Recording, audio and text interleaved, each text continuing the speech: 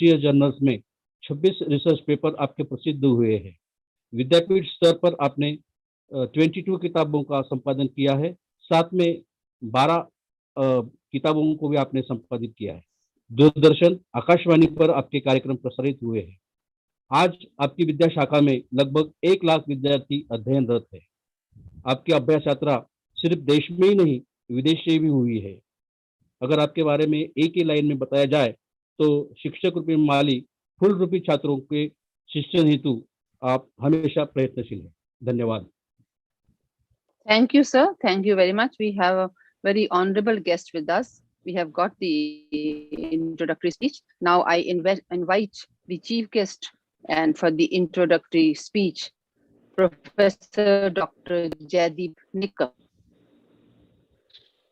I request Vaibhav Sadni sir to honor him first with the flower bouquet. Thank you, sir. Thank you very much. Now I invite him for his speech, Professor Dr. Jaideep Nikam's speech follows.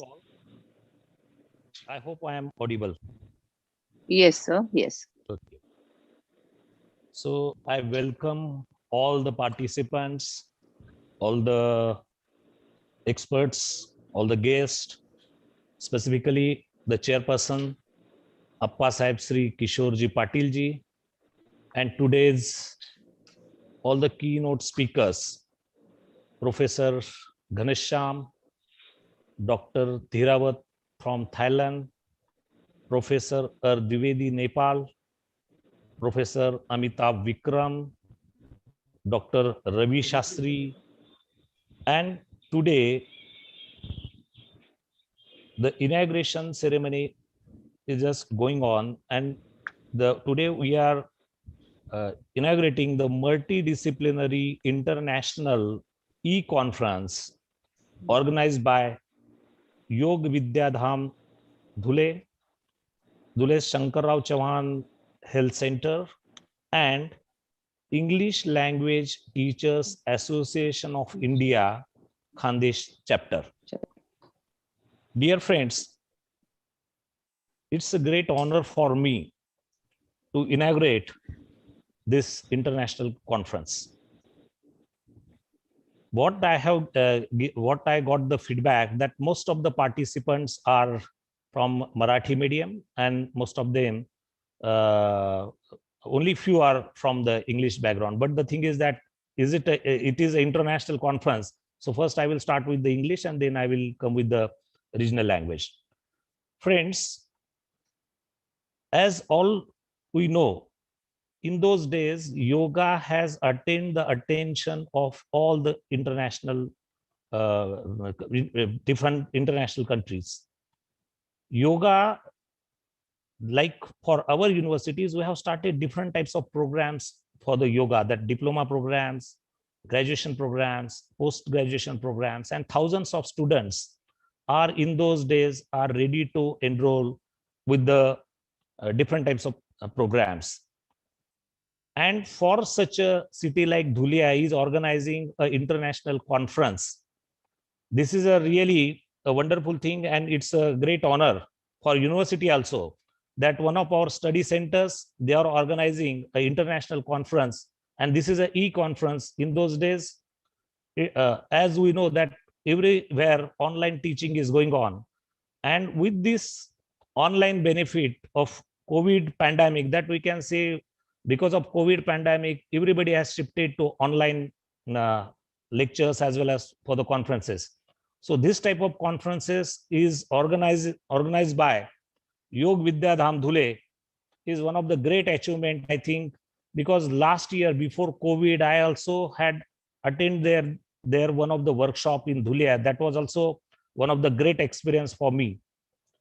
In today's conference, what I have seen, most of the speakers, that Professor Dhirawat or Professor Dwivedi from Nepal, they will deliver different types of lectures in yoga, and I think it will be a very much beneficial for all our yogis, those who are participating from various parts of the country as well as from outside.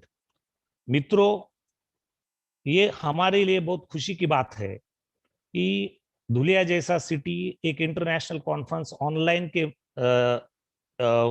पे कर रहा है, क्योंकि मैं देखता हूं कि ये बड़े बड़े कॉन्फ्रेंसेस बड़े यूनिवर्सिटी में ऑर्गेनाइज किए जाती है या उनके लिए बहुत बड़ा इंफ्रास्ट्रक्चर की जरूरत होती है, लेकिन एक संस्था, एक छोटी संस्था इतना बड़ा कदम उठाती है तो हमारे लिए बहुत ही भाग्यशाली चीज है।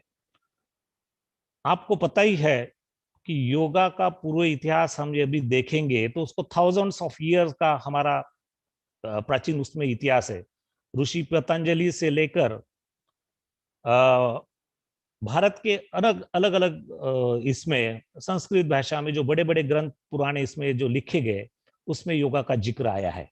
आपको पता होगा कि दुनिया में सबसे ज्यादा मानने वाली जो भगवत गीता है उसके अलग चैप्टर्स में सब आप देखोगे तो उनके ऑल अध्यायों में योगा का विवरण दिया हुआ है। और योगा का प्रसार और प्रचार हमने भारतीयों ने ऑल पुरातन इससे शुरू किया, लेकिन आजकल इंटरनेशनल लेवल पे, जैसे मैं रिसेंटली मैं जर्मनी गया था तो वहां पे मैंने हैनोवर के नजदीक एक इंटरनेशनल यूनिवर्सिटी में completely one university what I have seen that was completely dedicated to Sanskrit language. उसमें अलग अलग संस्कृत लैंग्वेज के भारत के सभी ग्रंथ ऑलमोस्ट ऑल डिजिटाइज फॉर्म में मैंने देखे, और उनमें एक अलग योगा का रिसर्च वहां पे चल रहा था। वो मेरे लिए तो एक गौरव की बात होगी भारत के लिए कि इंटरनेशनल लेवल पे अलग अलग कंट्रीज में इसके ऊपर रिसर्च हो रहा है। तो हम भारतीय भी उसके इसके मामले में हम लोगों ने पीछे नहीं रहना चाहिए। हमारे बहुत से इंडिया में भी जब से मोदी जी प्राइम मिनिस्टर बने हैं, योगा के लिए इंटरनेशनल योगा डे उन्होंने जब से शुरू किया है तो अलग अलग क्षेत्रों में everywhere you can see all the students, they are trying and they are participating in different yoga programs all over the country. Even in our university, more than 3,000 students are studying only in diploma of yoga teacher. All over the Maharashtra, we have more than 60 centers of this diploma yoga this thing. और इसके मामले में और इस अवसर पर धुलिया की जो योग विद्या धाम संस्था है और जो इंग्लिश की जो टीचर्स लोगों का एसोसिएशन है, वो दोनों मिलके ये आज का इंटरनेशनल कॉन्फ्रेंस जो कर रहे हैं उसके लिए मेरी शुभकामनाएं है। और मैं डिक्लेयर करता हूं कि ये कॉन्फ्रेंस शुरू हो गई है। I declare that this conference has commence. So आप लोग आज के इस कॉन्फ्रेंस में दुनिया के अच्छे वक्ताओं से वक्ता जो है अलग अलग इंटरनेशनल है उनसे आप अच्छे लेक्चर सुनेंगे और आज का दिन आपका पूरा योगमय जाएगा। और शाम को जब आप एक कॉन्फ्रेंस के बाद में हम सब लोग जब सोचेंगे तो आज का दिन आपके आयुष्य का एक अच्छा दिन व्यतीत होगा और योगा के संस्कारों में आज का दिन पूरा जाएगा और उसका आपका नॉलेज एनरिचमेंट होगा। आपको सबको मैं शुभकामना देता हूँ और आपको मेरे सब विशेष अच्छे विशेष मैं आपको देता हूँ और आपकी ये कॉन्फ्रेंस बहुत सक्सेसफुल हो और उसकी इंटरनेशनल लेवल पे उसकी नोंद ली जाए, इस प्रकार की ये कॉन्फ्रेंस हो, ये आपकी मैं शुभेच्छा देता हूँ। Thank you. कुरुत्वं कल्याणम् आरोग्यं धनसम्पदः शुभं कुरुत्वं कल्याणम् आरोग्यं धनसम्पदः शत्रुबुद्धिविनाशाय दीपज्योतिर्नमोऽस्तुते दीपज्योतिर्नमोऽस्तुते शुभं कुरुत्वं कल्याणम्। Thank you very much, sir. Your words are always very, very motivational to all of us. And thanks for inaugurating this. It is said, well begun is half done. And with your very encouraging words, we feel motivated and we'll definitely work a lot in future also. So hope throughout the day, all our participants will be enjoying our talk. The room is full. 99 participants are already there, and so many are watching live on YouTube also. Thanks for your guidance, your blessings, your encouragement. It is because of you that our Yoga Vidya Dham has been functioning, working very, very nicely for so many years. Now it's time that our honorable president of this function and also the president of Yoga Vidya Dham, Dhule, Honorable Appa Sahib Kishorji Patil, who is our guiding light, will address us, will give his presidential address. But before that, this is a digital welcome and felicitation of Appa Sahib. Just for a second, Appa Sahib. Good morning, everybody. कल्याणम् आरोग्यधनसम्पदम् शुभं कुरुत्वं Hello. Appa Sahib, just a second. Sure. मी आपलं digitally स्वागत करू इच्छितो. Just a second, Appa Sahib. Please hold.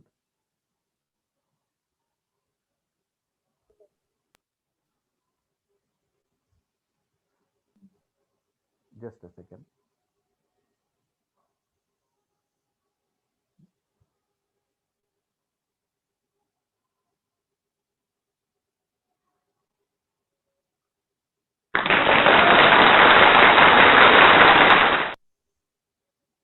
Now, Appa Sahib, over to you. Please Thank guide us. you. Thank you, Dr. Sabnis. Good morning, everybody. On behalf of Yoga Vidya Dham Dhule, Shankarao Chavan Health Center and English Language Teachers Association of India, Khandesh chapter, I welcome inaugurator Dr. Jagdeep Nikamji of Yashwantrao Chavan University, Nasik, Dr. Ghanshyam of Chhattisgarh, Dr. Vaibhav from Thailand. These are the international participants. Dr. Duwadi from Nepal, Dr. Amitav from Jammu, Shri Santosh Kumar, Dr. Ravi Shastri from Haryana, Dr. Barche, our Guru from Yoga Vidya Dham Dhule, Jitendra Bhamre and Dr. Sabnis, all the office bearers of Yoga Vidya Dham Dhule, participants and all the yogis who are presenting the papers in this conference. Main theme of the conference is individual and social health, role of Vedas, literature and science. I think this is a very vast scope for everybody, and I hope everybody participates in the deliberations and will get enriched in his yoga knowledge after the conference is over. I especially thank Dr. Jagdeep Nikamji for expressing his views about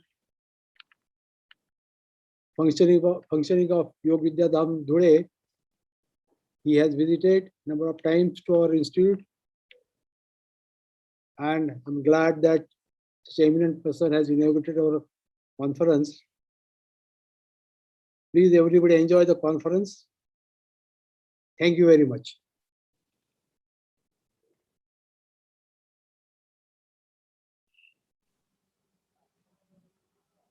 Thank you very much, Appa Sahib. Your words are always inspirational to us. Chimai Madam, please continue.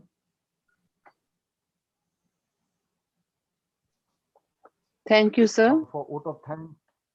I request Mrs. Sheetal Borde to come over and express her vote of thanks for the inaugural function.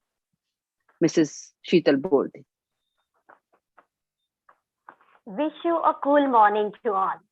Intellectual galaxy of distinguished dignitaries of the guests, respected members of the faculty, research scholars, teachers, and all the participants of the day.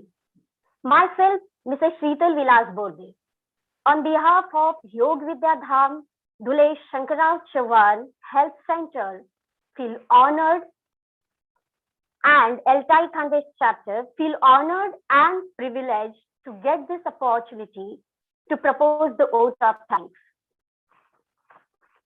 Let me begin with expressing my vote of thanks to Almighty who gives us insight to carry out such a great event.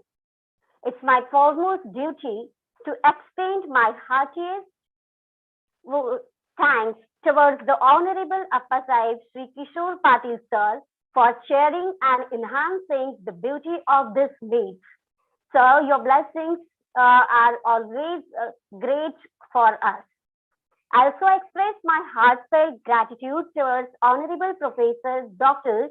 Jaideep Nikam Sir for inaugurating the event and boosting us with his words of appreciation.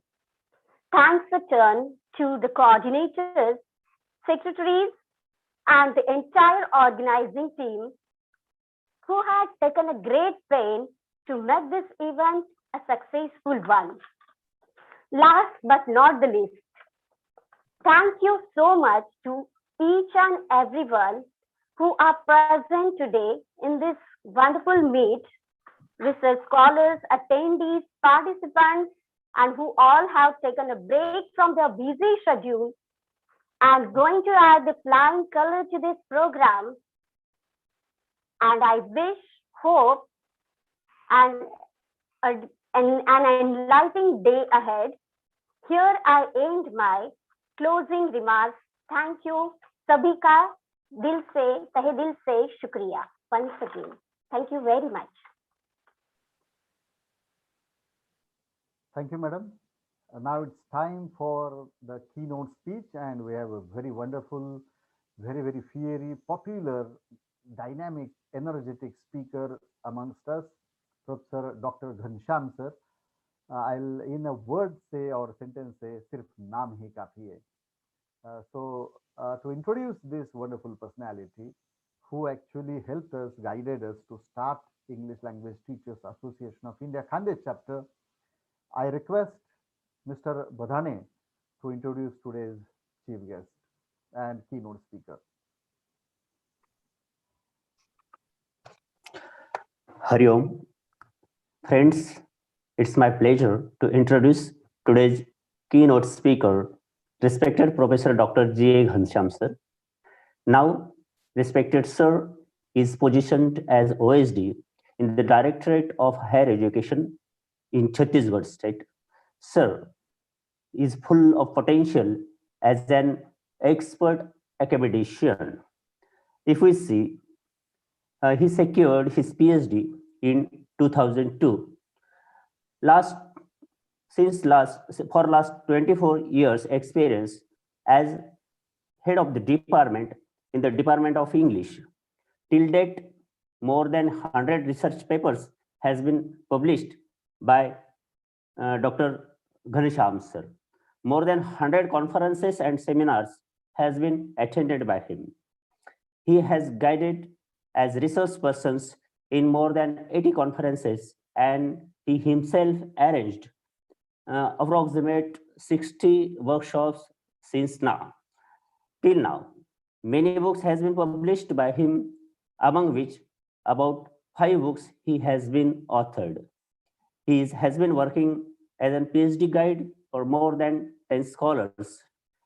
In his administrative career, he has presided in different recognized institutions as a member of peer team, NAC, committee member of NAC, deputy registrar in Guru Ghashiram University, Chhattisgarh.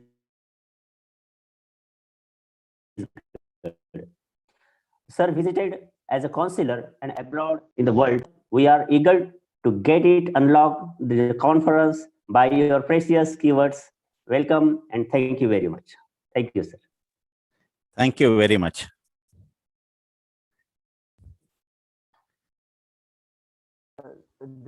Just a second, sir. There will be a digital welcome.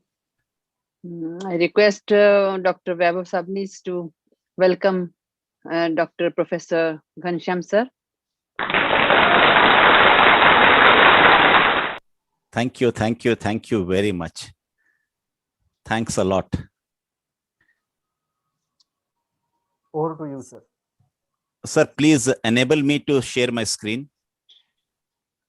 Yes, sir. Already you are the co-host, sir. You can. But it says host disabled participant screen sharing. Sir, please try now. Yeah.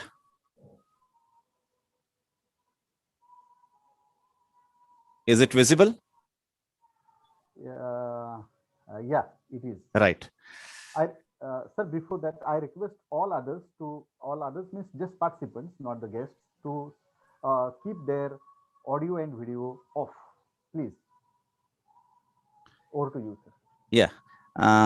Namaskar. A very warm good morning to each and everyone, those who are assembled on this particular platform of international e-seminar, a multidisciplinary e-seminar, which is going to address on Veda, yoga, science, and literature. Indeed, it's my honor to be a part of this wonderful event, which is being organized by Vidya Dham, Dhule. And I'm really humbled because you invited me as the keynote speaker. And last year also, when I was in Dhule, I missed the ambience of Vidya Dham Dhule. I'm really honored and blessed to have Vaibhav Sabnis as my friend who is heading Khandesh Altai chapter. Accept my heartiest regards and gratitude. Hope my voice is audible. Am I audible? Yes, sir. Right. So today I'm going to just share my experiences with you all. I'm not a teacher. I'm not a preacher. I'm just a learner. And being a learner, whatever I have felt today, I'll share in the due course of the time given to me. The very title of my presentation is Heal the Humanity with Roles and Goals. Veda has a role to play. Yoga has a role to play. Literature has a role to play. Science has a role to play. And all these things, they have a different goal also. हमारे जीवन में योग का, वेद का, विज्ञान का और साहित्य का, इन सभी की भूमिका बहुत होती है. हमारा जो जीवन है वो दैदीप्यमान यदि हो रहा है तो वो वेदों से हो रहा है, योग से हो रहा है और इतिहास के साथ साथ हमारे साहित्य से और विज्ञान से हो रहा है. जब हम इस धरा पर जन्म लेते हैं तो हम ये कहते हैं कि हमारे लिए तो सब कुछ है और हम किसी सब चीज के हकदार हैं, लेकिन we are entitled to nothing, empowered to everything.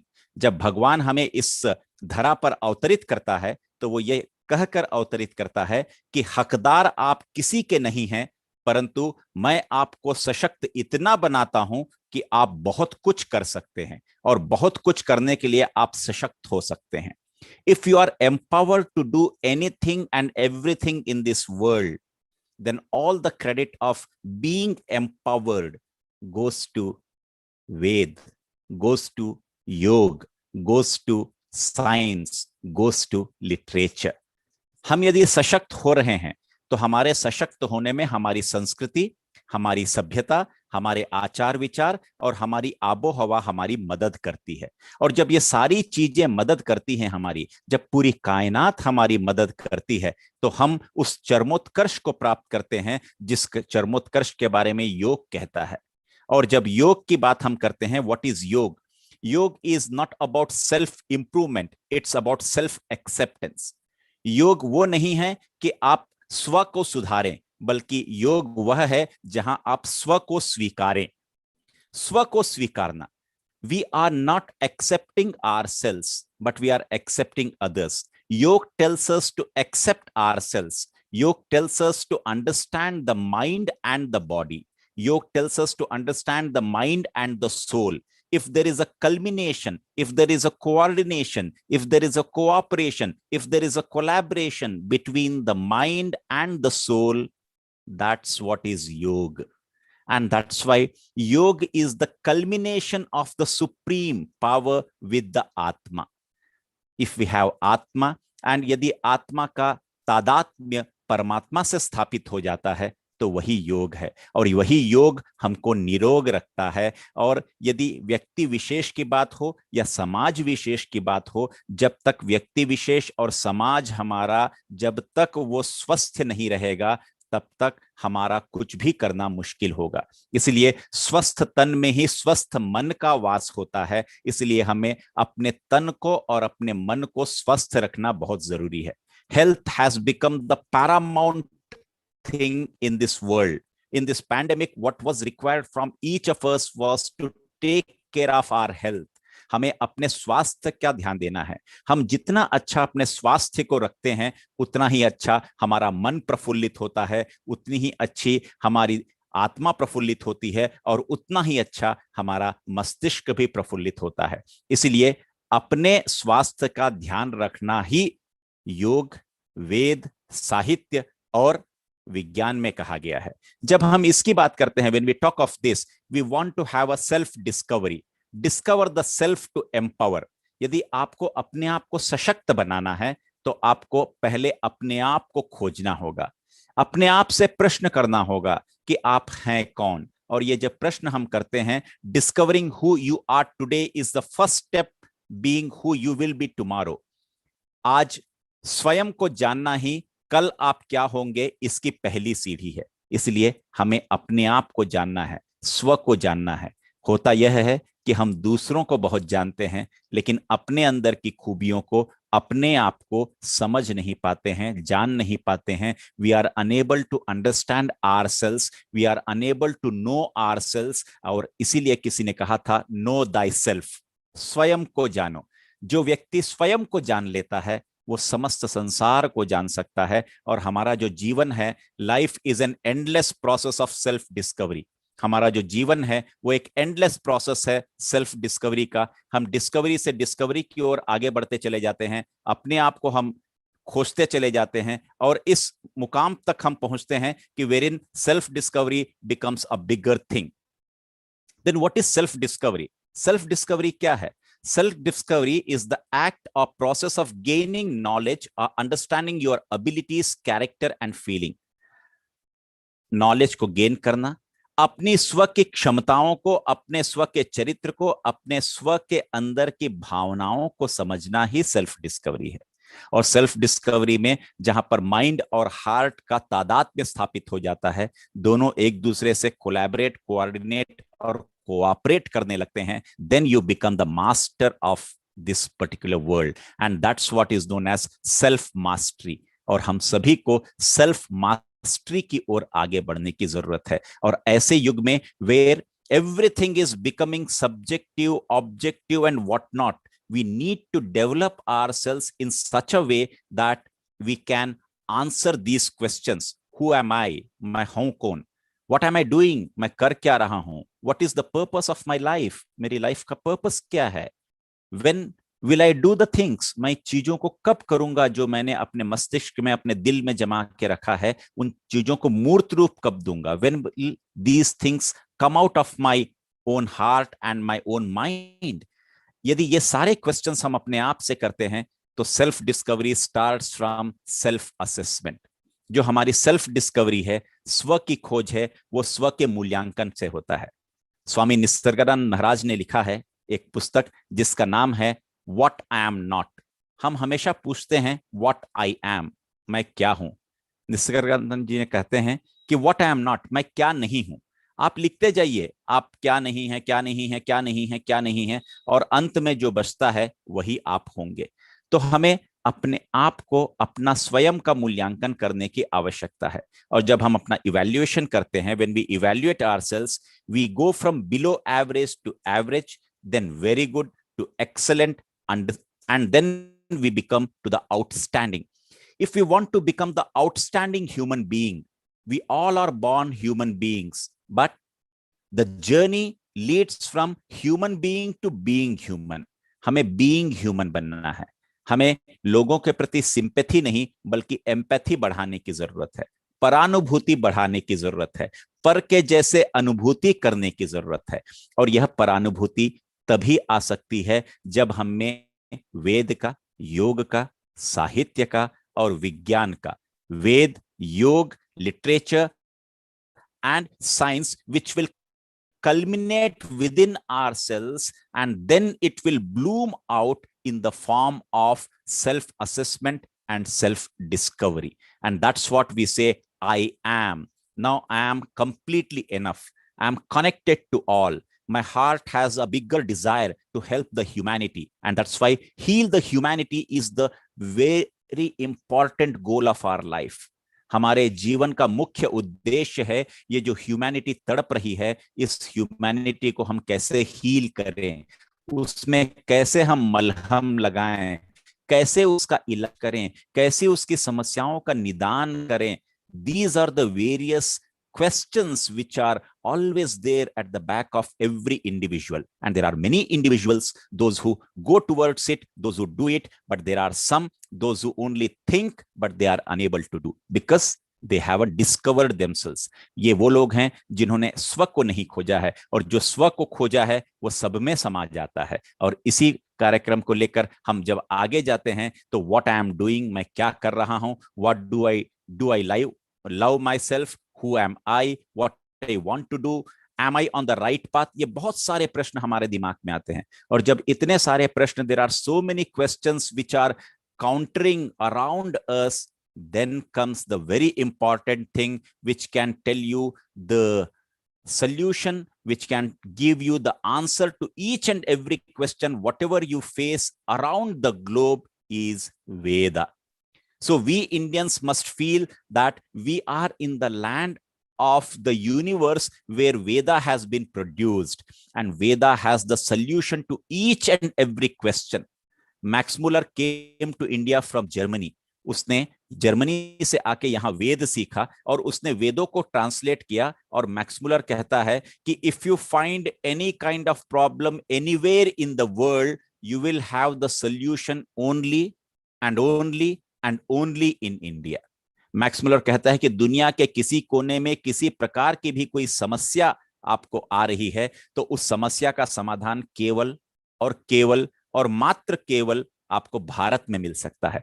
तो भारत वह भूमि है जो कि लोगों को समृद्ध बनाती है, सशक्त बनाती है, सुदृढ़ बनाती है. और इसीलिए वेदों में कहा गया है कि जो क्वेश्चंस हमारे हैं कि who am I, where I have come from, why have I come from, what is the essential nature of my being, मेरे होने का तात्पर्य क्या है, और मेरा रिलेशन क्या है यूनिवर्स से और दूसरे ह्यूमन बीइंग से, और वो ट्रुथ जो है उसका कंक्लूजन क्या है. What is the relationship between the center of consciousness and the object of the world? Center of consciousness के साथ object of the world का क्या relation है? What are the guidelines of action? कर्म प्रधान देश, कर्मण्ये वाधिकारस्ते मा फलेषु कदाचन. The Bhagavad Gita tells about all these things. Then Veda gives the answer to this. Does one live after death? क्या death के बाद भी कोई पुनर्जीवित हो सकता है? तो हमारी परंपरा, हमारे वेद हमें इन सारे प्रश्नों का, जो कि फिलोसॉफिकल क्वेश्चंस हैं, इन सभी का उत्तर देते हैं. जब ये उत्तर हमें देते हैं तो what is Veda, why Veda has an important role to play in our life, because Veda makes you for self management. वेद आपको स्व प्रबंधन करने की शिक्षा देता है. Veda gives you the relationship management, संबंध प्रबंधन की शिक्षा देता है. Veda gives you the cosmic management, अलौकिक प्रबंधन की आपको ज्ञान देता है वेद. और लास्ट में जो वेद है वो हमें और ये बताता है कि किस तरीके से स्पिरिचुअल मैनेजमेंट होता है, किस तरीके से आध्यात्मिक प्रबंधन होता है, उसका भी ज्ञान देता है. और इसी को हम कहते हैं वैदिक मैनेजमेंट. वेद का रोल क्या है? वेद का रोल सेल्फ मैनेजमेंट से रिलेशनशिप मैनेजमेंट में, relationship to cosmic management, and from cosmic management to spiritual management. This is the basic role of Ved. Then what are the roles of Veda? Veda teaches us about the value of life in moral values के बारे में बताता है. Veda creates value by reducing chaos in the society. जो हमारे समाज में अराजक माहौल बन रहा है, उस अराजक माहौल में कमी लाने का काम यदि कोई कर सकता है तो वो वेद करता है. Thinking about the benefit of entire society, not just about themselves.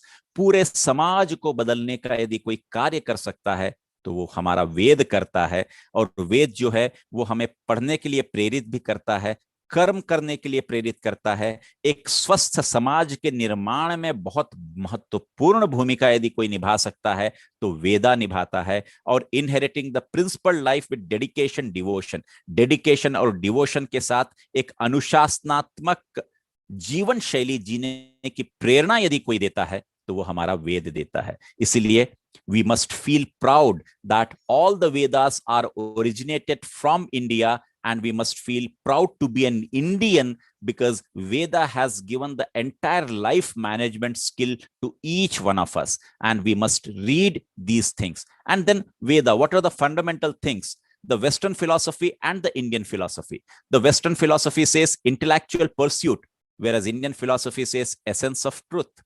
Disciplinary approach, Western philosophy. Holistic approach is Indian philosophy. Competitiveness is in the Western philosophy, but we have comprehensive, सबको साथ लेकर चलने का भाव जो है वह भारत में पाया जाता है। Practical orientation western philosophy, Indian philosophy कहता है theory oriented practical. Western philosophy कहता है religion is independent to culture, लेकिन हमारे यहां कहते हैं religion is derived from culture.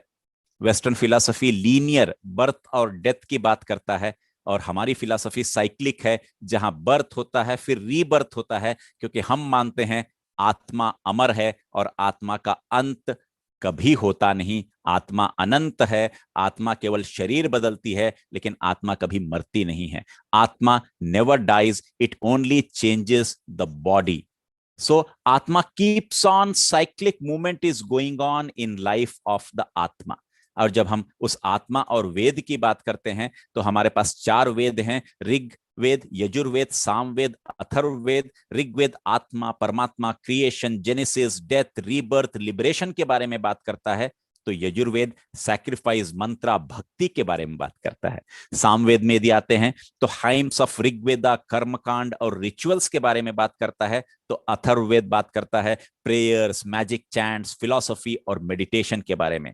If you take all this 4 Vedas together, then the entire holistic personality of an individual will bloom like anything. और यदि वेदा हम पढ़ते चले जाएं तो मेरा मानना है कि हमारा मेटामॉर्फोसिस उसी तरीके से होता है जैसे एक लार्वा का बटरफ्लाई के रूप में होता है, वैसे ही एक इंसान का भी मेटामॉर्फोसिस इन वेदों को पढ़ने से होता है। हमारे जीवन में एक अनोखी और अलौकिक शक्ति जागृत होती है। और इसी वेद को यदि आप अप्रूटेड ट्री के जैसा देखें तो उसके गर्भ में आपको दिखाई देगा, उसके जड़ में आपको दिखाई देगा सत्य ज्ञान दिखाई देगा। उससे हमारे 4 वेद निकल रहे हैं, उन वेदों से सब वेद निकल रहे हैं, उन सब वेदों से वेदा के कंपोनेंट निकल रहे हैं, और उनसे वेदा के सब कंपोनेंट भी निकल रहे हैं। तो एक पेड़ को यदि आप उल्टा करके देखें तो पेड़ की जड़ जो है उसमें सत्य ज्ञान और अन्य सारी चीजें पाई जाती हैं। So these are the basical preachings of Veda, which makes us to understand one thing, कि Veda holds the key to spiritual wisdom. यदि हमें स्पिरिचुअल विजडम चाहिए तो उसके लिए वेद है, एंड मेनी मोर सब्जेक्ट्स उसमें कवर होते हैं। तो उसमें आर्ट्स भी है, लिटरेचर भी है, स्पेस साइंस भी है, टेक्नोलॉजी है, मैजिक है, हेल्थ है, म्यूजिक है, वेपन है, लॉजिक है, जन हिप्नोटिज्म है, मेडिसिन है, और कई सारी चीजें हमारी वेद में छुपी हुई हैं। और जब हम इन सारे चीजों को देखते हैं तो आप भूल जाइएगा बाकी जो हमने लिए थे, कि वेद के साथ हमने योग लिया था, योग के साथ हमने लिटरेचर लिया था, लिटरेचर के साथ साइंस लिया था। केवल एक वेद में बाकी तीनों समाहित है। तो हमारे जो इंटरनेशनल कॉन्फ्रेंस का जो सब्जेक्ट है उसमें वेद है, योग है, लिटरेचर है और साइंस है। तो आप वेद को छोड़ के बाकी कोई लेते हैं तो वो तीनों वेद में ही समाहित हैं। तो वेद अपने आप में एक ऐसा अलौकिक शक्ति को जागृत करता है, विच combines everything, every aspect of life, every subject is there in yoga, in Ved. Now we come to yoga. What is yoga?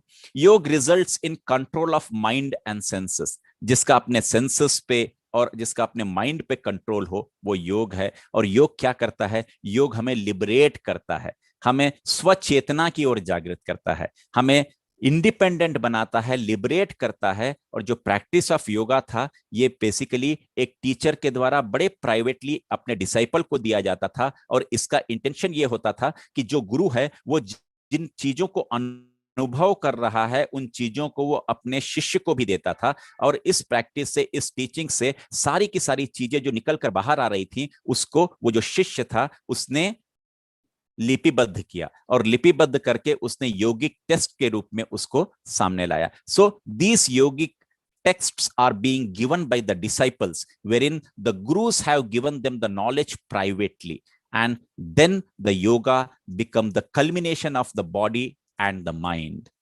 जब हम योगासन की बात करते हैं एंड फिजिकल एक्सरसाइज की बात करते हैं, there is a comparison between the yogasana and the physical exercises. Yoga aims to achieve sense of well-being, whereas physical exercise aim to receive awards and trophies. Yoga static in nature, physical exercise dynamic in nature. Yoga movements are slow, steady, and smooth, whereas physical exercise involves very fast movements. Yoga oppose violent muscle stretching, whereas physical exercise emphasizes violent muscle movements. योग जो है वो essentially individualistic है, जबकि हम यदि योग को छोड़कर इसमें फिजिकल एक्सरसाइज में आते हैं तो ये ग्रुप एंड इंडिविजुअल प्रैक्टिस है. यहाँ योग में स्पेस बहुत ज्यादा जरूरत नहीं है, लेकिन फिजिकल एक्सरसाइज में स्पेस की जरूरत है. कल्टिवेट स्पिरिचुअल एडवांसमेंट होता है योग में, यहाँ spirituality is not encouraged much. यहाँ यमास नियमास एटीट्यूड चेंज में आते हैं, यहाँ attitudinal training is not insisted. इसीलिए जब आप योग करते हैं तो योग में आपका परिदृश्य बदलता है, सोचने समझने जानने की शक्ति में विकास होता है. When we do yoga, we learn many things, we understand many things, we feel many things. So yoga gives you the immense potential of feeling the senses. जब आप senses को feel करते हैं, that's the beauty of yoga. And yoga gives you the meditation and concentration, which is very important part of our life. इसी योग में हम आते हैं तो आप देख रहे होंगे आनंदमय कोश है, ज्ञानमय कोश है, मनोमय कोश है, देन प्राणमय कोश है, अन्नमय कोश है. हम योग में जब एक शरीर को लेते हैं तो ये सारे कोश हमारे अंदर होते हैं. What we need is we need to bring them out, we need to feel them within. हमें उसका अनुभव करने की जरूरत है, हमें उसको जानने की जरूरत है, हमें उसको कॉम्प्रिहेंड करने की जरूरत है कि हम उन चीजों को सुन सकें. हम जब फिजिकल एक्सरसाइज करते हैं, these physical exercises and the yoga which we do musculoskeletal system को ठीक करता है, नर्वस सिस्टम को ठीक करता है, कार्डियोवास्कुलर सिस्टम को ठीक करता है. लेकिन योग जो सबसे ज्यादा करता है वो आपको शांत चित्त करता है. जब आप quiet the mind and soul will speak, जब आपका माइंड शांत हो जाएगा, जब आपका माइंड एकदम स्थिर हो जाएगा, जब आपके मन में किसी प्रकार के कोई विचार नहीं आने होंगे, तब जाकर आप देखिएगा आपकी आत्मा आपसे बात करने लगती है. When your mind is quiet, only then the soul will speak. Our soul is not speaking because our mind is not silent. If our mind is not silent, then soul will never have the time to speak. इसीलिए मन को, चित्त को शांत करें, आत्मा को सुनने का अनुभव करें, and you will enjoy the pursuit of your life. You will enjoy the apex of your life. You will enjoy the pinnacle of your life. यदि लाइफ के पिनाकल को जानना है तो शांत चित्त होकर यदि आप योग साधना में बैठते हैं, तब आप केवल सुन पाते हैं उसकी आवाज जो आपके अंदर में समाहित है, जिसे हम आत्मा की आवाज कहते हैं. और वही हमारे स्वास्थ्य की सबसे बड़ी निशानी है. और जब हम इसकी बात करते हैं तो it improves body flexibility and balance, it improves cardiovascular endurance, it improves digestion, abdominal strength को इंक्रीज करता है, मस्कुलर स्ट्रेंथ हमारी बढ़ती है, वेट का कंट्रोल होता है, एनर्जी लेवल बढ़ता है और एनहांस्ड इम्यून सिस्टम हो जाता है. आज के इस कोविड के दौर में, when COVID-19 is still progressing in 2021, what we need is immunity of our health. We need to be more and more immune. हमारी इम्यूनिटी इतनी अधिक बढ़नी चाहिए कि हमें किसी प्रकार की कोई बाहरी ताकत हमारे अंदर की ताकतों को हरा न सके. इस पैंडेमिक में भी हमें अपने आप को, अपने को संभाल कर रखना है, अपने स्वास्थ्य को संभाल कर रखना है. There this yoga plays a very vital, dominant and important role in our lives.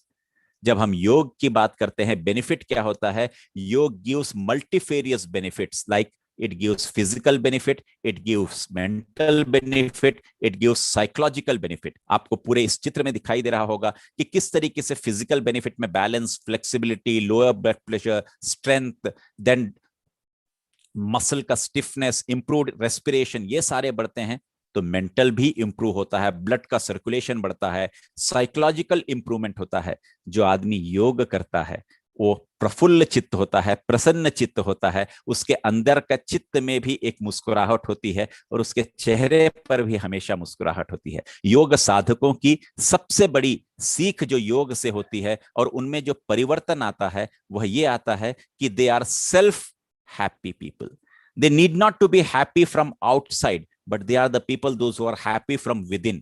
इसलिए वो लोग ऐसे होते हैं जो जलता हुआ दीपक होता है और वो दूसरों को भी जला सकते हैं। यदि कोई दीपक बुझा हुआ होगा, वो दूसरे बुझे हुए दीपकों को जला नहीं सकता, लेकिन एक योग साधक जो होता है वो जलता हुआ दीपक होता है। वह कई दीपक जो बुझे हुए रहते हैं उन्हें भी जला देता है। यह योग की शक्ति है। This is what we call yoga, and how yoga transforms our body. It lower stresses after the class, और आफ्टर फ्यू मंथ्स में आप आते हैं तो आप देखिए reduced chronic neck and back pain, anxiety relief हो जाता है, लोअर ब्लड प्रेशर हो जाता है, और कुछ सालों के बाद आप देखिए आपकी बोन स्ट्रांगर हो जाती हैं, हेल्दी वेट हो जाता है। मतलब एक तरीके से योग has everything with in you. It gives you the ultimate essence of life. जो हम अपने जीवन का अमृत कहते हैं वो केवल योग से ही आपको प्राप्त हो सकता है। अब हम योग से आगे बढ़ते हैं लिटरेचर की ओर। साहित्य क्या है? Literature adds to reality. It does not simply describe it. It enriches necessary competencies that daily life requires. Literature हमारी कॉम्पिटेंसीज को डेवलप करता है, हमारे सोचने समझने की शक्ति में एक महत्वपूर्ण परिवर्तन लाने का काम साहित्य करता है। लिटरेचर मिरर्स लाइफ हम कहते हैं, समाज का दर्पण होता है साहित्य। जब हम साहित्य को समाज का दर्पण कहते हैं तो साहित्य को हम ये कहते हैं कि literature is important in everyday life because the individual with larger truths and ideas in the society create a way for the people to record their thoughts, experiences in a way that is accessible to others, fictionalized accounts of the experience. तो literature हमारे परिदृश्य में परिवर्तन करता है, literature हमारी सोचने की शक्ति में परिवर्तन करता है, लिटरेचर हमारे विचारों में परिवर्तन करता है, लिटरेचर हमारे अनुभव में परिवर्तन करता है। और जो व्यक्ति साहित्य के साथ रमता है वह रमता जोगी हो जाता है और वह बिल्कुल उस साहित्य में के बहाव में बहने लगता है और वो एक आनंद की अनुभूति which is the essence of life उसको वो एंजॉय करने लगता है। And that's the beauty of literature. जब हम लिटरेचर की बात करते हैं तो literature affects people bye teaching them. Literature लोगों को टीच करता है, एंटरटेन करता है, इंस्पायर करता है। और गल्फ न्यूज कहता है लिटरेचर हैज शेप्ड सिविलाइजेशन। हमारी जो सभ्यताएं हैं उन सभ्यताओं को भी शेप करने का काम यदि किसी ने किया है तो वो साहित्य ने किया है। और साहित्य जो है पॉलिटिकल सिस्टम को बदल देता है, साहित्य जो है वो इनजस्टिस को भी बाहर लेकर आता है। और साहित्य और क्या करता है? साहित्य ये भी करता है कि हम कैसे जीवन को जिएं ये भी बताता है। हमारा जीवन कैसा होना चाहिए, what is the aim of life, what is the goal of life, how have we to lead our life, how to make others happy. All these things are being told in literature. So literature is also one of the major part of our life. And literature also tells one thing: if you haven't met a wonderful person in life, don't worry, sit for 10 minutes with calm and quiet and listen to your soul. The best friend of yours is within you. There is no other best friend who is required for you in the outer world. There is always one inside you is your best friend. That's the beauty of mind and heart culmination. और वही mind और heart का culmination है। और उसी की जब हम बात करते हैं तो हम कहते हैं कि ये जो लिटरेचर है, this is the life blood of every individual. ये हमारे अंदर में समाहित है, हमारे भीतर समाहित है और हम इसी के अंदर हैं। इसलिए literature is the blood of an individual health and the social health. जब हम इसी प्रकार आगे बढ़कर लिटरेचर और क्या है पूछते हैं तो we are made to think and feel deeply and literature can help us to develop not only our intellect but our emotions. Literature हमारी emotions को, हमारी भावनाओं को जगाता है. It appeals to our entire being, पूरे हमारे शरीर के being को ये affect करता है, and especially when we are immersed in good story with characters we care about. Literature gives you a new paradigm of life. ये हमें जीवन के एक नए चुनौतियों को, नए अवसर को, नए प्रादुर्भाव में हमें ले जाता है. And literature is important for many reasons, including its ability to provide pleasure to the readers. जब आप अंदर से आत्मिक सुख की अनुभूति करते हैं तो वह काम लिटरेचर करता है. ये आपके एक्सपीरियंस को बिल्ड करता है, और ये जो पढ़ने वाले हैं उनमें परानुभूति की भावना भी जगाता है, और साथ ही साथ थिंकिंग स्किल्स को डेवलप करता है. इसलिए रोल ऑफ लिटरेचर जो है वो हमारे जीवन में बहुत महत्वपूर्ण है, कि आपका शरीर बहुत स्वस्थ है, लेकिन अंदर का जो आपका मन है उसको भी स्वस्थ करने में साहित्य की भूमिका बहुत महत्वपूर्ण है. और आपका मन कैसा है, आपके विचार कैसे हैं, आपकी भावनाएं कैसी हैं, ये सारा का सारा दारोमदार साहित्य पर निर्भर करता है कि आप किस प्रकार के साहित्य को पढ़ते हैं. The way you read the literature, the way you interpret the literature, the way you perceive the literature makes you a wonderful human being. And from human being to being human, if you have to reach the end of being human, then there plays literature a very vital role. And that's why Alexander Graham Bell said, educate masses, elevate their standard of intelligence, and you will certainly have successful nation. यदि एक किसी nation को successful बनाना है तो लोगों को educate करिए, उनके स्टैंडर्ड को एलिवेट करिए, उनके इंटेलिजेंस को एलिवेट करिए, और आप देखिए एक राष्ट्र जो है वो सशक्त, समृद्ध और सुदृढ़ राष्ट्र के रूप में निर्मित होगा. और चाणक्य ने भी यही कहा था, और चाणक्य ने यही किया भी था. Great Chanakya has done the same thing. He educated the masses, he elevated their standards, and he made India the proud country. What Bharata has done the same thing, on the name of whom we call India as Bharat, Bharatvarshe. So Bharat ने भी यही काम किया था. So in that way, if we go towards science, then sense plays a very vital role in our daily life. Science helps us to understand ourselves. हमें अपने आप को जानने में विज्ञान मदद करता है कि किस तरीके से हमारी बॉडी वर्क करती है, किस तरीके से हमें अपने हेल्थ को और अपने खुद का केयर करना चाहिए. Science also helps us to understand our environment. हमारे आसपास का वातावरण कैसा है, उसे हम कैसे अच्छा रखें, उसकी क्वालिटी को कैसे इंप्रूव करें, हम एनवायरनमेंट को कैसे कंजर्व करके रखें, सस्टेनेबल एनवायरनमेंट कैसे हम बना सकें. This is the role of science. Science makes us to understand life is more comfortable. Science has made life more comfortable. Now, when Corona came as COVID-19, now we invented the vaccine. Vaccination is going on, and gradually our life will be more comfortable with the help of this. We invent various machines to help us to work faster and more efficiently. So science plays a very vital role in shaping the life of an individual and shaping the life of the society. कुछ quotes हैं जिसमें वो कहता है कि science can give mankind a better standard of living and a better mental health, and if the mankind in turn gives the science the sympathy support so essential to its progress. तो इसीलिए हमें science को भी sympathy के साथ support देना होगा, तब जाके हम पूरा एक परिदृश्य को बदल पाएंगे. The art of medicine consists in amusing the patient while nature cures the disease. यही योग में भी कहता है.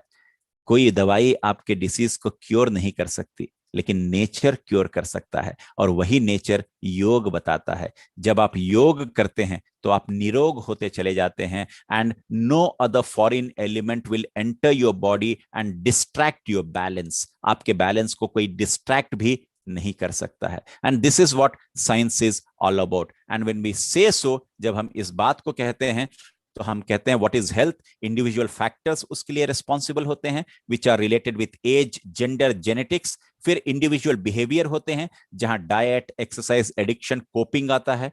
फिर पब्लिक सर्विसेज और infrastructure we talk about, community contents, education, parks, transportation, economic development, health care. Then we come to living and working conditions, जहां segregation है, social networks हैं, working environment है, wages है, air, water and soil की quality है, noise है, pollution है, access to food है.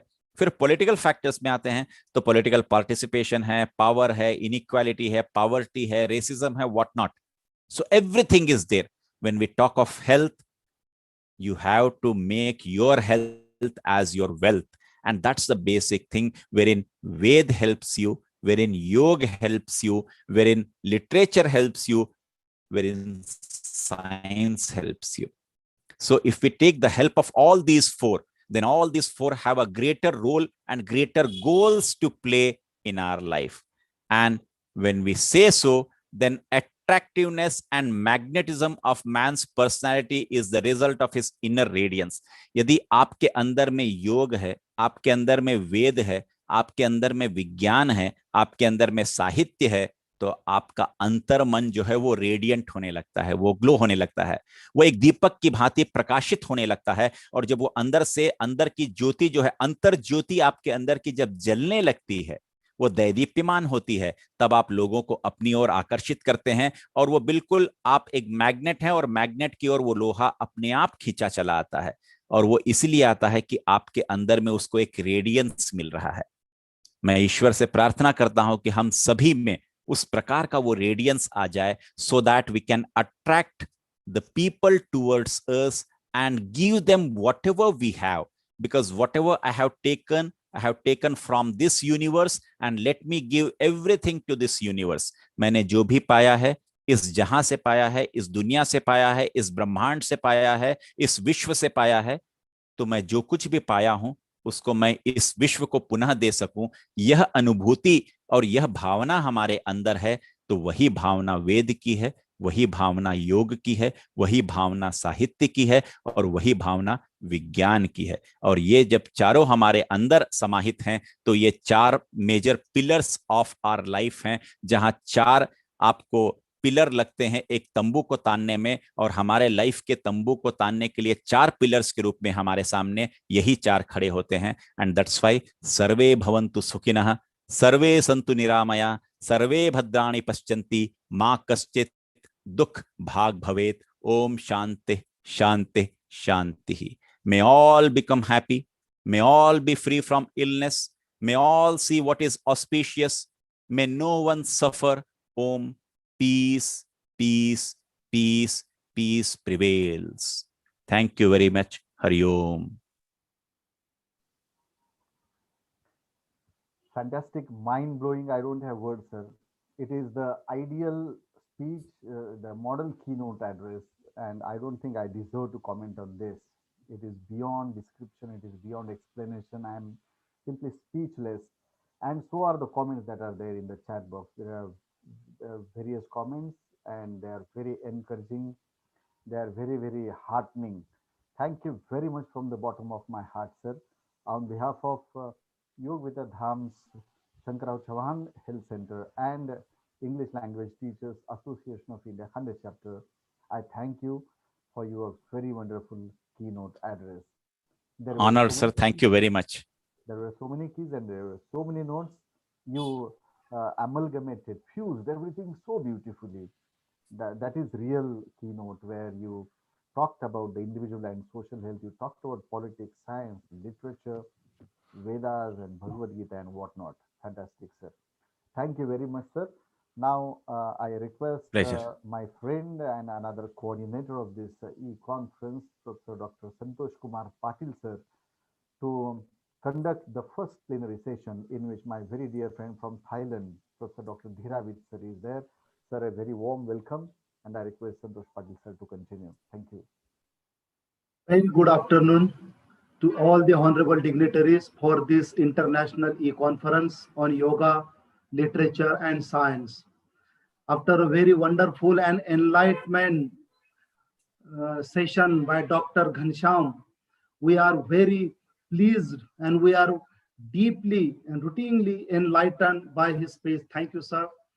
For this conference, we have such a gallery of experts and renowned dignitaries.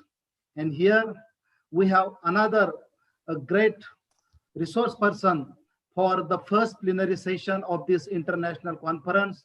That's Dr. Dhiravid from Thailand.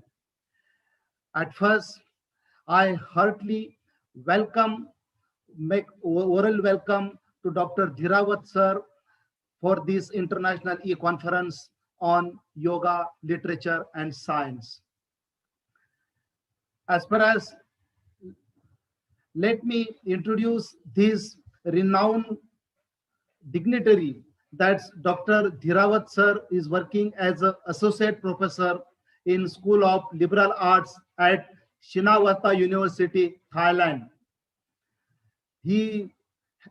Fortunately, he has a bond with us, that's Indian soil. He has completed his UG, PG and MPhil, especially PG and MPhil from University of Delhi. So we have very deep bonds between us and Dr. Dhiravat sir. The specialization of Dr. Dhiravat sir is linguistic. He has guided 15 MPhil students and 3 PhD research students. He is editor of 3 national journals and reviewer of more than 10 international journals. More than 10 international publications are to his credit, and 20 national publications have been in his account. He has written many research papers in national and international journals. For today's conference, we are very fortunate that we have such very pleasant personality as a resource person for the first plenary session. And I would like to say, Dr. Dhiravat sir, there is a very keen bond between Indian yoga and Thai massage yoga. There is a newborn. Am I right? Newborn therapy. So I hope Dr. Dhiravat sir will definitely enlighten us on the topic conscious healing based on Vedas. So I request the chief coordinator and main organizer of this e-conference, my friend Dr. Vaibhav Sabnis sir, to make a floral welcome. Although I have made a verbal welcome, but a floral welcome of Dr. Dhiravat sir is expected because we have such a very pleasant and very academic dignitary for this plenary session. Dr. Sabnis sir.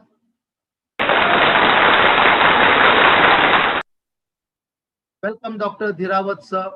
And after this, I request Dr. Dhiravat sir, please enlighten us, please guide us on the topic that is consciousness healing based on Vedas. Dr. Dhiravat sir, over to Dr. Dhiravat sir.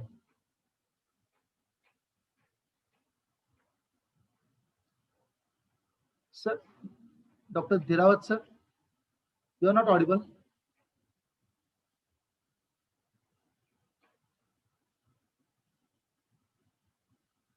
May I request Dr. Dhiravat sir?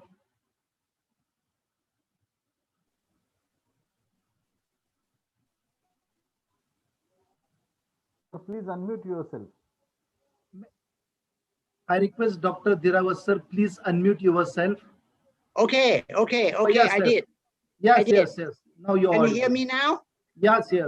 Good. Thank you very much, Dr. Santosh Kumar Patil, for your kind introduction. And first and foremost, I would like to thank Dr. Vaibhav J. Sabnis for his kind and very generous invitation to this conference. And also my deep thanks to the organizing committees and people who are involved in organizing this great e-conference from India for the world, not just for Indian people, but for the world. Yoga is for the world, Vedas is for the world. All right, so I would like to share my file, and I would like to start from there. Can I share my file now, Dr. Sabnis? Sure, sir, please. You are the I would like to share my file now. Let me see. Sure.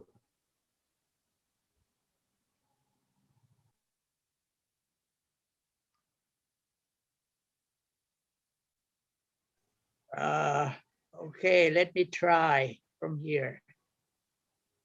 from the beginning. All right. I'm at home now, so my cats are everywhere. But your background shows that you are somewhere on some planet. Okay, thank you so much. Well, good afternoon from Thailand.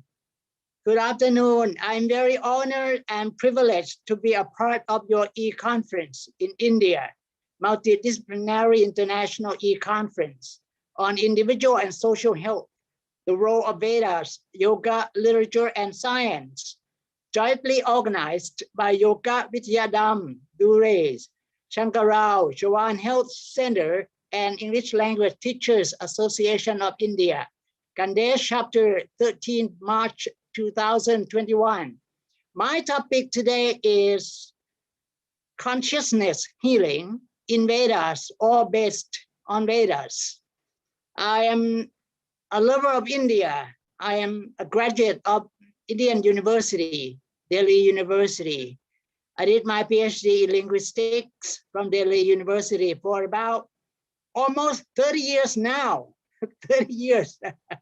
I'm still missing India and still longing to go back to India physically, not just online, but physically as well. After COVID-21, not 19 now, COVID-21, I should be in India, all right? So I love India and I love everything about India.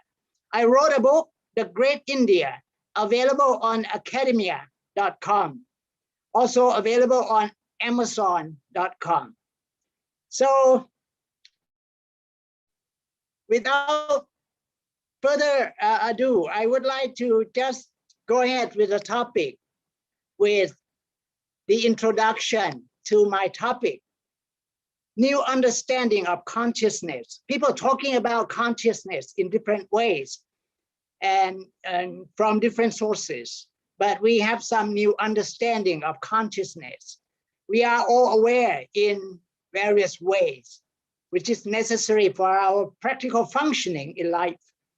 Our level of of attention and awareness fluctuates during different phases of our lives, and according to shifting internal and external factors. Yet we do not understand the true nature and extent of our consciousness or how it interfaces with, supports, and transcends body and mind. So we live at the surface of a deeper ocean of consciousness and may not be aware of its unbounded depths. In modern medicine, we identify brain, mind, and consciousness, and we regard mind as a function of the brain and consciousness as the basis of the mind. All right? But in Vedic thought, in Vedas, brain, mind, and consciousness are three related but different factors. So consciousness or citta, okay, is the light of awareness that is universal. Mind or manas in Pali, in Sanskrit, citta is embodied consciousness, and brain is just the physical vehicle of the mind or embodied consciousness. So consciousness can function even without mind or brain, according to the Vedas. It is an all-pervasive universal principle, like space and time, you can say that. It is the space behind space and the light behind light.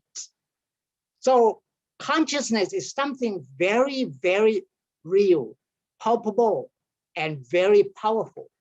It is the very presence or essence of awareness in which we live, out of which body and mind function with fraction of its power.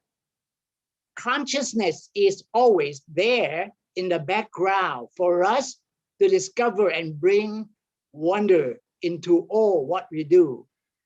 So we in fact live in an ocean of consciousness.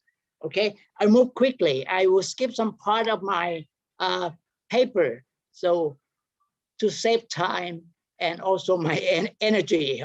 Okay, and now let me go back to the last paragraph of my introduction. Here it is. Modern physics, modern physician or physicist, sorry, is looking for a unitary field of consciousness to expand the conference of the law of natures. And such a universal consciousness is proposed. Okay, somebody is asking for some remote control of my screen. Okay, I approve it. I approve it. Okay, such a universal consciousness is proposed behind and beyond all time, space and energy, as their origin and end. It is the ultimate frontier of knowledge and existence. I would like to mention one very famous name in Vedic studies, American Dr. David Frawley, or his Indian name is Pandit Vamadeva Shastri. He is the founder of American Institute of Vedic Studies in America. According to him, yogic spirituality has long taught us how to discover such unitary field of consciousness within us as our true self-awareness behind body and mind. So knowing that one transcends all sorrow and gains immortality, as the Upanishads so eloquently states, taking us beyond the effects of karma and rebirth. And knowing our inner consciousness is the highest goal of life and the ultimate power of transformation. Now let's consider consciousness as the foundation of Vedic counseling and education. As far as we know, Vedic knowledge is based upon a recognition of the primary of consciousness and as the foundation of the individual and the universe, which mirror each other and teaches us how to access from various angles. The primary factor in all Ayurvedic healing, yoga and mantra meditation is consciousness.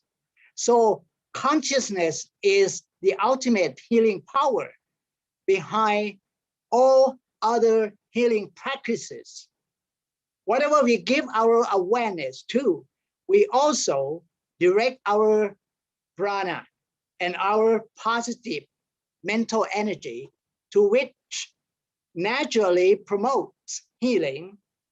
The very Vedic term for therapy of chikitsa means the application of consciousness. Caregiving is first of all applying our consciousness for the good of others. If our consciousness is spiritually developed, we will have the intelligence to provide right guidance and effective treatment. For sure, I'm sure of this, all right? Okay, now let me move on to the healing power of consciousness in Ayurveda. Ayurveda demonstrate the healing power of consciousness. And Ayurveda introduces consciousness as a healing factor, starting with a recommendation of a conscious life cycle, which implies a life committed awareness based upon meditation. We need to be consciousness of what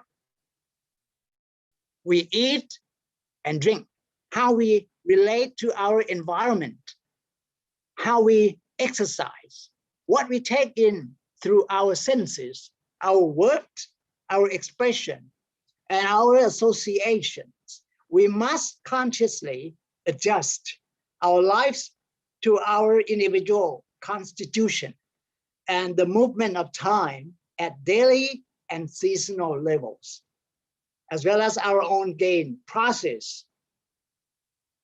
So consciousness is the ultimate inner doctor, your inner doctor, through which you can gain control of your health and well-being in a lasting or a more lasting manner. So whatever therapy we offer, whether diet, herbs, or massage, must be imparted with conscious awareness in order to be truly effective. So the client must be made aware of how each recommendation works in order to truly benefit from it. Now let's move on to yoga and the power of consciousness. Our honorable first keynote speaker talked a lot about yoga and the power of yoga. Now I would focus on the narrower side of yoga, the power of consciousness. So as far as we are concerned, as far as we know so far, consciousness is the basis of all yoga practice, which is a science of the evolution of higher awareness.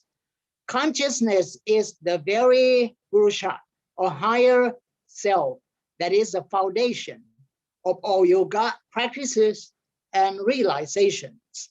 Yoga introduces consciousness into how we move, how we breathe, how we sense, think, and respond into all the main factors of our lives. Yoga begins with the yamas and niyamas that are the principles of conscious living.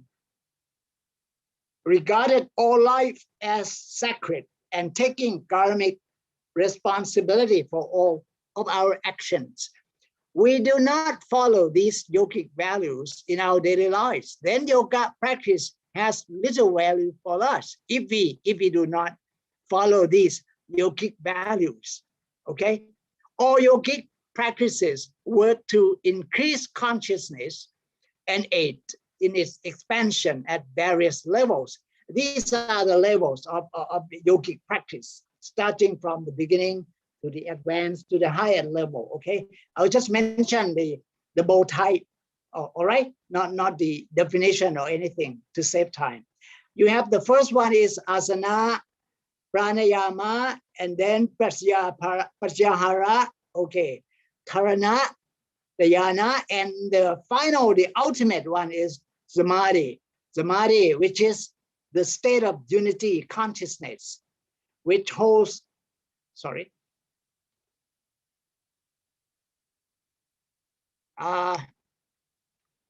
I think something happened. I think I need to share the screen one more time. I don't know which one. Is it this one?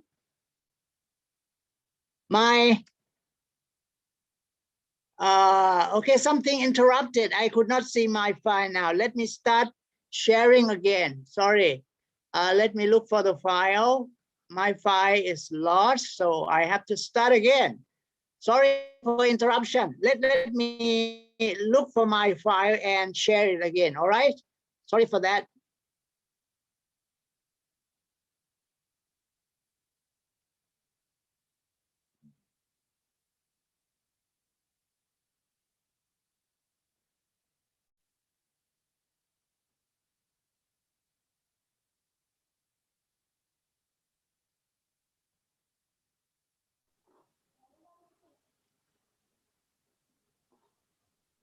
Dr. Patil, sir?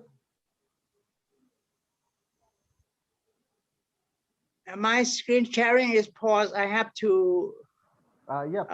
Yes. I don't know. Can I start again? I would like to start again. Yes, Dr. Dhirawat, please. Is it back? Can you see the screen now? No. Yes. New share. Let me see new share. Okay. It should be around here. Oh, okay, here. It's already there, right? It's already there, right? Can you see it, Dr. Sabnis? Yes, yes. Asana, pranayama, pratyayana, Okay, great, dharana. great. Thank you for that. Okay, and the last point of this page is about mantra. You need mantra. Mantra. Yeah, mantra. Yeah. After in yogic practices, mantra is the prime tool for developing consciousness using the power of cosmic sound vibration. Oh, that is the sacred word, the cosmic sound vibration. The word Om is very sacred. The first word of the universe. Okay, out of which consciousness creates and sustains both body and mind. Mantras are seed powers of our consciousness, through which consciousness can renew itself, deepen, and move to a higher level. The more consciousness we give to the mantra, the more energized the mantra becomes, and the more a force of integration and well-being. So mantra yoga should be an empowering of consciousness through steady, focused awareness, because it is relevant to all aspects of yoga. Now, let me move on a little bit to this part. In Hinduism, or according to the Vedas, it is believed that the individual soul or Atman, which is generally stated as self, is eternal and different from the brain consciousness. The latter can be best described as the container of perceptual consciousness because it is created by the senses. You may say it is the outer layer of the soul next to the body. From a Veda's perspective, the brain consciousness has two layers: an outer layer of memories formed out of perceptions or manas, and an inner layer of intelligence, which is called buddhi, which makes use of memories, imagination, discretion, and emotions to make sense of the world. We may call them the perceptual mind and the thinking mind. And together they constitute robotic or programmed mind, or what we read in the scriptures as the impurity that accumulates around the deeper soul consciousness and holds it in bondage. The perceptual mind is the main culprit. By creating desires and attachments, it influences or programs your thinking mind, and of course, corrupts it, okay? Now, if we talk about the outer consciousness, which is consisting of two layers, is the domain of nature. It operates mostly mechanically according to set principles, law of physics, logic, mathematics, and chemistry. Okay, it is the chemical in its function, a warehouse of data, algorithms, and recursive programs. Okay, now let me move on to the most important part of the Vedas, consciousness healing. Consciousness healing. Okay, consciousness healing in Vedas. I would like to use a modern term like quantum healing or spontaneous healing as well, because it's still related to Vedas. We can use the term quantum healing, okay, as well. In fact, we do not have to invent anything or reinvent anything new for cell healing, for our purpose, because the Indian ancient seers, sages, and ascetics have already found it in their meditative moments or states. The techniques that they invented to purify the mind, to cleanse the mind and body, and prevent rebirth are about, I think, more than 3,000 years old. And just about 2,500 years ago, they were collectively preserved for future generation by Patanjali, the great philosopher as well, okay, Patanjali, under the discipline called yoga, yoga or yoga. Each of the methods suggested in the classical yoga is a self-healing technique, quantum healing technique, to purify the mind and body and consciousness, of course, and remove the obstacles. Their regular practice results in the complete elimination or annihilation of the seed consciousness. We have the seed consciousness, whereby one is permanently freed upon or freed from past karmas, previous karmas, and enters the original state of soul consciousness. So obviously, in Patanjali's yoga, this state is called self-absorption without seed consciousness, or in Sanskrit, nirabija samadhi, nirabija samadhi. All right? Okay, now next. Some people use yoga. Some people use yoga to heal their bodies as well. And some do it to heal their minds. So yoga is not only good for body, but also good for your mind as well.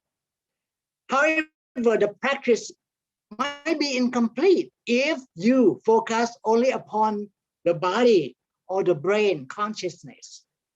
If you need a complete result, you must penetrate into the deeper layer of the seed consciousness and burn all the latent impressions of previous births and the associated fruit of karma.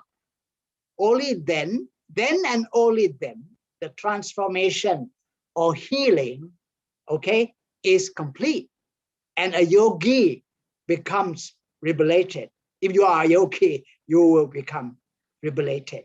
Now, if you want to know more about the 8 traditional practices of yoga, you can read more from various sources available around the world, mostly, in India, you can get it easily. In Thailand, I can get some from the English bookstores. So I would like to just focus to some important related practices that will gradually purify your robotic mind, your impure mind, and also the physical body, whereby the seed consciousness is gradually weakened and burned away. You need to burn away that, okay? Number 1, you need to follow the principle of cultivation of purity, okay? It is where positive thinking, practice of virtues, such as nonviolence, truthfulness, humility, fasting, restricted dieting, such as vegetarianism, self-healing techniques, such as mindfulness practices, chanting of mantras, prayers, affirmations, devotion, play a very important role in this stage 1, cultivation of purity. Okay, I am moving quicker. Number 2, principle number 2, cultivation of detachment. Detachment is a very good philosophy, okay, discovered by India, by Indian saints and seers, great Indian people. Detachment means you have to mentally let go of everything, including your intention, and you need to surrender, if I can say, to the will of God. If you believe in God, okay, fine. To let things happen in the universal scheme of things without your interference. And detachment does not mean absence of desires. You can still have desires, intentions, and everything, but you should not be unduly worried or anxious, too anxious about their outcomes. And you should not willfully act upon them. Okay, principle number 2. Now, technique number 3 or principle number 3, centering in stability. centering in, stability. The soul consciousness is stable and free from dualities, in contrast to the brain consciousness, which is always in a disturbed state and is driven by duality, desires, and attachments. Now, if you consider the tenets, the main tenets of yoga, if you practice point number 1 or principle number 1 and 2 perfectly, it will automatically lead to the final stage where you remain equal to all dualities and enter a tranquil state of mind, a tranquil state of mind. In that state of mind, you remain calm amidst storms, and you look at the world with the eyes of God, the eye of the divine, without judgment, without emotion, without reaction. You will become an enjoyer of the spectacle of life without becoming involved or engaged or entangled in it. And this state is called, in Sanskrit, Satita Prajna. Satita Prajna. Okay? Now let me talk a little bit about Buddhism, which is the the springboard of the Vedas. Okay? The latest development or the modern version of the Vedas, if I can say anyway. Buddhism also focuses on 2 methods of meditation with the main purpose for consciousness healing and development or spiritual upliftment. Okay, samatha meditation or tranquility meditation. That's the first one. The second one is vipassana meditation, translated in English as insight meditation. Insight meditation. So the 2 methods of meditation in Buddhism also play an important role in consciousness healing and upliftment, in line with the Vedas principles. Okay. All right, everyone. Thanks for your kind attention. Now, I would like to jump to my conclusion with the limited of time. Okay. I do not want to waste so much time on this. And I'm so happy to get involved in your e-conference. My conclusion here is that my suggestion, I would like to suggest that you can continue with whatever you are doing to practice any self-healing techniques, okay? But it would be better if you can combine those practices with the proven techniques of yoga to extend their power, to extend their potency into still deeper levels of your consciousness.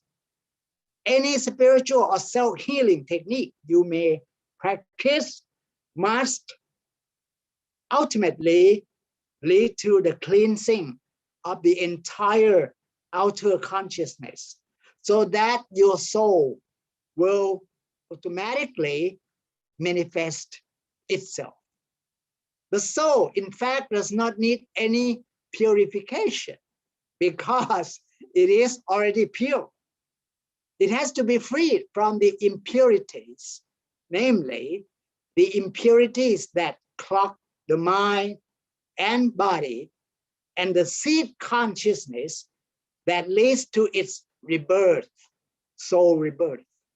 If you clean these 2 layers through the practice of yoga or any technique that you may deem fit, your soul will eventually shine in your wakeful consciousness that you and heal many other things, many beings, okay, other beings who come into contact with that.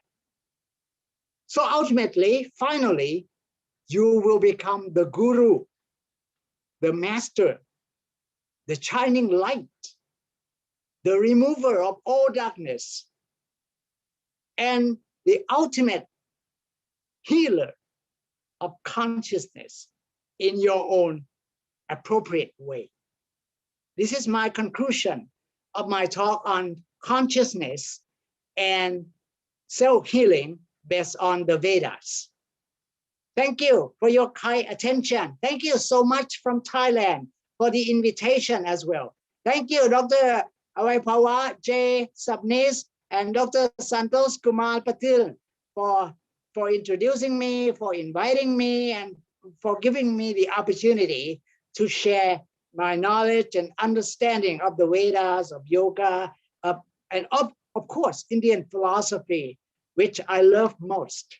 Thank you so much. Goodbye from Thailand. Namaste, namaste.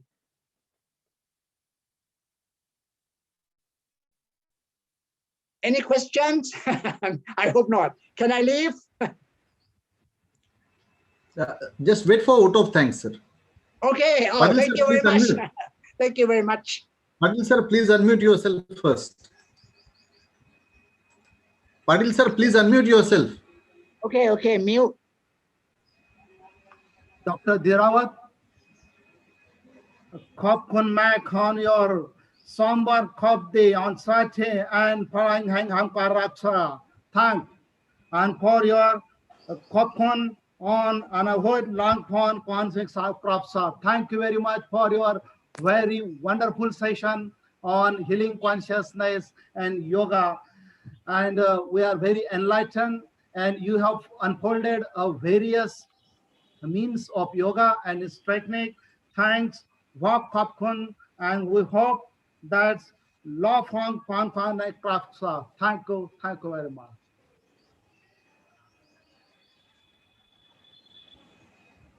Unmute yourself, Dr. Dhirawat. Dr. Dhirawat, please unmute.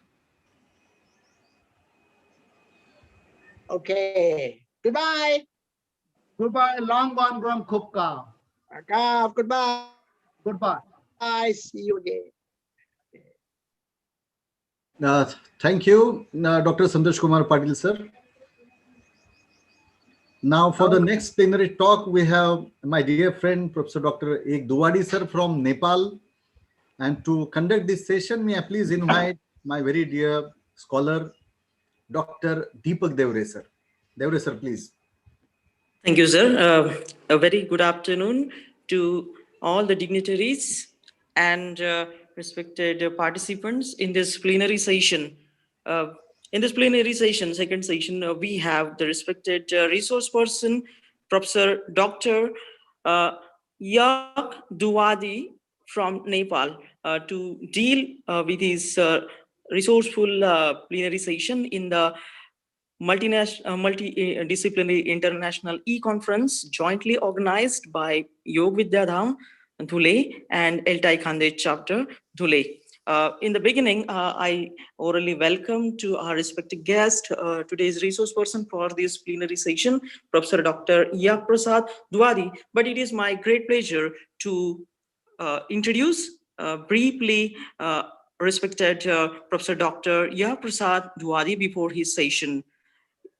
Professor Dr. Yak Prasad Duwadi is an assistant professor who teaches communication, English language and literature in Kathmandu University, Nepal. He has great experience of work as a teacher. He has worked as a creative writer, teacher trainer, and editor of some esteemed journals and magazines. His PhD thesis, he has completed his PhD on rhetorics of patient-doctor communication in Nepal.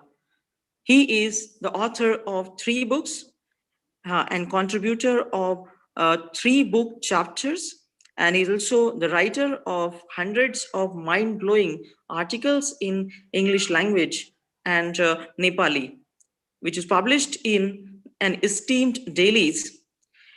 Dr. Yak Prasad Duwadi has also published about 20 research papers on the peer-reviewed journals from USA, India, Australia, UK, and certainly other significant journals of literature and language. He is popular for practicing some student-centered pedagogies.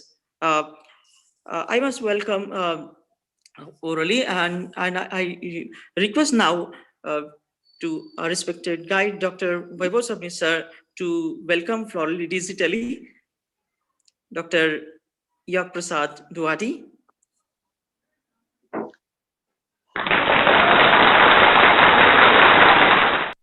Thank you, sir.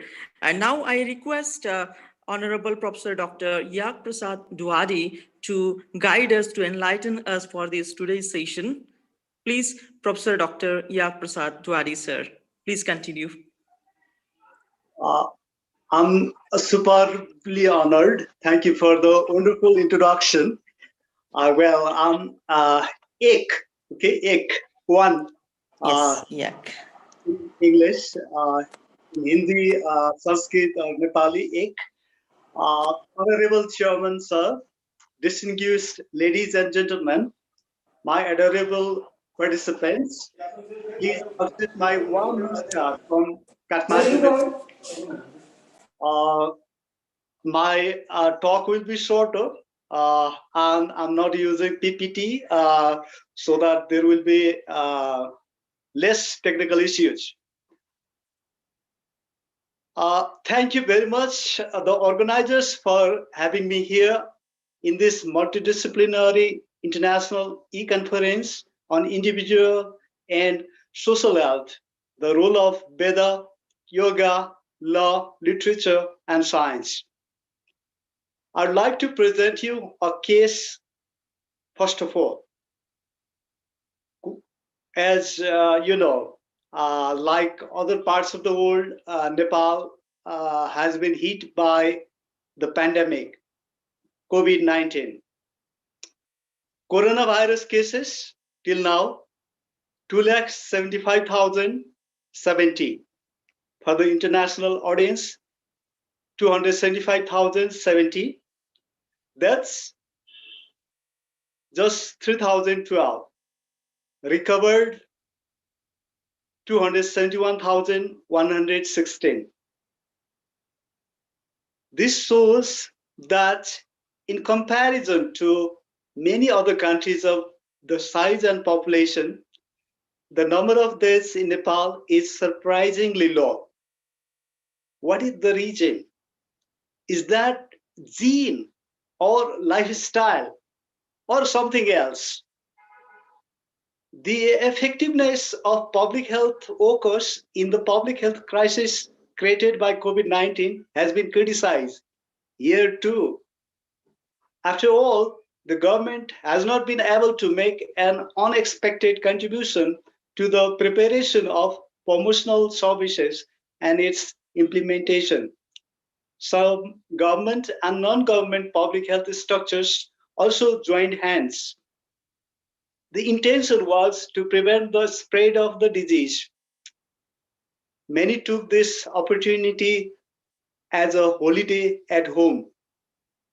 Apart from being active on social media, many professionals have failed to reach out to individuals or communities, analyze the situation, inform the potentially impacted or affected people on the basis of need and justification, facilitate services or treatment, eliminate discrimination against infected people, and make significant contributions to policy formulation and implementation. This may be due to the state understanding the public health sector or the lack of leadership and foresight of public health workers. Thus, like many other countries in this world, Nepal's health system is in shambles. With such milieu, with such setting, there should be huge spikes everywhere of severe illness among the elderly population. But it's not happening. In the context of Nepal and COVID-19, next to the epicenter in Wuhan and host to a large number of Chinese tourists and residents, this country has still only recovered fewer cases of the coronaviruses. Has only recorded fewer cases of the coronavirus. And the recovery rate is very promising, is only around 3,000 deaths have been recorded till now, as I mentioned in the very beginning. How can that be? You might also have heard and mocked at the rumor that Nepalese have superior immune systems. Nepali people have a stronger immunity power was one reason for why COVID-19 did not affect the country at larger scale. As time goes on and the number of cases remains nominal, could there actually be something to the claim? Well, according to the experts, the whole world is raising the question of Nepal because of the lack of outbreaking COVID-19 cases. Children play on the streets, drink unhygienic water in developing countries, and Nepal is no exception. The theory suggests that people who grow up in less hygienic surroundings develop strong immunity to external health threats. This is according to the scientists. Nepal is first known as the country which is described by various Puranas, various pilgrimage sites like Pashupatinath, Bauddha, Lumbini, Harihar Kshetra, Ruru, Riddhi Kshetra, Muktinath, Bara Kshetra, Halesi Mahadev, Das Gufa, Muktinath, Pindeshwar Mahadev, Slesman Tagban, Muktinath have been praised in a section of the Skanda Puran. Nepal has been a country full of unity, harmony, and tolerance in diversity since time immemorial. Fundamental diversity has been a feature of Nepali society. The people living in Nepal have been living in unity and diversity since ancient times. Religion and philosophy, language and literature, arts and crafts, economic, social, political, foreign relations, and social diversity are the hallmarks of Nepal, in fact. Shiva, Lord Shiva, is seen as the first yogi or Adi Yogi and the first guru of Adi Guru. Sadguru opines that in the yogic culture, Shiva is not known as God, but as the Adi Yogi or the first yogi, the originator of yoga. An adorable god of Nepal, Lord Pashupatinath, who married the daughter of the Nepali father Himalaya, has influenced the people and their lifestyle largely. And that's the reason why the number of Nepali devotees is also high. Therefore, the most Nepalese are yogis, according to me. Nepali youths earned the reputation of Bir Gorkhalis after the First and the Second World Wars. Besides reading Vedic literature, Garud Puran, Shiva Puran, and Srimad Bhagavad are quite popular here, as most of them are Hindus. Another cause may be having positive social health, where Tammy George defines social health as our ability to interact and form meaningful relationships with others. It also relates to how comfortably we can adapt in social situations. Nepalese have been maintaining it for many centuries, knowingly or unknowingly. They can adapt to social situations, to stay true to themselves in all situations, to balance their social and personal time, to be engaged with others in the community, to develop and maintain friendships, to create boundaries in friendships and relationships, to have a supportive network of family and friends. Our traditions, such as greeting with Namaste, many are common to Indian because ours are identical.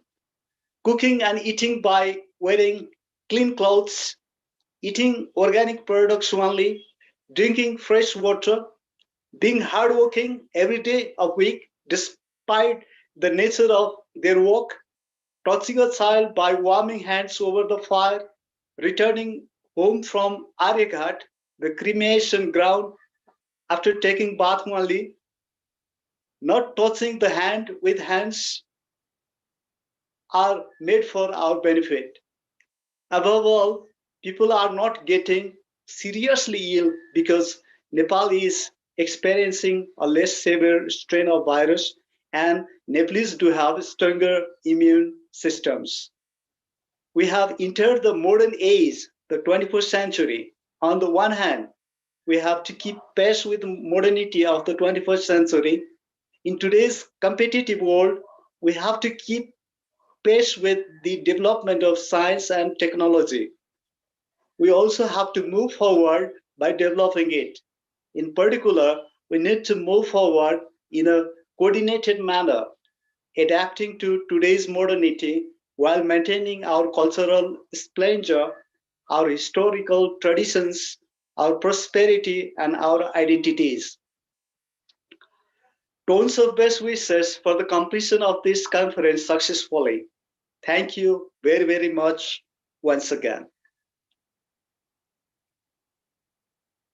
Pranam once again.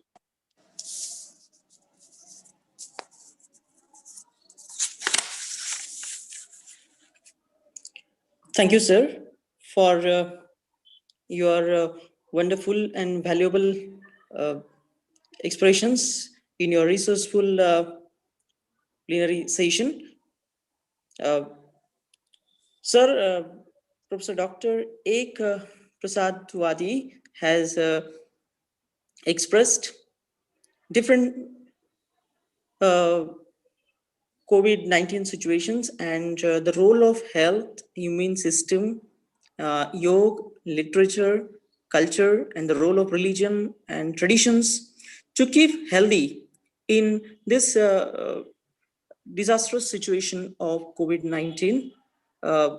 Sir, I'm very much thankful to you for your resourceful and wonderful thoughts in this session. Once again, thank you very much, sir. Thank you. That's a great pleasure, sir. Dr. Deepak Diora. Yes, yes, sir. Thank you very much, sir, being with us. Thank you.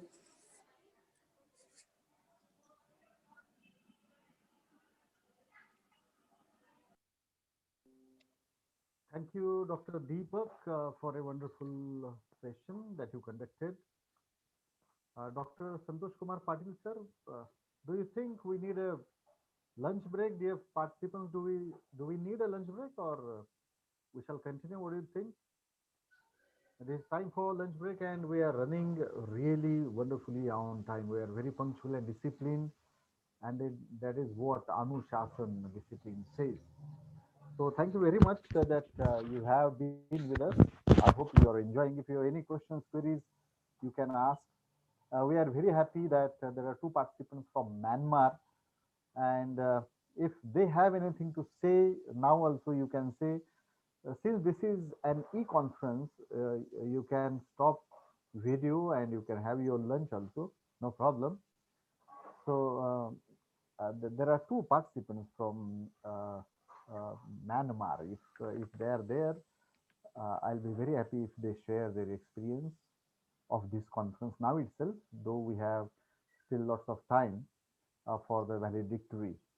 And do remember there are parallel paper reading sessions. So be ready for that.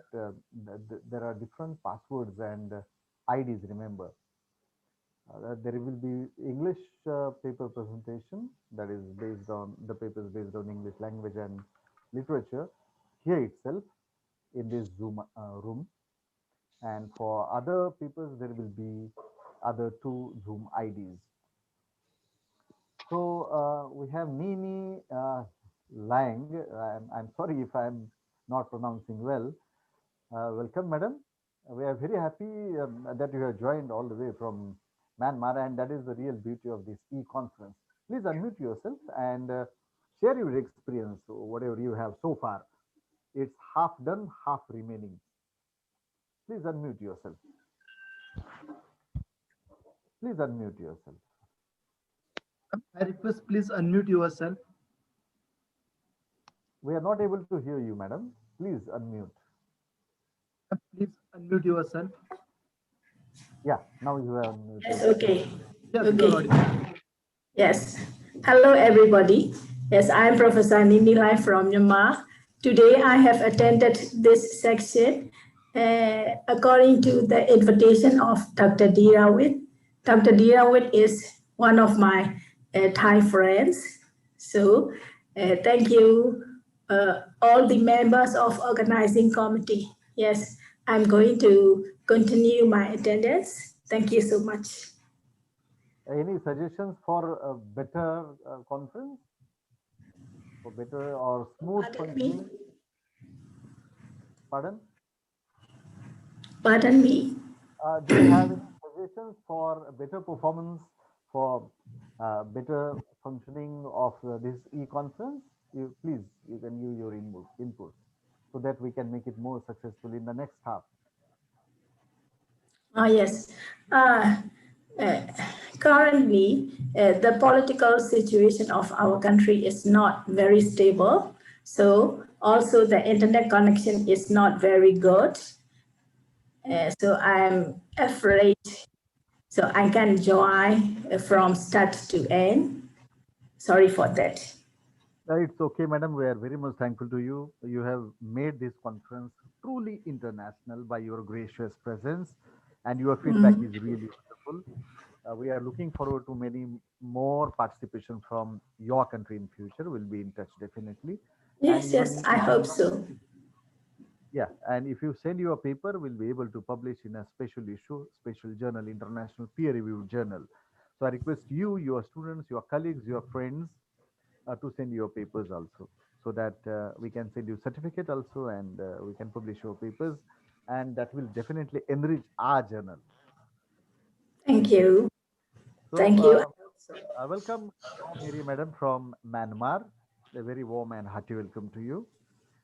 We would expect your feedback in brief. Mary Madam, please.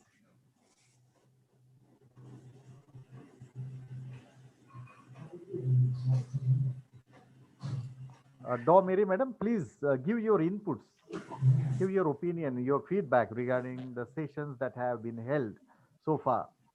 Okay, thank you. Please. Firstly, I would like to introduce myself. I'm Mary, serving under Faculty of Social Science. Because for today's session, my professor Nilai invited me to join this session, so I joined the section. Very informative, and we get many knowledge about so many things. So thank you very much, you all. Thank you.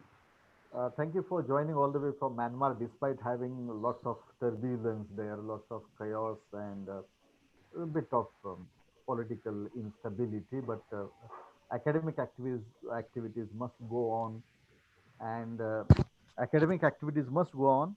So despite all these troubles and problems, you are here with us online, digitally, electronically. That's really very, very encouraging to us. And I was reading your comments in the chat box. They really encourage us a lot. And really, from the organizing committee, I thank you very much. We have yet another a person from Myanmar, Sein.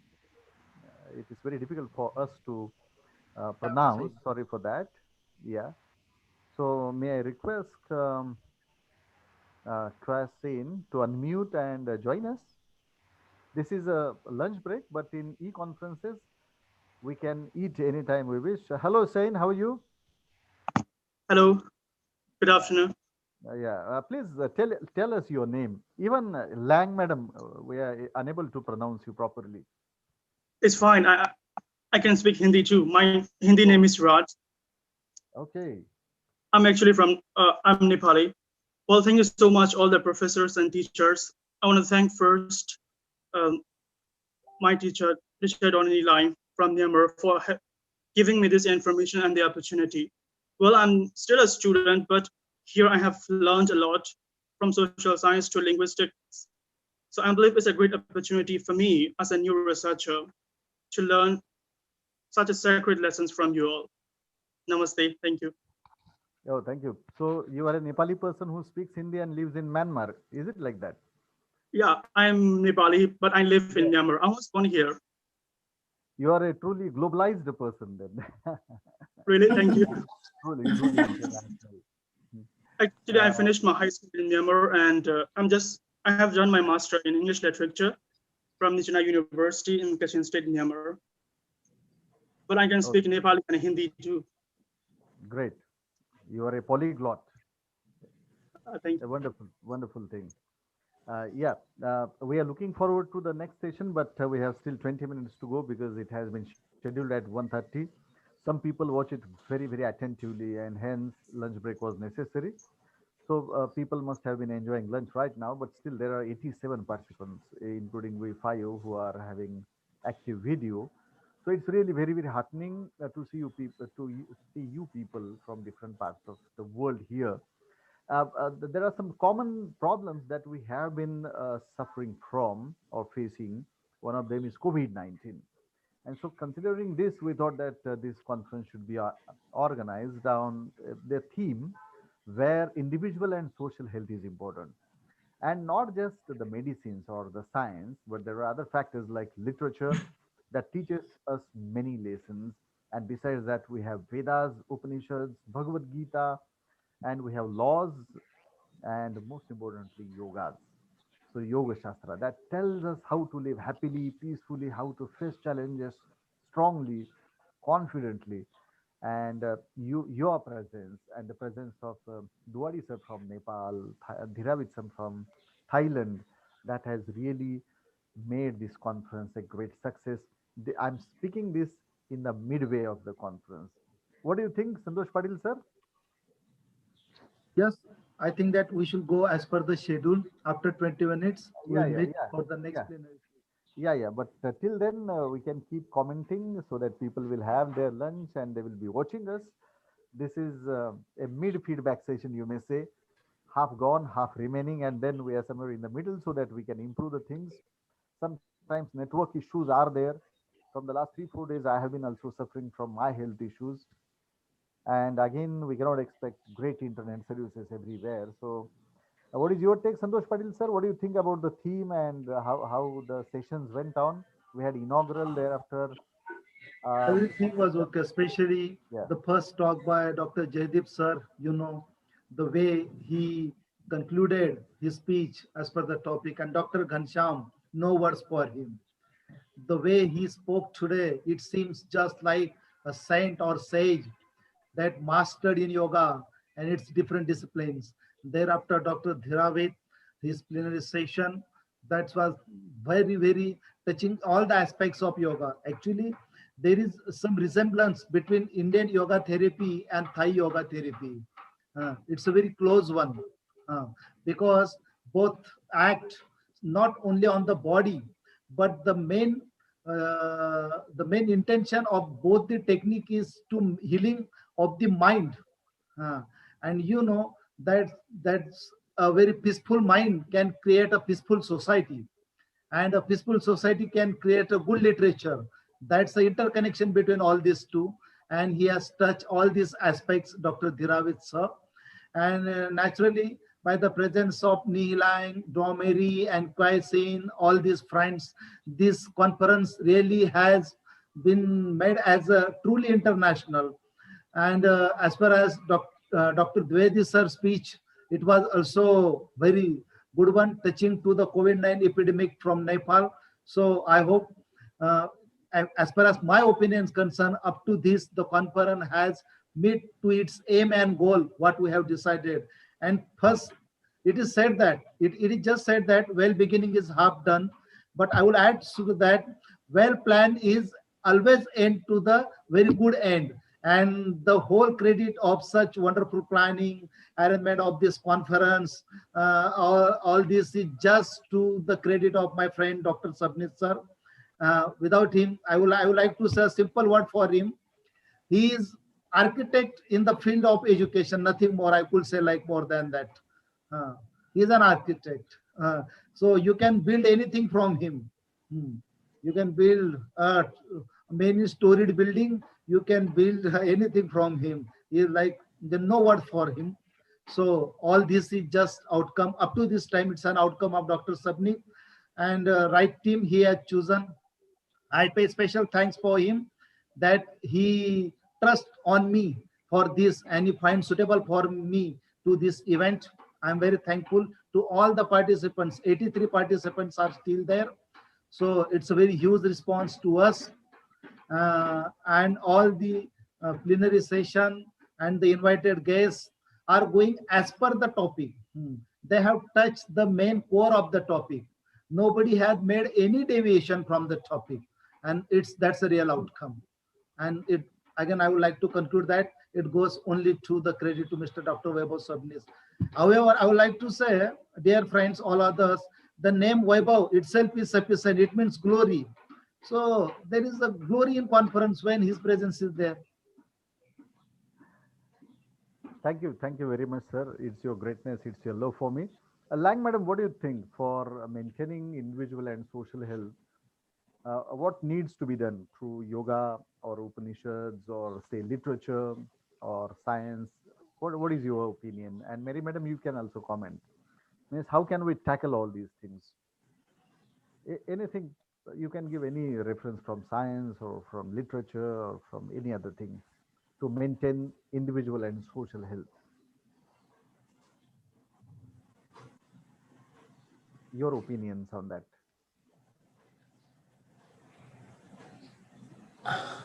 Yes, from my point of view. So as far as I know, the psychology is connected with all the other disciplinaries.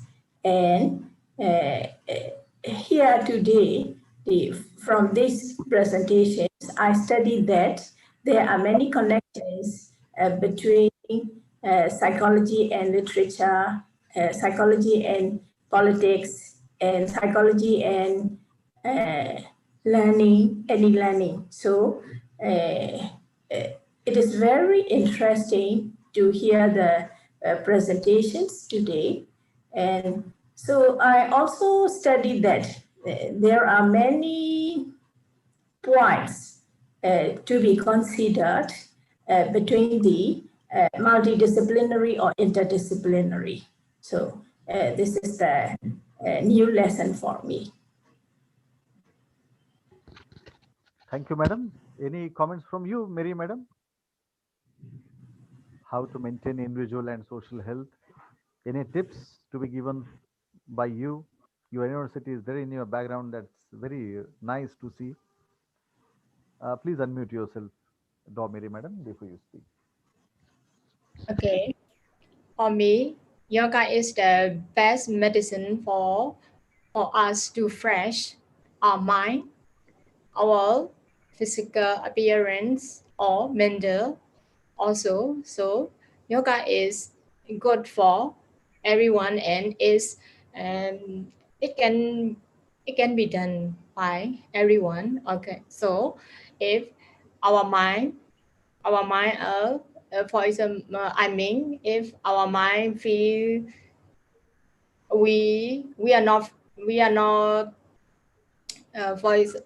I mean, if we feel dull by making yoga, we can make ourselves fresh. So I think yoga is the best medicine for us to be fresh. Okay. Oh, thank you very much. Thank you very much, madam. If you wish, at the end of this entire conference also, you can give your feedback.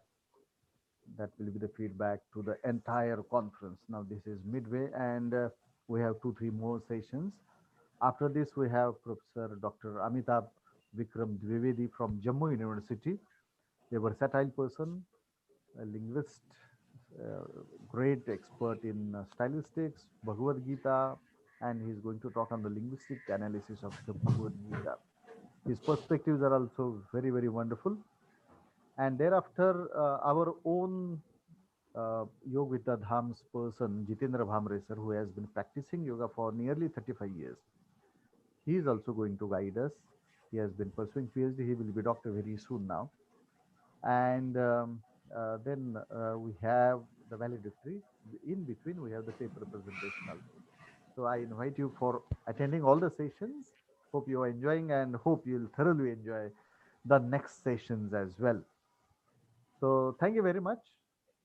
Thank you. We take a very short break. We take a very short break before we move towards the next session. If Santosh Patil sir has anything to comment, please comment, sir. Thank you. Patil sir, unmute yourself first. Thing to add, Dr. Vaibhav Sabnis sir, I would like to say that I request to all the participants, you are taking all the intellectual lunch in this conference. I hope you can enjoy the lunch, that original lunch in this 10 or 20 minutes, and please join for the next sessions, which will also going to be prove very, very informative on the topic. So thanks to all the participants. Thank you.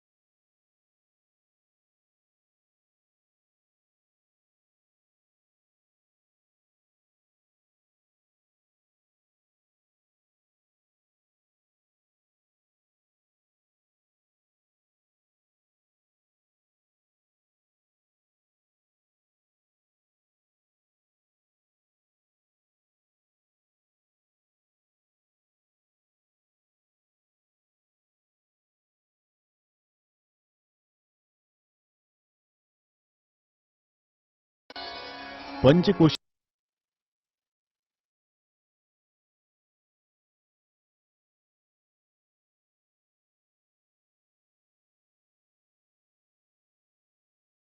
पंचकोशीय स्तरावर आरोग्य प्राप्तीचा शाश्वत मार्ग म्हणजेच देवपुरातील योग विद्याधाम. सुमारे 25 वर्षापासून अनेकांनी योग भवनात शारीरिक, मानसिक व आत्मिक स्वास्थ्य मिळवले. योग भवनात वेगवेगळ्या आसनांबरोबरच शरीर संचालन, प्राणायाम, ध्यान, शुद्धिक्रिया, संस्कार यज्ञ, निसर्गोपचार अवगत करून अनेकांनी आपलं जगणं आनंददायी केले. योग चिकित्सक डॉक्टर गंगाधर बारचे यांचे आहार विहार, गीता, उपनिषद यावर अभ्यासपूर्ण विवेचन, शिवाय समृद्ध ग्रंथालयाची मदत, योगाभ्यासात रुची असणाऱ्यांसाठी प्रेरक पूरक वर्ग, प्राज्ञ वर्ग, योग शिक्षक, एनडी वर्ग, वेदांत परिचय,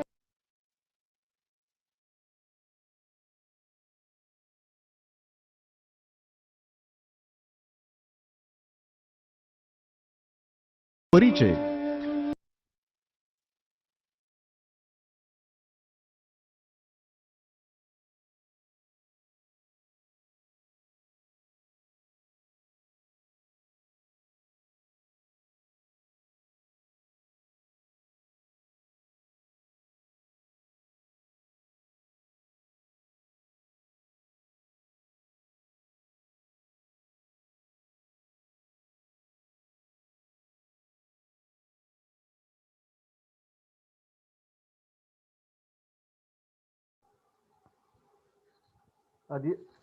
Dear friends, the guest for the next session had joined us nearly 7 minutes earlier. He's very punctual and he's really a wonderful man besides everything else, a thorough gentleman, a great teacher, a wonderful speaker. I don't know how many adjectives epithets I should use for him. Just 2 days back, we were in a plenary session where he invited me. It was a great honor for me. Hope he too enjoyed that. Wherein there were some people who were talking more about themselves rather than about the topic. But Amitabh is such a person who speaks more about the topic and speaks very less about himself. His work, his contribution, his talent speaks louder than what he speaks of himself, and he never speaks of himself. And to conduct this session, we are joined by Nilesh Pathak sir all the way from Mumbai. So a very warm and hearty welcome to you, Professor Dr. Amitabh Vikram Dwivedi, sir. We have invited you before also, and it was always a pleasure. It is a pleasure to listen to you. It is always like reading thousands of books when we listen to you. It is having such a depth and profound knowledge. So thanks for that intellectual treat and to conduct this plenary session because we still have 6 more minutes. We are ahead of time. And lunch break is there, but in such conferences, I think if you stop video, you can do anything. So many people do the same. So without further delay, I request Nilesh Pathak, sir, all the way from Mumbai, to conduct this session. Over to you, sir. Thank you very much, sir. Thank you very much, Dr. Vaibhav, sir. Here, honorable guests, distinguished speakers, distinguished presenters, and participants, good afternoon to one and all, and I welcome you all on this virtual platform where we are meeting. On behalf of the management of the Multidisciplinary International E-Conference on Individual and Social Health, the role of Vedas, Yoga, Law, and Literature, and Science, I, Nilesh Pathak, on behalf of the organizing committee, feel honored and delighted to welcome you all to this much needed event. I believe that the academic committee have selected this topic to encompass the current situation at the backdrop of the ongoing outbreak of the coronavirus. We all have been stuck up in our homes, governing our own selves while dealing with the individual and social health crisis. We have gathered here with the same interest that to bring forth the role of Veda, Yoga, Law, Literature, and Science to create an equilibrium of individual and social health. Ladies and gentlemen, the conference program is rich and varied with many distinguished speakers with their respective plenary sessions. Now, we have the plenary talk of Mr. Amitabh Vikram Dwivedi. I would like to introduce him to you all about his achievements. Amitabh Vikram Dwivedi is a university faculty of linguistics and heading the School of Languages and Literature at Sri Mata Vaishno Devi University, India. His research interests include language documentation, writing descriptive grammars, and the preservation of rare and endangered languages in South Asia. He has contributed numerous papers to many science citations and journals and contributed research chapters to knowledge resources. He has also been a co-director for research projects entitled A Comprehensive Study of Culture, Philosophy, Literature, and Language, sanctioned by Indian Council of Social Science Research. His most recent books are A Grammar of Sarasi, Dongri and its Dialects, A Grammar of Hadoti, A Grammar of Badarwahi, Chinar Ka Sukha Patta, Something Love Said since 2017.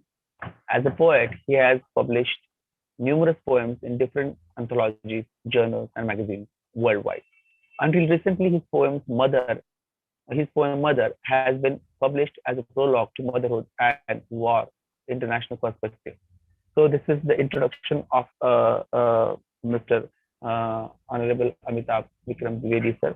I would like Dwivedi, sir, to take the charge of this session now and enlighten us with his thoughtful and mind-boggling words. Over to you, Dwivedi, sir.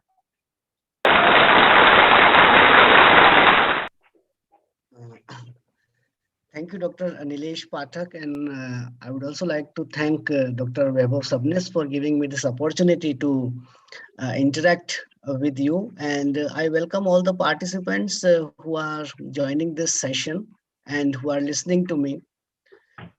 So as you know that the title of my session is Understanding Life and Getting Some Meaningfulness with respect to linguistic analysis of Srimad Bhagavad Gita. I hope all of you are able to see the slide because those shlokas I have also written, and I will try to apply my linguistic knowledge to some of the shlokas of Srimad Bhagavad Gita, and I will try to tell that how one can relate the shlokas that are there in Bhagavad Gita to their field of study, to their day-to-day life, and other things where they are associated with. So I have also made a habit that at least try to understand and learn a shlok in 3 days. So with this goal, I am reaching ahead. I am just traveling my journey into spirituality. And when we talk about Srimad Bhagavad Gita, then there are only 700 shlokas.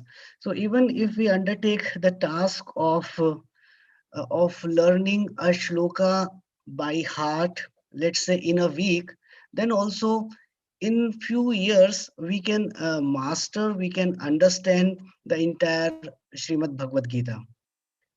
So with this, I started my journey towards spirituality, towards understanding Srimad Bhagavad Gita, and I hope that this presentation will also inspire some of you, and you will also try to learn these shlokas. Not only try to learn, but try to understand and internalize them.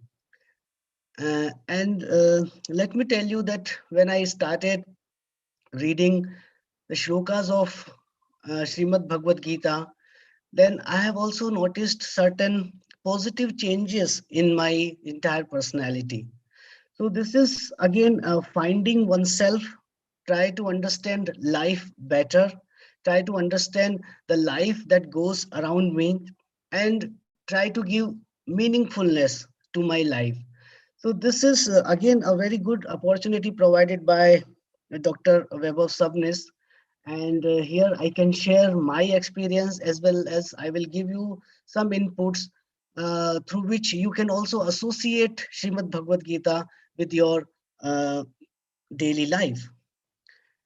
Now I start with this very first shloka of Srimad Bhagavad Gita, and Bhagavad Gita starts with an inquiry, with a question raised by Dhritarashtra, and it goes like this: Dharam Kshetre Kurukshetre Samveta Yuyutsavah Mamkaha Pandavash Chave Kim Kurvat Sanjaya. Now we know that Sanjay was blessed with a vision, and Sanjay narrates the entire thing that's going on in the battlefield to blind Dhritarashtra. We already know this thing, and this is the starting point. Now, all of us are academicians, all of us are researchers, and always we raise questions. Or when we undertake research, then we also take a question. And we know that to raise an intelligent question is the most difficult thing in this world. To ask a stupid question is very easy. Anyone can ask a question, but to raise the intelligent question, to raise an intelligent inquiry is the most difficult task in this world. And when we know that if when we want to write a paper, or when we undertake a research, or when we are guiding our students, all the time we are surrounded by questions. So this important scripture, uh, this Hindu scripture also starts with an inquiry. So raising a question, posing a question is not only a research thing, but also if we want to understand ourselves and we want to understand our life, then also we need to raise a question. Now here, in this first shloka, again a question is raised. And Dhritarashtra said, "O Sanjay, after gathering on the holy field of Kurukshetra and desiring to fight, What did my sons and the sons of Pandu do? So this is from chapter 1, verse 1.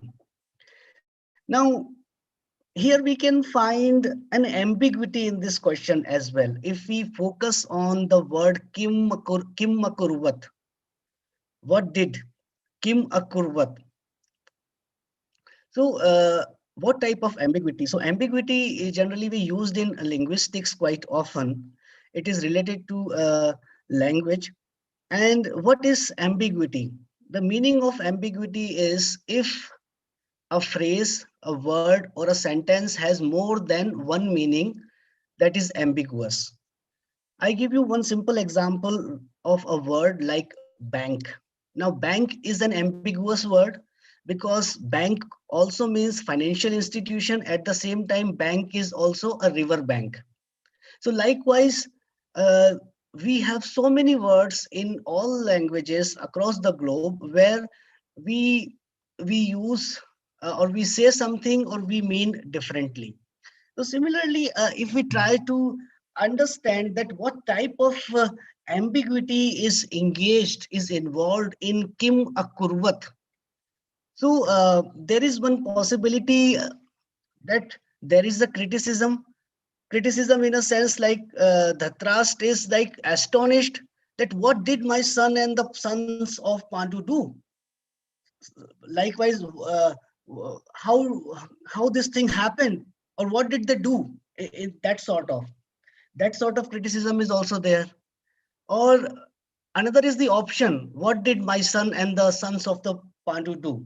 That means like whether they started fighting or they negotiated with each other, or it's like a simple question as is here. Now, when we study linguistics or when we talk to each other in day-to-day communication, then we know that ambiguity is resolved when we look at any utterance or any sentence in a context.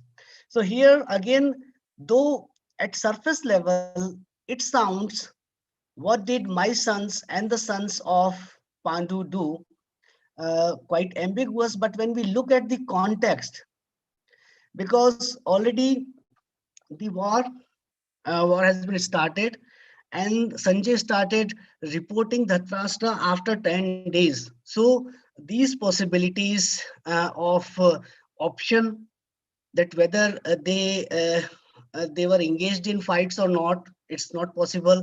At the same time, criticizing this act is also not possible. But here it's a simple inquiry that please Sanjay, tell me what is going on or what happened in those past days in the field, since you are blessed by the blessings of the Vyasa that you can envision what is going on in the field.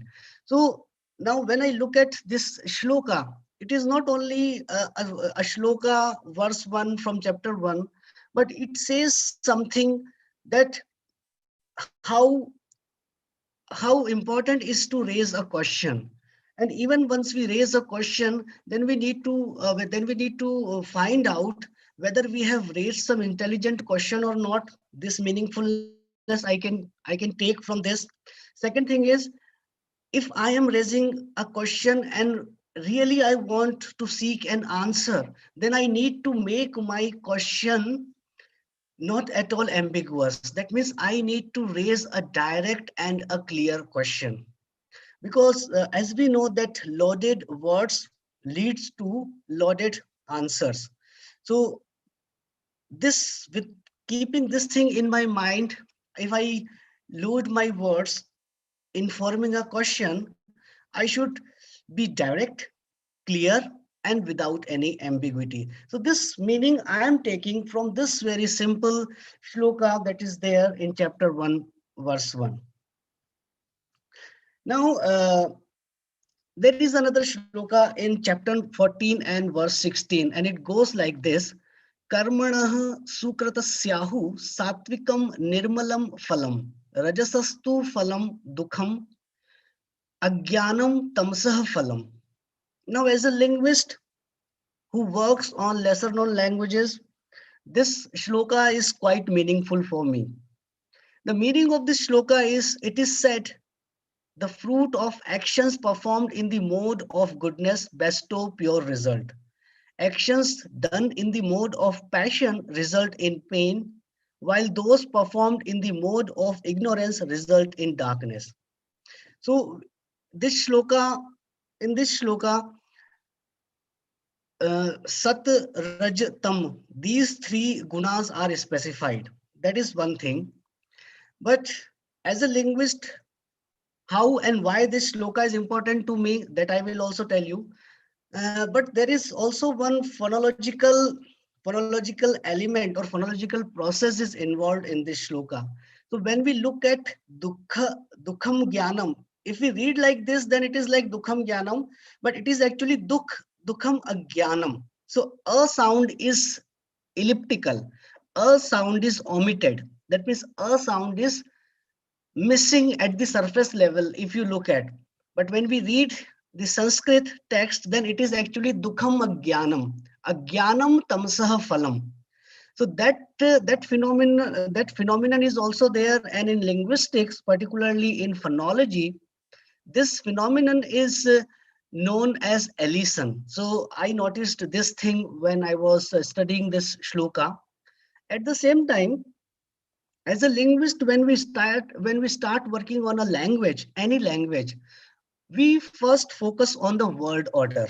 Now, what is the word order? For example, in the English language, the basic word order is subject, verb, and object. I give you one example. John loves Mary. Now, John loves Mary is your subject, verb, and object. You have a transitive verb, and transitive verb requires subject and object. That means two agents requirement. Two arguments are required.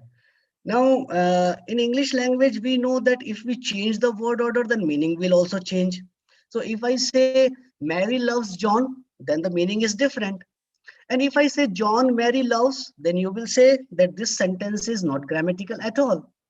So that means what insight we get when we look at this sentence, John loves Mary, that in English language, not only the word order is subject, verb, object, but word order is also rigid. If we change the word order, either we have change of meaning, or the entire sentence or utterance will become ungrammatical. Now, what is happening here? Now, here we are getting an insight that the Sanskrit knowledge is relatively free in word order. So it is not like English. So because we say Satvikam Nirmalam Phalam. Now we can say Satvikam Nirmalam Phalam, there is no problem. But what we are saying in the second, Rajasastu Phalam Dukham. We are not saying Rajasastu Dukham Phalam, but we are saying Rajasastu Phalam Dukham. And what we are saying in the last, Ajnanam Tamsah Phalam. So again, like we can change these word orders. We can change these word orders without changing the meaning of the utterance that we have.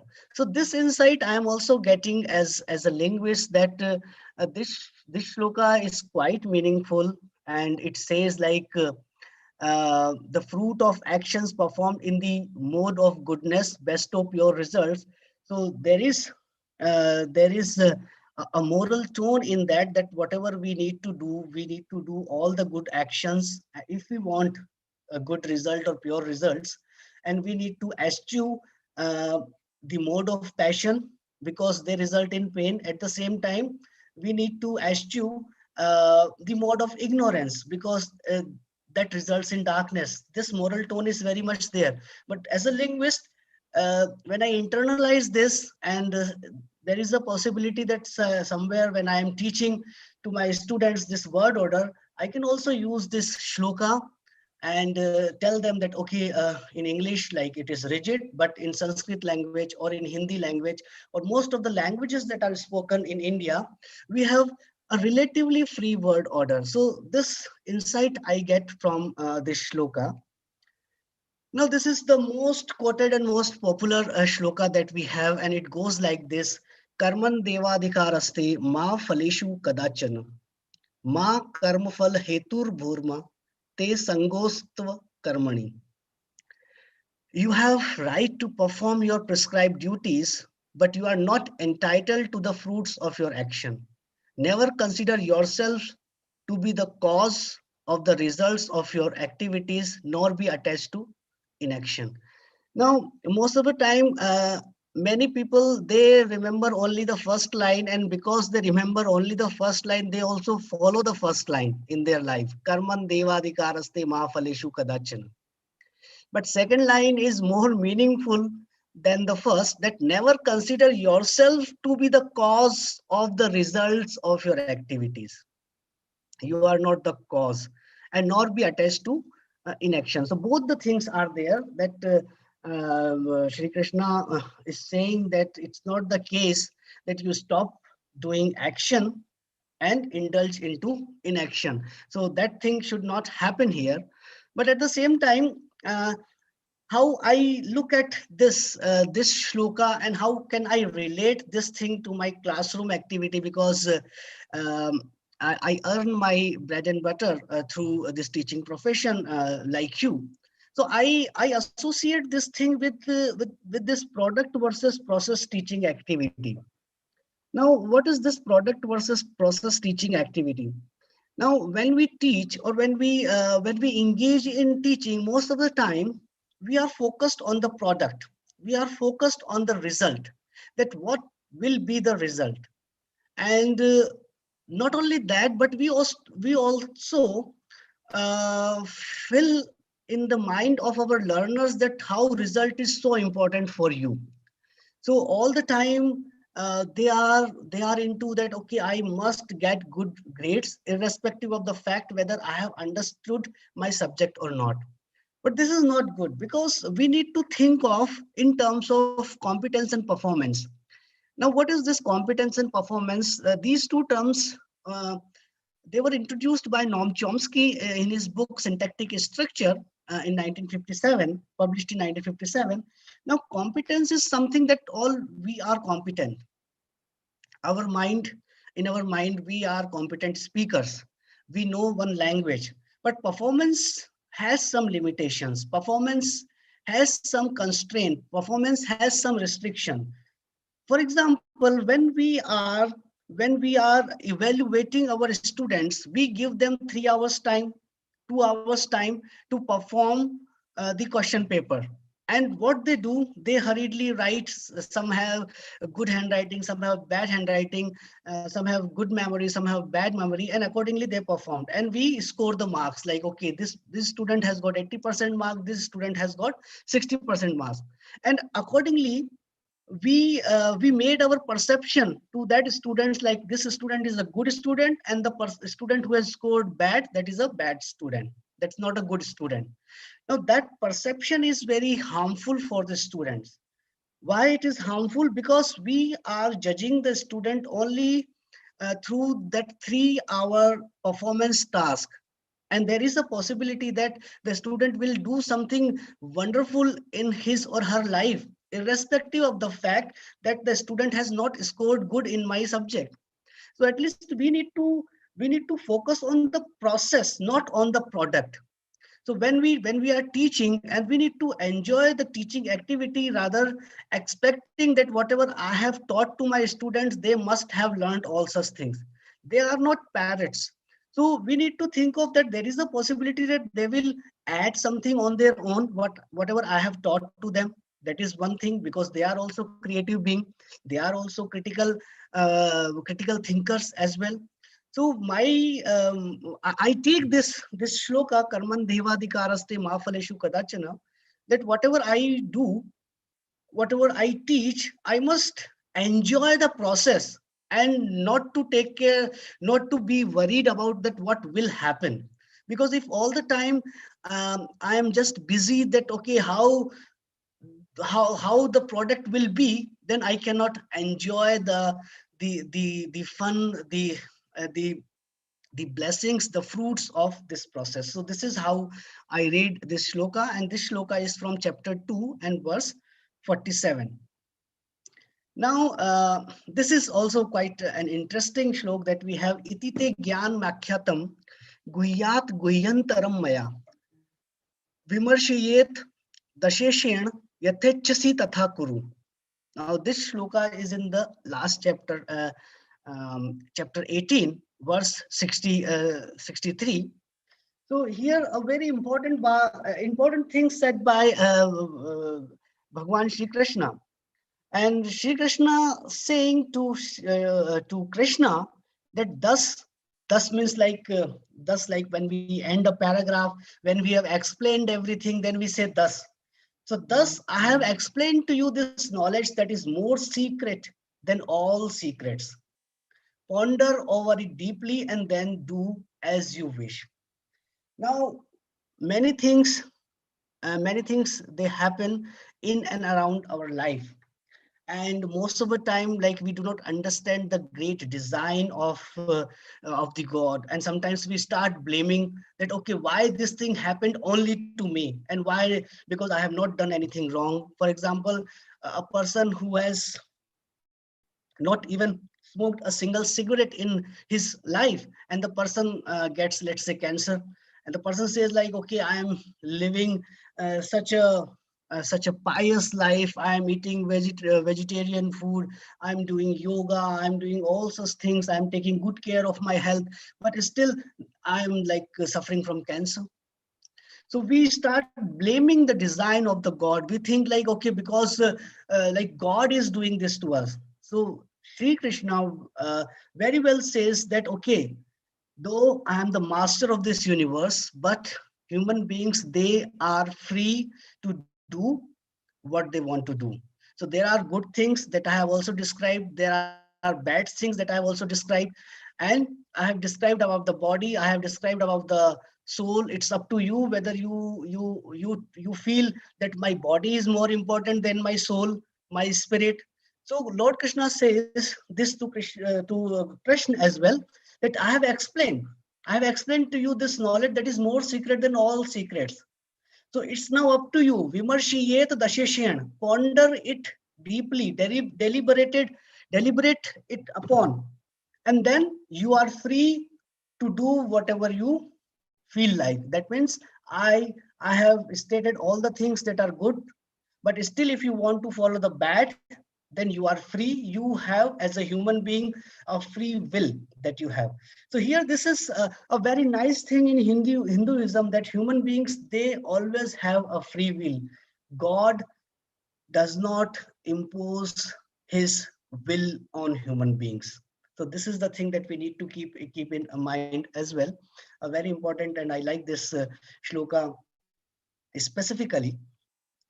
Now, this is again a shloka that is related to action. Now, kim karma kim karmeti kavyo yatra mohitaha tatte karma pravakshyami yagyatva mokshayes shubhat. So what is action and what is inaction? So we have all of us, we as a literary student, we have read this famous play by Hamlet, where perpetual postponement for an action.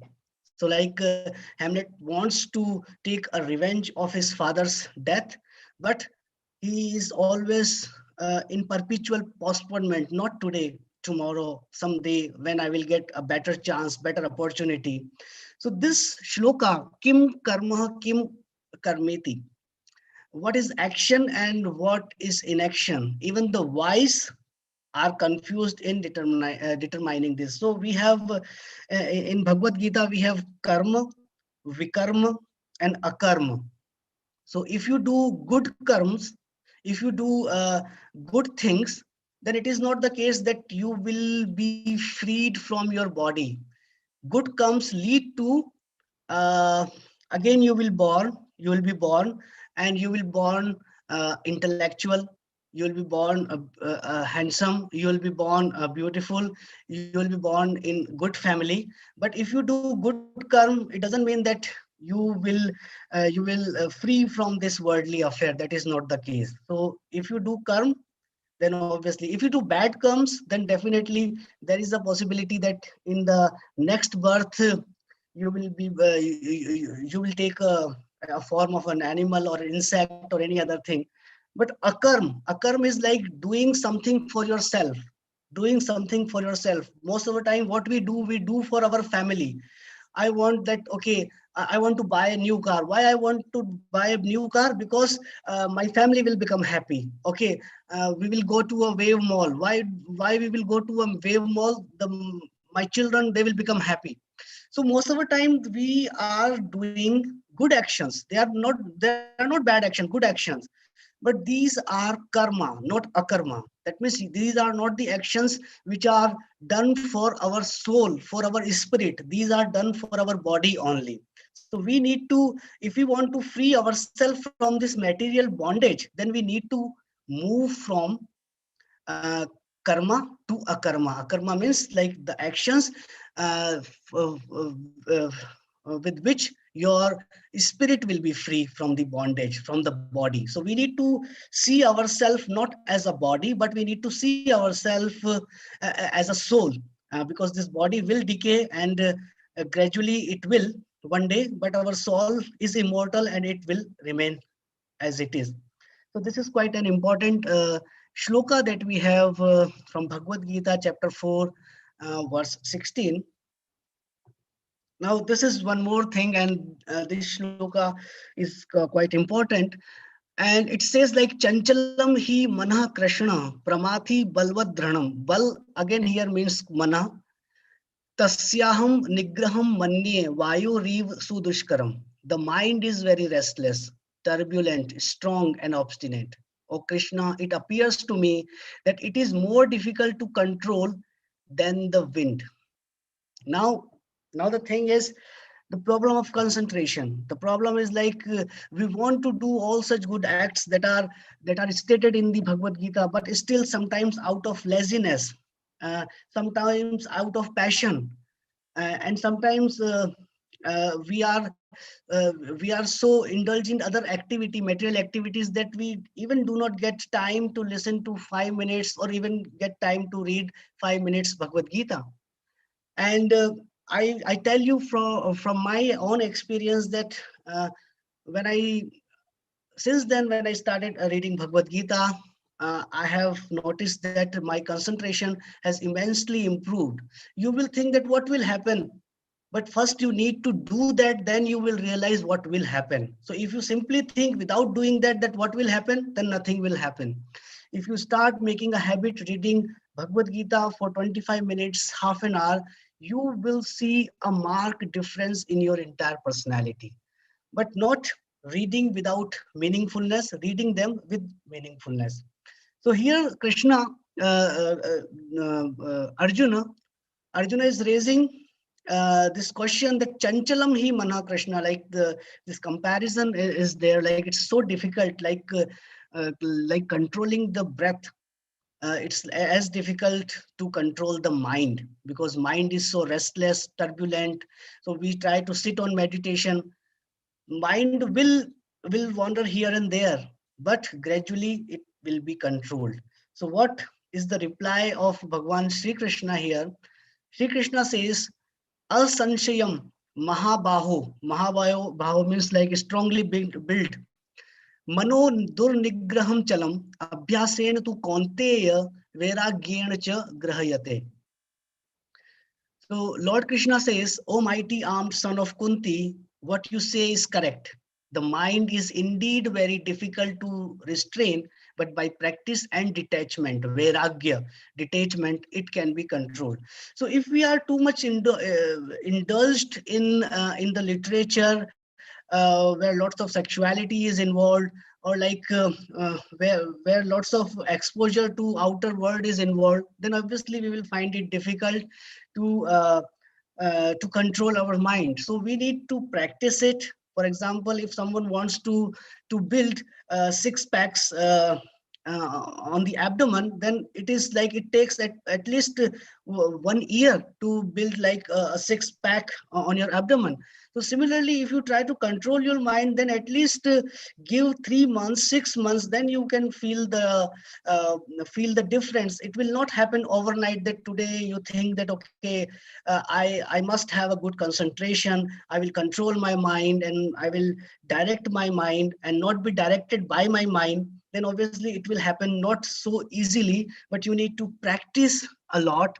That is the essence. So many times students, they come to us, they say, sir, we also want to speak like you in the English language, particularly second language learners. So again, my suggestion to those students, that it will not happen overnight. You need to engage in that problem solving activity, that how I can speak better, how can I be a fluent speaker, whether I'm listening to good speakers or not, whether I'm giving appropriate time to LSRW skills like listening, speaking, reading and writing equally or not. And if you are not, then obviously the language cannot be improved overnight. So this is for us, as well as this this shloka also gives certain insight to our students, how they can control their mind, how they can practice detachment, and how they can achieve great concentration. Now, this is one more shloka where generally the negation is not considered good. In like every time the person is saying no, every time this person is saying no, and we know like no is equivalent to negative and yes is equivalent to positive. Now, this is not the case. Particularly when Krishna says in chapter 12, verse 17, Yo na harshati na dveshti na shochati na kankshati. Shubha Shubha Parityagi Bhakti Manya Same Priya. So again, like these four negations, again, like these four negations, the repetition of this consonant sound na na na na that we have, and we know like in English literature, this repetition is known as this alliteration. So those who neither rejoice in mundane pleasures nor despair in worldly sorrows, who neither lament for any loss nor hanker for any gain, who renounce both good and evil deeds. Now, you understand why good and evil deeds. Because karma, irrespective of good karma or evil karma, you will remain in the body. But if akarma will lead, akarma will give you freedom from the body. So that's why here it says Shubha Shubh Parityagi, who renounce both good and evil deeds. That means like you do something, but don't indulge in that deed. So you are doing good, and if you feel, oh, I'm doing good, then again you are very much into the body. Such persons who are full of devotion are very dear to me. So that means like who feel that, okay, I will get rest, I will get peace only at the feet of Lord Krishna, they are dear to me. This is the message that we have in this shloka. So this is from my side, and I have tried to show my progression as a reader of Bhagavad Gita, and as you can see that how I have related my personal experience. Now, one more suggestion I would like to give to all of you, that if you read simple shlokas, and then definitely you will find that they are very dry. And initially you will feel that there is very less meaning associated in this shloka for me. So how you can bridge, or how you can cover this hurdle, try to associate some moral tale with particular shlokas. So there are lots of tales that are there, and if you try to associate those little short stories with these shlokas, then obviously those shlokas will become quite meaningful for us. This is my suggestion, and I appeal all of you that you should start reading Bhagavad Gita, and definitely you will see a very positive change in you, because at one place there is a word like yogi. So yogi is not something who performs yoga. That is not the case. Yogi is someone who is with Lord. So yoga means who is in addition with Lord. So like that person is actually considered as yogi, not the someone like who is just performing day and night yoga or teaching you how to do yoga. That person is not yogi, but someone who has realized God, who has realized Lord Krishna. That person is considered actually the yogi. So thank you all. And if you have a couple of doubts or if you want to ask me something, then I'll be happy to answer. Thank you. Thank you all.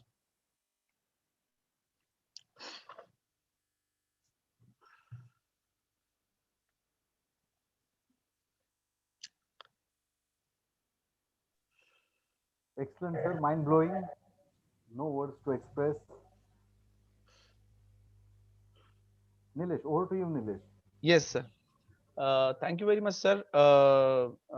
Actually, thank you for your enlightening speech. Your lecture was not just an enlightening, but it's a very stimulating. Both the style and substance of your lecture were excellent, sir. You have truly given us the insight into Bhagavad Gita while giving the deliberations of the shlokas of Bhagavad Gita. You related it to the linguistics and the meaning, how we are getting from the language with the use of such a varied book like Bhagavad Gita.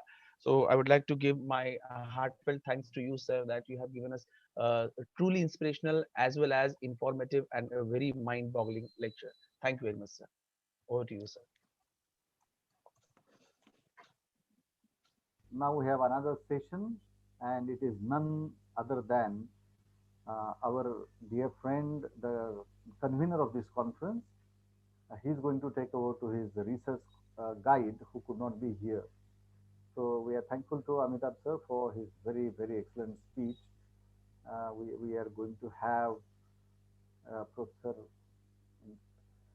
Jitendraji Bhamre sir, and to host this particular session, may I please ask Dharmadikari sir, who is the secretary of, organizing secretary of this event, and he's the treasurer of Dham Dhule. So the two gentlemen are there. They are very close to each other. They have been working very hard for so many years. They have been working very hard for the society, for Dham Dhule, and they have submitted their PhD thesis. Very soon, Dham will be a research center. So little time left for the paper reading session, starting from 2:30 p.m. Before that, I request Dharmadhikari sir, मैं Dharmadhikari sir से मैं request करता हूँ कि वो अगला session conduct करे, जहाँ पर हमारे मित्र जितेंद्र जी भामरे सर हमें मार्गदर्शन करने वाले हैं. Dharmadhikari sir, please. Yes sir. हरिओम. सुस्वागतम, सुस्वागतम, सुस्वागतम.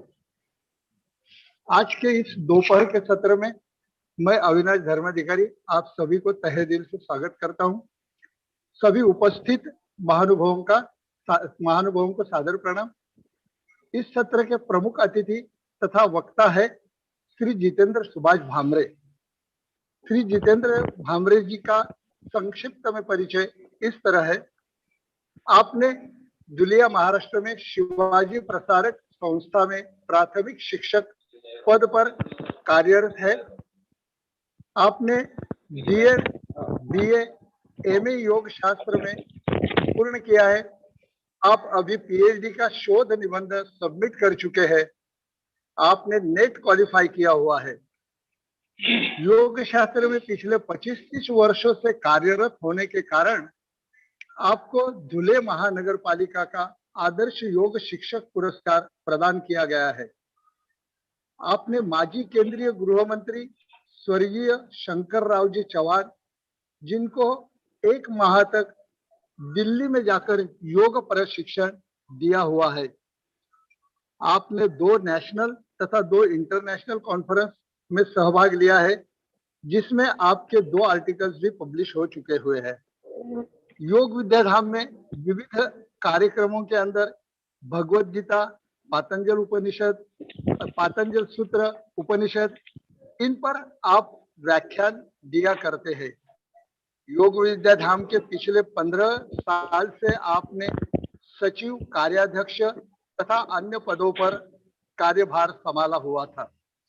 ऐसे एक आकर्षक व्यक्तिमत्व को आज अभी हम सुनने जा रहे हैं। डॉक्टर वैभव जी संदेश को मैं विनती करता हूं कि श्री भामरे जी का पुष्पगुच्छ देकर स्वागत करें।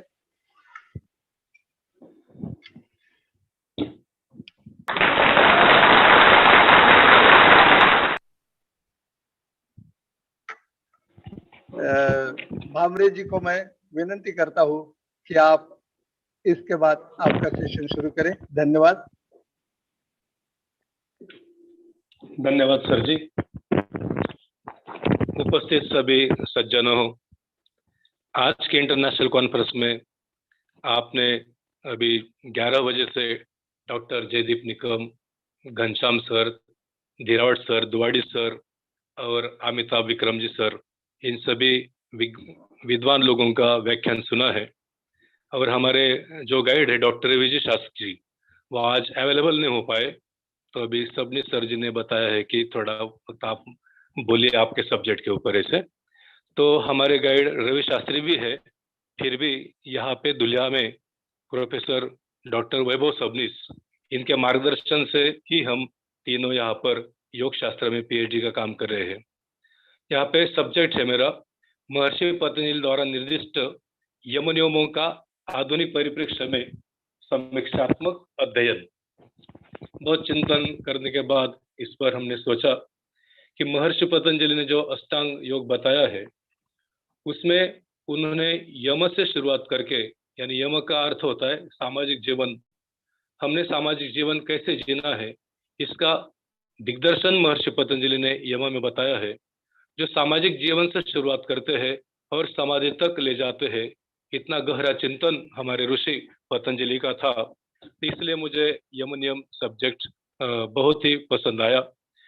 तो यम नियम की जरूरत जितनी 2500 साल पहले थी जब पतंजलि का काल था, तो उससे भी कहीं ज्यादा आज का जो जीवन है, मनुष्य का तान तनाव जीवन, जहाँ पे सभी ढेर सारी समस्याएं निर्माण हो चुकी है, शारीरिक, मानसिक, आत्मिक सभी तरह की बीमारियां मनुष्य को परेशान कर रही है, तो उस वक्त यम नियम की जरूरत कई गुना ज्यादा बढ़ती है।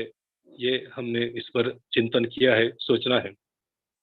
आधुनिक मानव का अर्थ ऐसा होता है कि जिसने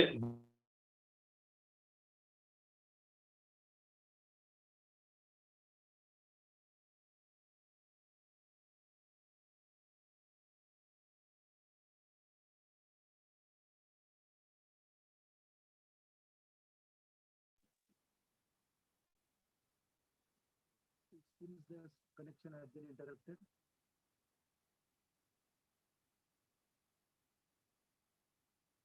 Hello, Dr. Bhamre sir.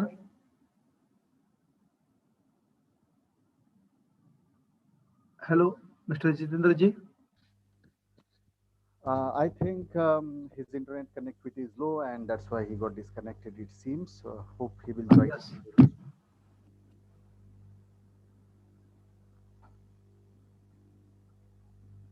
We'll just wait for some time. He is there. I think that he is reconnected. Yeah, and he will be with us very shortly. Yeah, he is with us now. Jitendra sir, you are not audible. Sir. Please unmute. Yes. Okay, it's okay. Please continue. हाँ sir, okay, thank you sir, thank you. तो महर्षि पतंजलि ने 2500 साल पहले कि यम के माध्यम से हमें बताया है कि हमारा सामाजिक जीवन कैसे होना चाहिए, और नियमों के माध्यम से बताया है कि व्यक्तिगत जीवन में हमने क्या बदलाव करना चाहिए। तो महर्षि पतंजलि 5 यम बताते हैं। पहला यम उन्होंने बताया अहिंसा, यानी किसी भी प्राणी की, किसी भी व्यक्ति की हमारे माध्यम से हिंसा नहीं होनी चाहिए। तो कोई व्यक्ति हो, कोई प्राणी हो, किसी भी और हम तकलीफ देते हैं तो उसका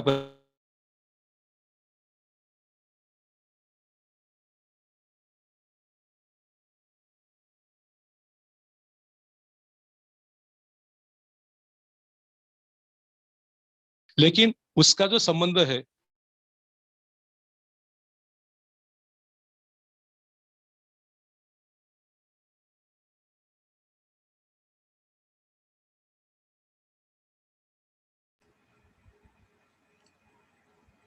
I think Bhamre sir's connectivity is very low, and that is obvious. These are working hours. So many people are online, and that's why issues are there. We pray that Bhamre sir will rejoin and start his speech. Sir, please.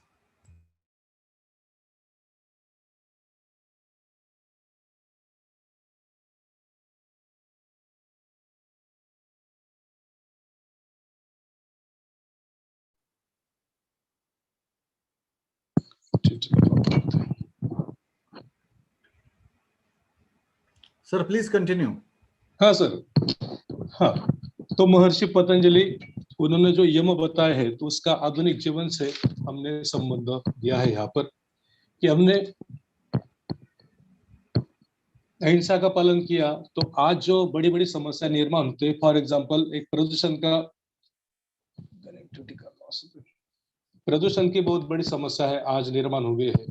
जैसे हम एक सादा example देते हैं कि लोग जब दूध लेने को जाते हैं तो प्लास्टिक की कैरी बैग का इस्तेमाल करते हैं, सब्जी लेने को जाना है तो प्लास्टिक की जो बैग्स है उसका इस्तेमाल करते हैं, ढेर सारी गाड़ियां जब होती है तो उसके कारण वायु प्रदूषण होता है। लेकिन अगर जो साधक अहिंसा के बारे में सजग है, अहिंसा का पालन करता है, तो वो प्लास्टिक कैरी बैग इसका जो उपयोग है वो कम करेगा, गाड़ियां है उसके बजाय वो पैदल चलना, साइकिल का इस्तेमाल करना, ये सजगता उस साधक की बढ़ सकती है अगर उसने अहिंसा का पालन किया। अहिंसा के बारे में अगर उसकी सजगता निर्माण होती है तो निश्चित रूप से हम ये परिणाम अनुभव कर सकते हैं। वैसे पतंजलि ने दूसरा यम जो बताया शौच, शौच यानी शुद्धता, कि सभी बीमारियों का जो मूल कारण है अशुद्धि है, अशुद्धि से सभी बीमारियां निर्माण होती है और शुद्धि के कारण सभी बीमारियां जाती है। इसलिए पतंजलि ने भी सूत्र बताया है कि चित्त की शुद्धि होनी चाहिए, चित्त की शुद्धि होती है तो सभी बीमारियां हमारी नष्ट होती है। तो पतंजलि दूसरा यम बताते हैं शौच। जैसे पहला यम हमने इसके साथ देखा यम अहिंसा, तो दूसरा नियम उन्होंने बताया शौच, कि शौच के कारण अगर हमने पालन करते हैं, शुद्धता का अगर पालन करते हैं तो हम स्वस्थ जीवन जी सकते हैं। तो आज हम देख रहे हैं कि आहार के माध्यम से, पर्यावरण के माध्यम से शरीर, वाणी और मन, इन तीनों की अशुद्धि होने में मदद मिलती है। लेकिन अगर हमने योग की जो शुद्धि क्रिया है, षट कर्म वगैरह, उनका अगर आज भी इस्तेमाल करते हैं, उपयोग करते हैं, तो इनसे हम अपना जीवन जो है स्वस्थ कर सकते हैं। आज हम देखते हैं कि ट्रेन, बस, मेला, पिकनिक स्पॉट, यहाँ सभी जगह लोग बहुत तरीके से अशुद्धि फैलाते हैं और क्लीननेस जो होना चाहिए उसके बारे में हमारी सजगता कम है। लेकिन जो साधक अपने शरीर को, अपने मन को परमात्मा का मंदिर समझता है, इसके बारे में जो सजगता रखता है, यानी जो शौच नियम का पालन करता है, तो ये जो अशुद्धि निर्माण होती है उस पर हम उसका पालन कर सकता है। आज हम देख रहे हैं कि कोरोना जैसी जो भी बीमारियां फैल रही है उसका कारण है कि मनुष्य की इम्यूनिटी कम हो चुकी है, उसका मूल कारण उसकी अशुद्धि है। उसके बाद आज जो जनसंख्या में बढ़ोतरी हो रही है तो उसको हमने पतंजलि के जो यम नियम है उनके साथ जोड़ा है। वर्तमान परिस्थिति में जहाँ लोक संख्या का विस्फोट हो रहा है तो पतंजलि ने अपरिग्रह एक यम बताया है, अपरिग्रह स्थैर्यम जन्म कथंता संबुधा, यानी किसी भी बातों का हमारी जरूरत से ज्यादा हमने संग्रह नहीं करना चाहिए। उसे पतंजलि ने उस यम को अपरिग्रह ऐसे बोला है कि आज हम देखते हैं कि बढ़ती आबादी अगर रोकनी है तो उसके लिए हमारी सजगता होनी चाहिए। हर एक व्यक्ति को एक लड़का या एक लड़की होनी चाहिए, या ज्यादातर 2 लड़के तो हम जन्म दे सकते हैं। जैसे हमारे यहाँ एक ब्रीफ था गवर्नमेंट का कि छोटा परिवार सुखी परिवार, हम 2 हमारे 2, अभी तो हम 2 हमारा 1, यही इस चिंतन का नतीजा है, ये हम देख सकते हैं। तो बढ़ती आबादी को अगर रोकना है तो पतंजलि जो 2500 साल पहले जो यम बताते हैं उसका पालन, अपरिग्रह का पालन हमें करना होगा। उसके बाद पतंजलि ने अस्तेय के बारे में बताया है कि जैसे आज बढ़ती आबादी हम देखते हैं उसका जो समाज पर होने वाला परिणाम है, अगर लोगों की अस्तेय मन की अवस्था होती है जिससे व्यक्ति किसी भी आकांक्षा नहीं निर्माण करता। अस्तेय का अर्थ होता है कि कामनाओं को कम करना। अपने समाज में लोगों की जो बहुत सारी कामनाएं होती है कि ये कमाएंगे, वो कमाएंगे, इतना बड़ा घर बनाएंगे और 2 घर बनाएंगे, तो उसके वास्ते गलत रास्ते से लोग पैसा कमाते हैं, धन कमाते हैं, और उसका जो परिणाम है हमारी आज की सभी सामाजिक व्यवस्था पर होता है। इसलिए अगर हमारी सजगता हुई, अस्तेय का पालन हमने अगर किया, तो पतंजलि उस वक्त बोलते हैं अस्तेय प्रतिष्ठायाम सर्वरत्नोपस्थानम, अस्तेय का पालन से हमें सभी रत्नों का लाभ होता है। उसके बाद आज की सबसे बड़ी एक समस्या है जो व्यसनाधीनता है। व्यसनों का प्रभाव आज के समाज पर हम देखते हैं। भौतिक सुख जब आदमी प्राप्त करता है तो मनुष्य शांति से बहुत दूर जाता है, और शांति प्राप्त करने के लिए आज की जो युवा पीढ़ी है, जो आज के कम उम्र के भी लड़के हैं, तो वो उस जाते हैं व्यसनाधीनता की ओर। लेकिन महर्षि पतंजलि ने यम यहाँ पर काफी मदद करते हैं। तनाव रहित अगर हमें जीवन जीना है तो अहिंसा यम हमें ज्यादा मदद करता है। फॉर एग्जाम्पल, अहिंसा का अगर हम पालन करते हैं तो सब मानव जाति एवं सभी प्राणियों के प्रति करुणा का भाव जो व्यक्ति निर्माण करता है, तो उसको स्वयं के बारे में भी करुणा, मैत्री, ये भाव निर्माण हो गए। और जो व्यक्ति स्वयं के बारे में करुणा रखता है तो व्यसनाधीन नहीं हो सकता। जो व्यक्ति दूसरों पर प्रेम करता है, दूसरों की तकलीफ समझता है, वो व्यक्ति खुद को तकलीफ नहीं दे सकता। इसलिए शराब, सिगरेट आदि आदत जो है, जो रखता है, वो व्यक्ति हिंसक होता है। लेकिन जो व्यक्ति प्रेम से भरा होता है वो इन सब बुरी आदतों से, गलत आदतों से, मादक पदार्थ के सेवन से बचने के लिए उसकी सजगता निश्चित होती है। इसलिए पतंजलि जो बात करते हैं हजारों साल पहले, उसके जो परिणाम है कई गुना आज हम देख सकते हैं। और पतंजलि तप के बारे में बोलते हैं। जो व्यक्ति तपस्या करता है, सुबह रोज उठना, व्यायाम करना, योगाभ्यास करना, ऐसा तपस्वी जो साधक है वो वैष्णव से सभी तरह के जो व्यसन होते हैं उनसे वो दूर हो सकता है। आगे और पतंजलि के बारे में हम सोचते हैं कि जो व्यक्ति, आज हम देखते हैं कि भ्रष्टाचार एक भीषण समस्या निर्माण हो चुकी है। आज सभी स्तर पे लोग जो अलग अलग सर्विस में होते हैं तो भ्रष्टाचार करते हैं, लेकिन अपरिग्रह का पालन करने वाले व्यक्ति भ्रष्टाचार नहीं कर सकती। जैसे किरण बेदी ने एक बार एग्जांपल दिया था, जब लोकपाल बिल का चल रहा था अन्ना हजारे आंदोलन में, तो उन्होंने बताया था कि अगर समझो टीचर को कम तनख्वाह है तो उसकी लड़की ने, उसके पति ने, पत्नी ने सवाल पूछना चाहिए कि आपको अगर इतनी कम तनख्वाह है तो फिर आप इतने बड़े बड़े कीमती जेवर वगैरह कैसे ला सकते हो। तो ये इस वक्त व्यक्ति की सजगता बढ़ती है, और अगर अपरिग्रह का पालन करता है तो फिर भ्रष्टाचार जो है अपने आप नष्ट हो सकता है। आज बाजार में हम अलग अलग मिठाई खरीदते हैं, कीमती कपड़े खरीदते हैं, बड़े बड़े मकान बनाते हैं, लेकिन जो व्यक्ति पतंजलि के दूसरे नियम का पालन करता है, यानी संतोषी वृत्ति का पालन करता है, तो फिर वो ये जो यम है उसका अगर वो पालन करता है तो भ्रष्टाचार अपने आप कम हो सकता है। उसके बाद संतोष है। संतोष के द्वारा हम भ्रष्टाचार निर्मूलन कर सकते हैं। यानी हमें जो मिला है, जो हमें सर्विस मिले है, उसके माध्यम से अगर हम समाधानी रहते हैं तो अपने आप भ्रष्टाचार नष्ट हो सकता है। जैसे अभी योग धाम धुलिया जैसी संस्था काम करती है, तो यहाँ पे जो लोग इन सर्विस है तो ऑनरेरी काम करते हैं, उनको जो तनख्वाह मिलते हैं उसमें समाधानी होने के कारण, वो संतुष्ट होने के कारण जहाँ पे काम करते हैं वहां पर वो भ्रष्टाचार नहीं कर सकते। जैसे अभी हमारे जो गाइड के रूप में काम कर रहे हैं सबनी सर, लॉ कॉलेज में प्रोफेसर का काम करते हैं, तो उनके तनख्वाह से वो समाधानी है, तो उनको लगता है कि इसके बजाय और हम समाज के लिए कुछ काम कर सके। तो ऐसे जो संतोषी लोग हैं कि अपना जो बचा समय है समाज के कल्याण के लिए काम में देते हैं, तो वो लोग गलत मार्ग अपनाते नहीं, भ्रष्टाचार नहीं करते। तुलिया योग धाम के जो बारचे सर जिन्होंने योग की काम की जहाँ पे शुरुआत की, तो उन्होंने जो ऑनरी काम किया, ऑनरी काम का परिणाम ऐसा हुआ, तो दुलिया में जो ब्रांच तैयार हुई योग धाम के लोगों की, तो सभी लोग सेवा भाव से काम करते हैं। तो ये सब कारण है कि महर्षि पतंजलि के यम नियम, इनका अगर आज हम पालन करते हैं तो आज भी हम सुखी और समृद्ध जीवन जी सकते हैं। अभी वक्त का समय है, यहाँ पे अभी मैं रुकता हूँ। धन्यवाद, नमस्ते।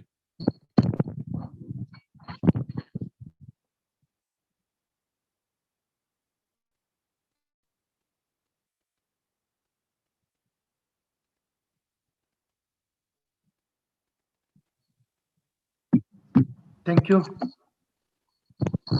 Yes, sir. Thank you very much. Bhamre thank you sir ji, sir, thank you. धन्यवाद। Doctor Avinash sir. हाँ सर, जितेंद्र भामरे जी ने धन्यवाद सर, धन्यवाद। ऐन वक्त पे मालूम होने के बाद ये सेशन शुरू किया। 1 घंटा पहले जब हमें डॉक्टर रवि कुमार शास्त्री जी से मैसेज प्राप्त हुआ कि वो ये सेशन अटेंड नहीं कर पा रहे हैं, तो ऐन वक्त पे भामरे जी ने उनकी जगह संभाल कर, अपनी गुरु की जगह संभाल कर उन्होंने एकदम सही तरह से मार्गदर्शन किया है। हम उनका तहे दिल से स्वागत करते हैं, अभिनंदन करते हैं। धन्यवाद सर जी, धन्यवाद। Thank you sir.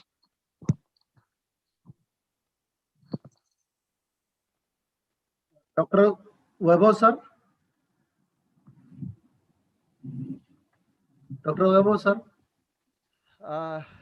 Yes, sir. Yes, sir. I was on a phone call. Sorry for attending late.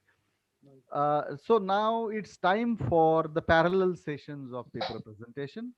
Dear friends, those who are going to present their papers in English on English literature, and those who have got PowerPoint presentation slides, be here in this room. Mr. Nilesh Pathak sir is going to conduct this session of paper presentation. You are given maximum 5 minutes. You have to sum up. We know, we realize, we understand 5 minutes are too less to make the presentation. Remember, don't read paper. You have to make a presentation of your paper.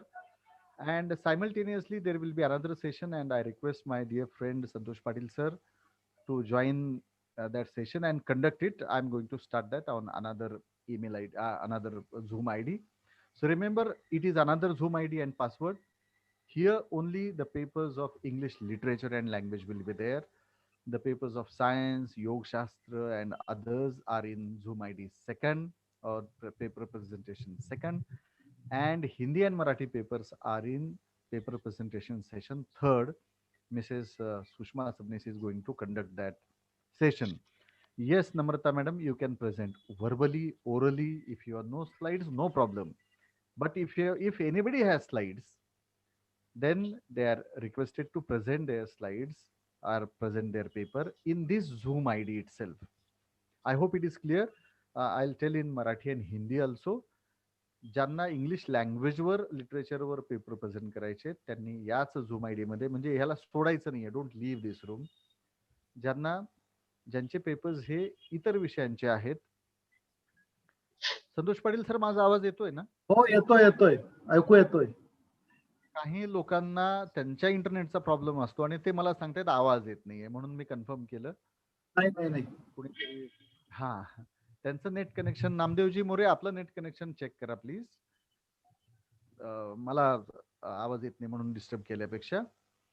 आणखी कोणीतरी आलं, you are not audible, but it is I think there network problem.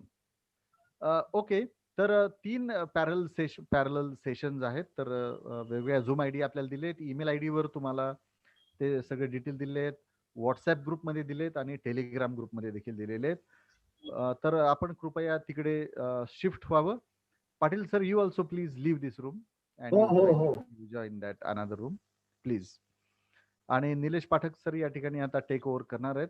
मी थोडक्यात screen share करून हे parallel sessions दाखवण्याचा प्रयत्न करतो. Just for a minute, half minute, and already 3 minute आपल्या सेशनला बाकी आहेतच.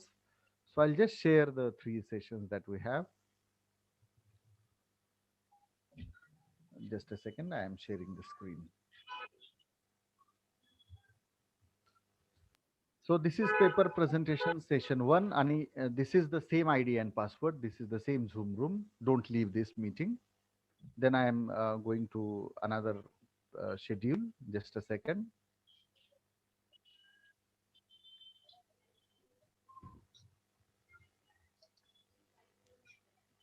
Yes, here you can see this is the mixed papers in English. Rachna and Ankita madam, Anupama madam, Rekha Devi madam, Kaveri Jadhav madam, Guru Raja Rao sir, Jaya Revanna, Dr. Jaya Revanna, Dr. Ketan Hatware, Mrs. Sheetal Borde, and Mr. Narendra Gangude. They will make their presentations. Remember, this is another ID and another passcode. So please leave this room. या लोकांनी हा room सोडायचा आहे. आणि याला join करायचं आहे काही क्षणामध्ये, अजून सुरू व्हायचं आहे ते. And we are moving towards the third one. I am sharing it very shortly.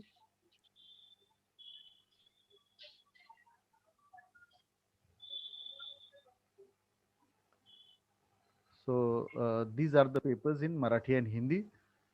Shri Vivek Salve, Shri Anil Salunkhe, Dr. Salunkhe, Dr. Maruti Bamne, पूजा मराठे, राहुल येवला, भालचंद्र नेरपगार, सौ संगीता पाटील, सौ लता हिवरकर आणि खुशबू पाटील यांचे या ठिकाणी प्रेझेंटेशन आहेत. या ठिकाणी आयडी आणि पासवर्ड ऑलरेडी दिलेला आहे, तुम्हाला ईमेल केलेला आहे, ग्रुपवर सेंड केलेला आहे आणि ते तुम्ही तिकडे जॉईन व्हायचं आहे. सो आय request Dr. Professor Nilesh Pathak sir to further conduct this particular session. Please, over to Professor Pathak. Yes, thank you, sir. Thank you, sir. Thank you very much, sir. I welcome you to this session of a paper presentation. We have some paper enlisted here. We have some names.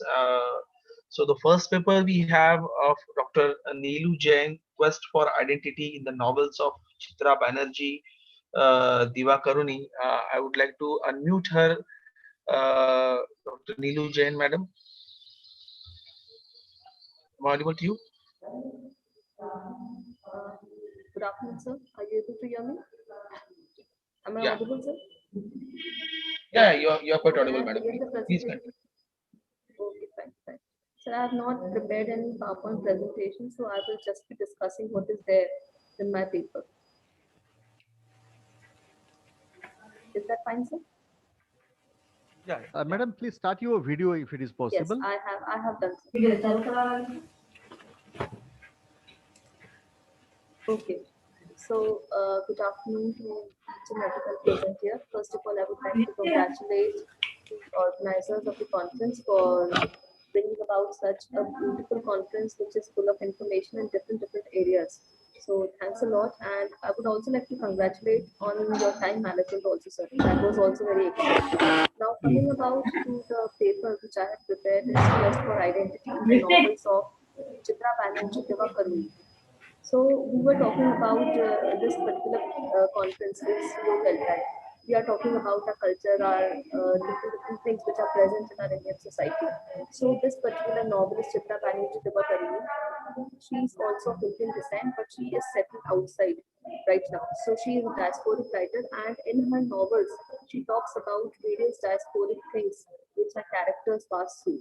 So when I was researching on this particular author, I found that the characters, they are suffering from the identity issues, they are suffering from the cultural identity, they are facing the alienation, the nostalgia, the belongingness towards home, and so many lots of things. So in this particular paper, I will be talking particularly about the quest for identity, which is a very important theme in each of her novels, relating particularly to her women characters. So first of all, the identity of a person, as we all know, is very dear to him or her because it carries the representation of the uniqueness and individuality of that person. Even our identity is very dear to us. Now, when it comes to the question of identity, we see that women, they face this crisis of identity when they go from their parents' home to the in-laws' home, and much greater when they move from their homeland to the alien land, because there they are expected to reciprocate the culture of their home country in the alien land, and in this way, they are doubly marginalized. So this particular paper will be dealing with particularly two novels, The Mistress of Spices and The Oleander Girl, in which I will be talking about the protagonist and some of the minor characters which break the Indian patriarchal systems and the conventional stereotypes in order to achieve their identity, and how they also self-fashion themselves so that they can make their place in the homeland as well as the alien. First of all, from where this word identity is derived? It is derived from the Latin word, Latin word idem, which means sameness and continuity. Now, it can also be recognized by the term self and others because they have a collective set of characteristics which are present across time and place. Now, this concept of identity, it originated in the works of psychologist Erik Erikson. And in his book, The Stages of Psychosocial Development, according to Erik H. Erikson, he talks about that how a person's identity is formed when from childhood to the adulthood. Now, because in today's scenario, this is a multicultural world. We are living in a globalized world. So today, this identity, it is not fixed, right? But this identity, it is dual, it is evolving, it is fluid, it is segmented, hyphenated, and there are multiple identities. When, as a person, we even we can feel ourselves that yes, even we have multiple identities. So similarly, this multiple identity is also found in the characters of Chitra Banerjee Divakaruni. If I talk about the first novel, that is The Mistress of Spices, talking about the protagonist of the novel, which is who is Tilotama. So we can see that how Tilotama, she changes her identity for nearly 4 times in the novel. When she was born, so she was named as Nayantara. Now, although she was named as Nayantara, but what care and what love she got from her parents and her in-law and her folks. So it was totally different because she was like the soul in to her family. Because why? Because she was a girl child. So it was totally different to the name that she was given. Now, similarly, when she moved towards later in her life, she was named as Bhagyavati. Then further on, she was named as Tilotama when she becomes the mistress of spices. And finally, she gains the identity, the name of Maya, again, which is totally different from her name. So we see that how Tilotama, how this protagonist Tilotama, who is often referred as Tilo in the novel, she changes her identity nearly 4 times in the novel, and how she is striving herself in order to attain an identity for herself. And through her spice shop in the foreign land, she is helping the you can say the Indian people who are living in a foreign land, and she is giving them spices, the different spices, in order to cure them from their mental and physical ailments. And this particular novel, The Mistress of Spices, it is also adapted. Yes, sir. Okay, okay, fine. It is also adapted into a movie, The Mistress of Spices, and starring Aishwarya Rai Bachchan and Daniel McDermott. So, talking about the other characters, such as Lalita, which is one of the minor characters, she is often referred in this novel as Abuja's wife, right? So she is not called by her name; she has forgotten her name totally, and she is referred to as Abuja's wife, which shows that how a woman, she has forgotten her identity, but then also she tries a lot, and ultimately she attains that freedom for herself, freedom from the patriarchal male society. And similarly, the other novel, which is Oriental Girl, we see that Kurobi, who is the protagonist of the novel, she is also given this name by her mother, which means a very tough flower, a very strong flower in Bengali. And how she tries to find her identity, how she is she has that quest to find her identity because she does not know who is her father, and she goes into the foreign land to find this in search of her father so that she can get her true identity. So in total, I want to say that Devakaru's women characters, they are very strong characters who they do not, you can say that they don't fail in their attempts, and their identities are never settled. And they are continuously in the process of development of their identity, and ultimately they achieve their aim, and thus they make a place for themselves in the homeland as well as the alien land, which is a very important aspect in each of our novels. So this was all about my paper. Thank you so much. Thank you very much, madam. It seems that Dr. Neetu Jain, madam, has issue of quest for identity, and it was a wonderful paper, madam. It was really a thought-provoking paper.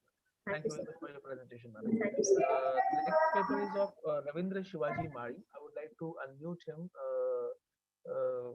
Professor Ravindra Shivaji Mari, the exploration of the mental crisis of the major female characters in Chetan Bhagat's fiction Half Girlfriend. Mari, sir, over to you, sir. Okay, sir. Enable my PPT sharing, please. Screen sharing. You want to share your screen, sir?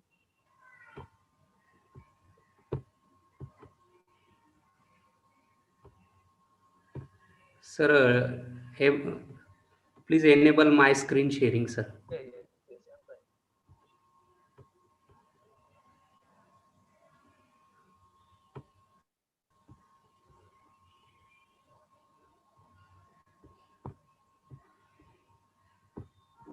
Hello. Just a second, sir. I'm trying to enable. Yes, I'm trying to enable. Just a second. Yes, sir.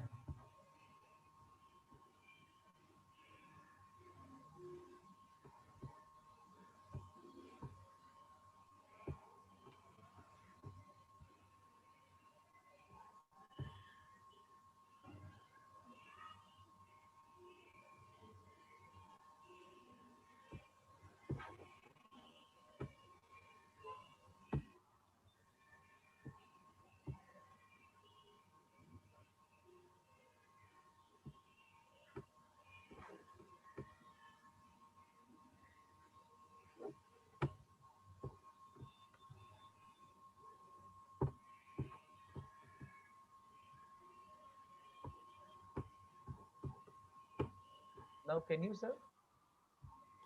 No, sir. Disable is coming, sir.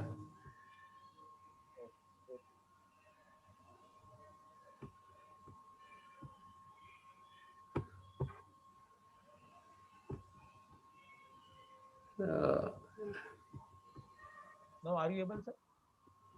No, sir. No.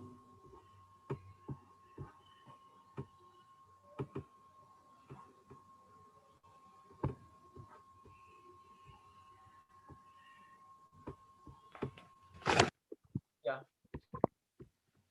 Now, are you able to share the screen? Yes, sir. Yes. Thank you. Please continue, sir.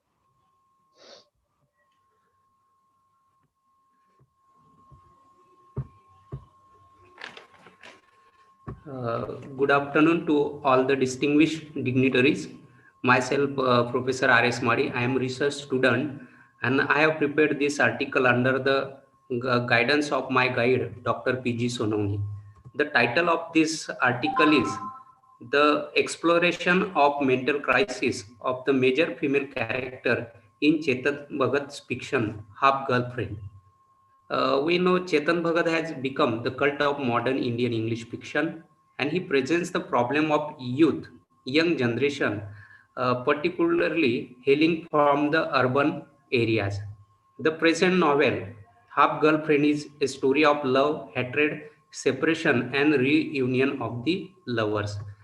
Chetan Bhagat is blamed that he always presents the problem of youth, particularly the problem of male protagonist. But this novel is exception to this presentation.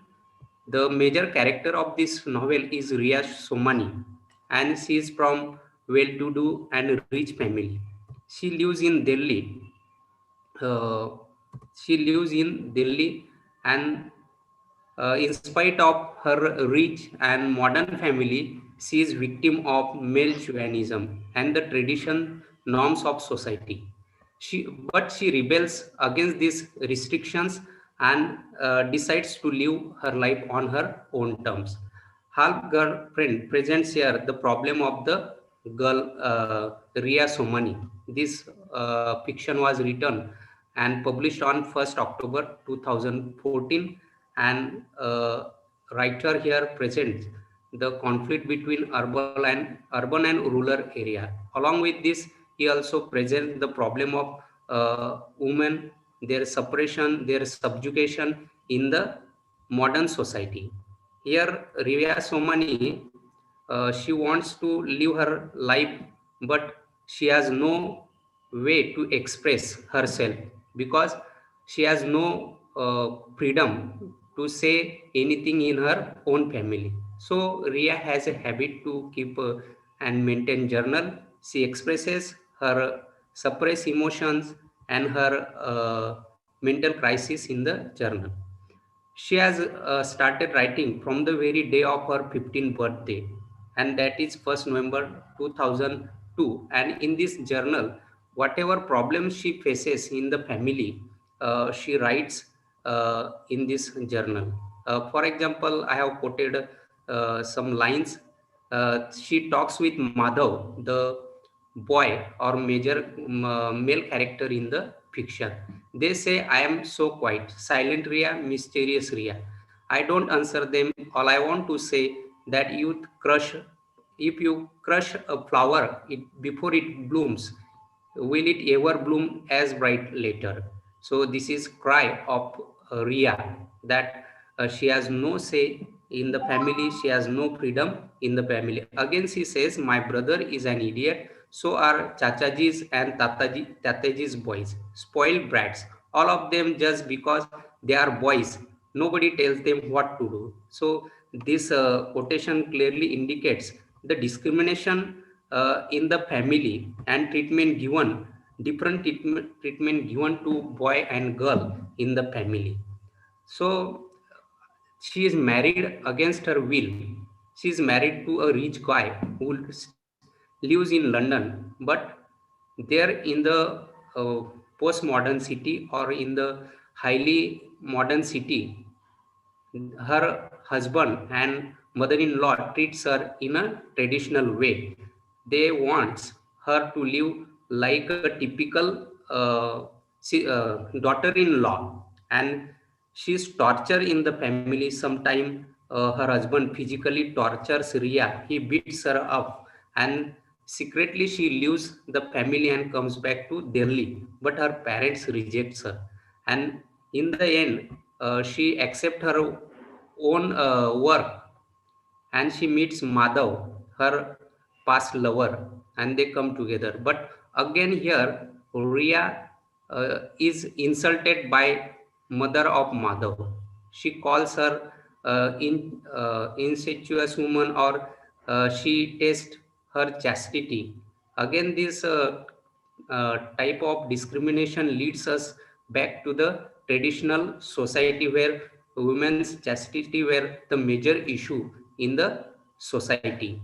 So in the conclusion, Ria, I can say that Ria faces many storms in her life. These storms take away her peace of mind. Her experience her teaches her to overcome these storms. She silently takes a retreat from Madhav's life and rise to him. To be loved and to love is nice. And however, more than love, I want peace. It means that she is undergoing a continuous struggle, continuous crisis, and in the end, instead of love, she prefers peace. And this suggests the mental crisis, mental storm of Ria, and we can experience her trauma in her life. And Ria undergoes in the end an incredible transformation. She is a victim of male chauvinism. The obnoxious tradition of her family never bother her for emotion. In the end, she becomes out as a rebellious and independent girl. She doesn't depend on others, and she leaves India to pursue her dream. She goes New York and sings in a bar. The writer presents the pathetic condition of Ria. He also brings out the exploitation of the women in the postmodern society. So this is my conclusion, and I end my presentation here. Thanks for giving me such an opportunity. Thank you very much. Have a nice day. Thank you, sir. Thank you, why, sir, as you have attempted to explore the mental crisis and the traumatic experiences of the women characters in the select novels of Chetan Bhagat. Thank you very much for your wonderful paper presentation, sir. Thank you, sir. Here I would like to, yeah, thank you, sir. Invite the other paper presenter, Dr. Deepak Dashrath Devre. I think Dr. Sheikh M.A. Rahman Bhagwan, but he's not in the list of the participants. I'm not able to find him. So Dr. Deepak Dashrath Devre.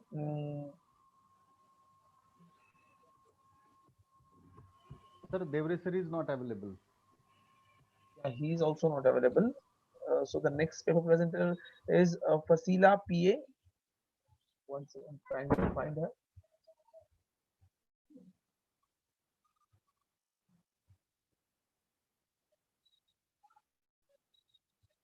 Yeah.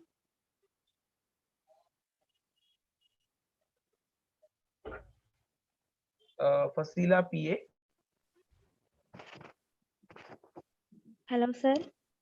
Yeah. Madam, you please continue presenting your paper. Your paper's title is A Study of the Consequence of Child Sexual Abuse in Sydney Sheldon's Tell Me Your Dreams. Yes, sir. Hello. Okay.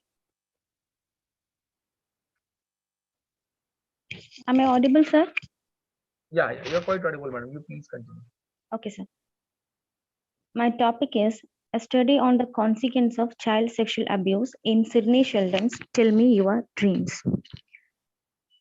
Child sexual abuse is a social issue and vigorous crime that exists in our society. It is an act of violence which has its lasting social consequences. Sexual abuse of children has become the subject of great community concern and the focus of many legislative and professional initiatives. Literature is also a part of it. Literary persons they explore as well as throw lights into this suppressed crime by using actual events with fictional characters. It helps to understand the evilest phase of child sexual abuse at very closely. Feminism, racism, psychology, and homosexuality are the major critical approaches that help to understand child sexual abuse from multiple angles, how the act of child sexual abuse associated with socio-familial background of a child, who are the perpetrators of this crime and how it affects his or her future life. Sidney Sheldon's famous novel, Tell Me Your Dreams, is one of the famous novels in this category. It was published in 1998. It's a psychological suspense thriller, mysterious detective fiction, as well as a social novel. It includes detailed information about the author and exploration of the novel in the context of child sexual abuse and multiple personality disorder. It is studying Ashley Patterson, a young 22-year-old lady. She is suffering from MPD, multiple personality disorder, and it leads to 5 brutal murders. Doctor discovered incest or sexual abuse by her own father is the reason of this trauma. This novel gives a vivid picture of aftermath child sexual abuse both in the future life of the victim and how it directly affects to our society. Ashley Patterson, an expert in graphic designing, creating layout with text and images. Her father, Dr. Patterson, is a famous cardiologist and he pioneered a breakthrough in minimally invasive heart surgery. Her mother was died when she was 12 and she had no one but her father, Dr. Patterson, is a violent temper and his married life was not in good way. Ashley's childhood was isolated between the screaming arguments and beating of her parents. The narration includes court procedures and hypnotherapy in the background mental asylum. This unfriendly family atmosphere and lack of parental care molded Ashley as an introverted and likes to be run away from the crowd. She preferred loneliness than social life. She hates ice skiing because she is afraid of cold weather. Ashley Patterson was sure someone was following her, so she always very conscious about the security of her room. She examined the lock twice or thrice before she left for office.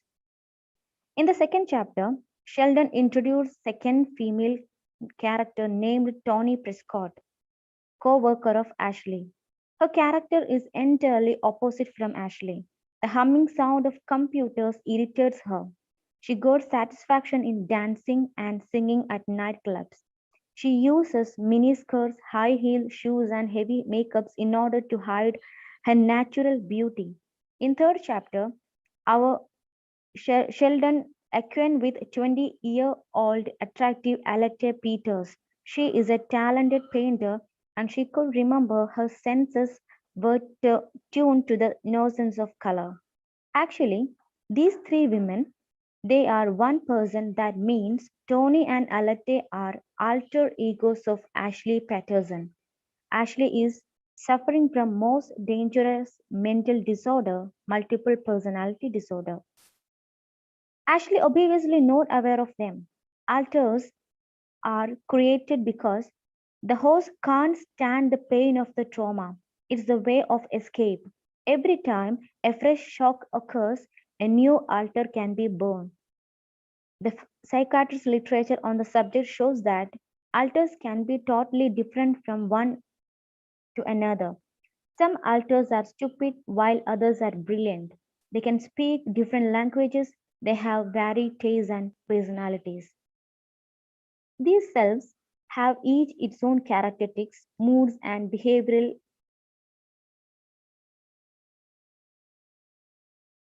Important thing is that each alders possess different character and temperament which is entirely different from real psyche.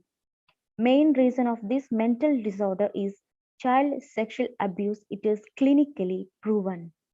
When the child completely isolated in her family or she face problem of disclosure, it may lead to creation of alter egos in her or his mind to resist abuse and violence.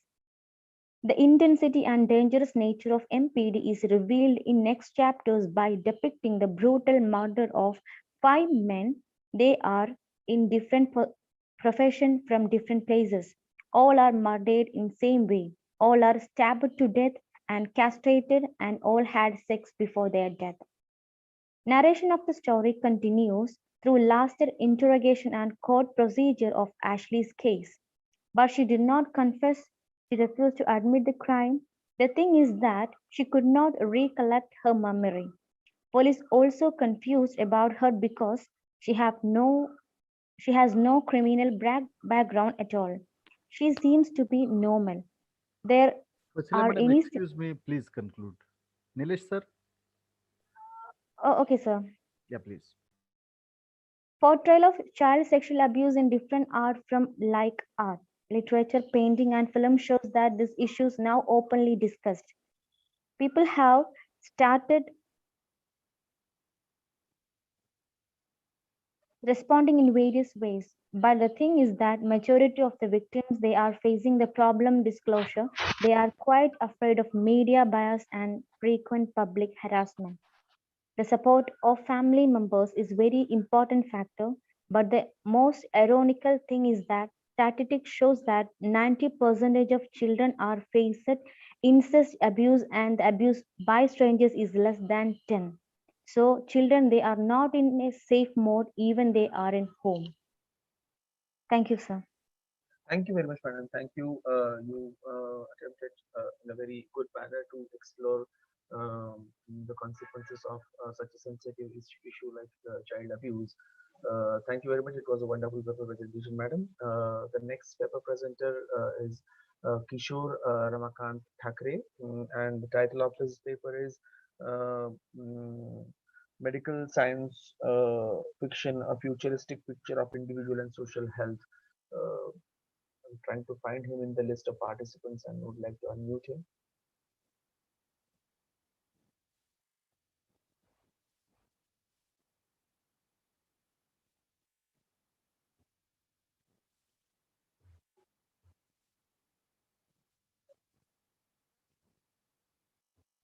Hello. Yeah, Professor Kishore.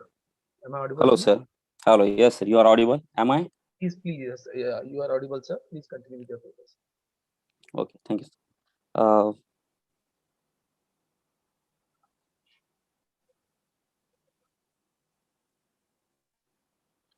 so good afternoon to all the panelists, organizers, moderators, and all the participants for giving me an opportunity to present the paper for this today's international conference.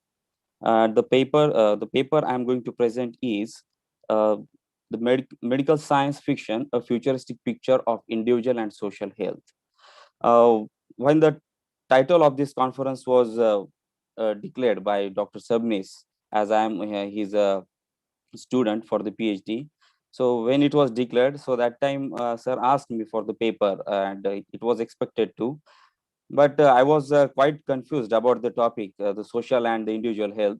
But sir guided me a lot, and he said that the topic in which in the same you can find these elements of the social and individual health.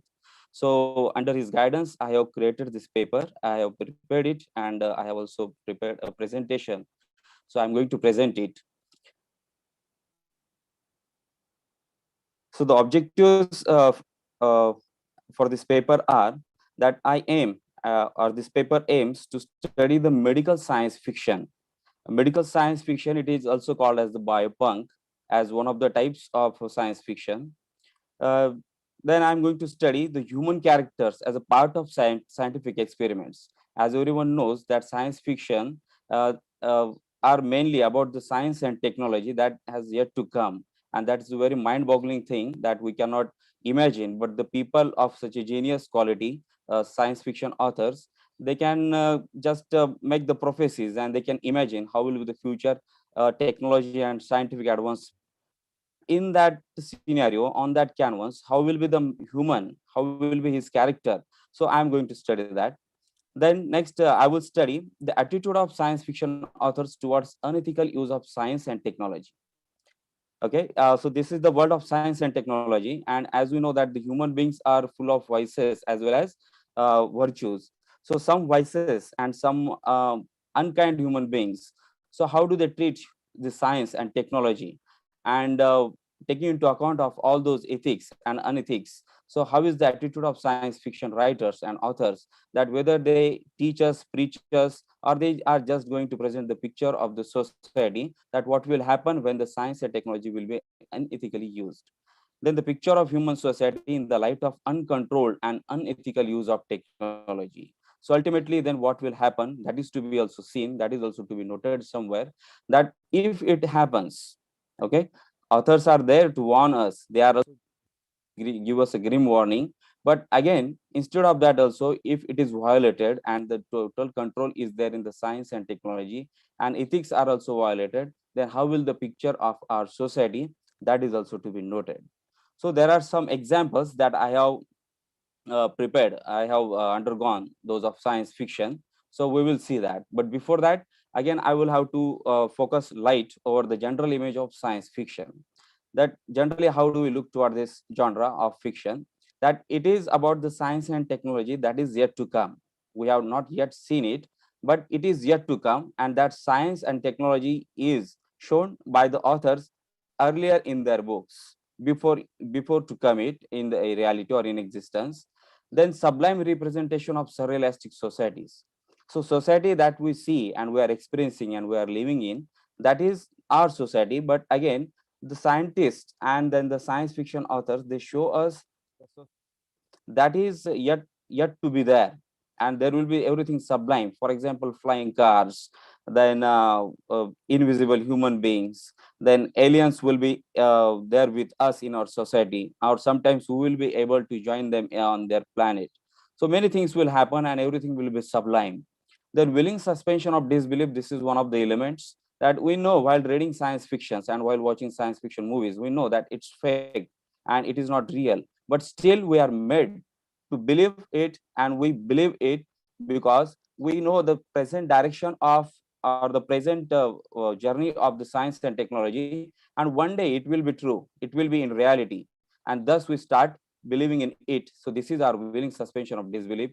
Then height of the writer, height of his imagination, that is also to be appreciated. Then science fiction as an harbinger of future. As earlier I told, that science fiction, actually these books are harbinger. These are, we can say, the forerunners, that they tell us the vision, that how will be the future, how will the future technology. So they make they are just like a harbinger to us. This is one of the image of the science fiction.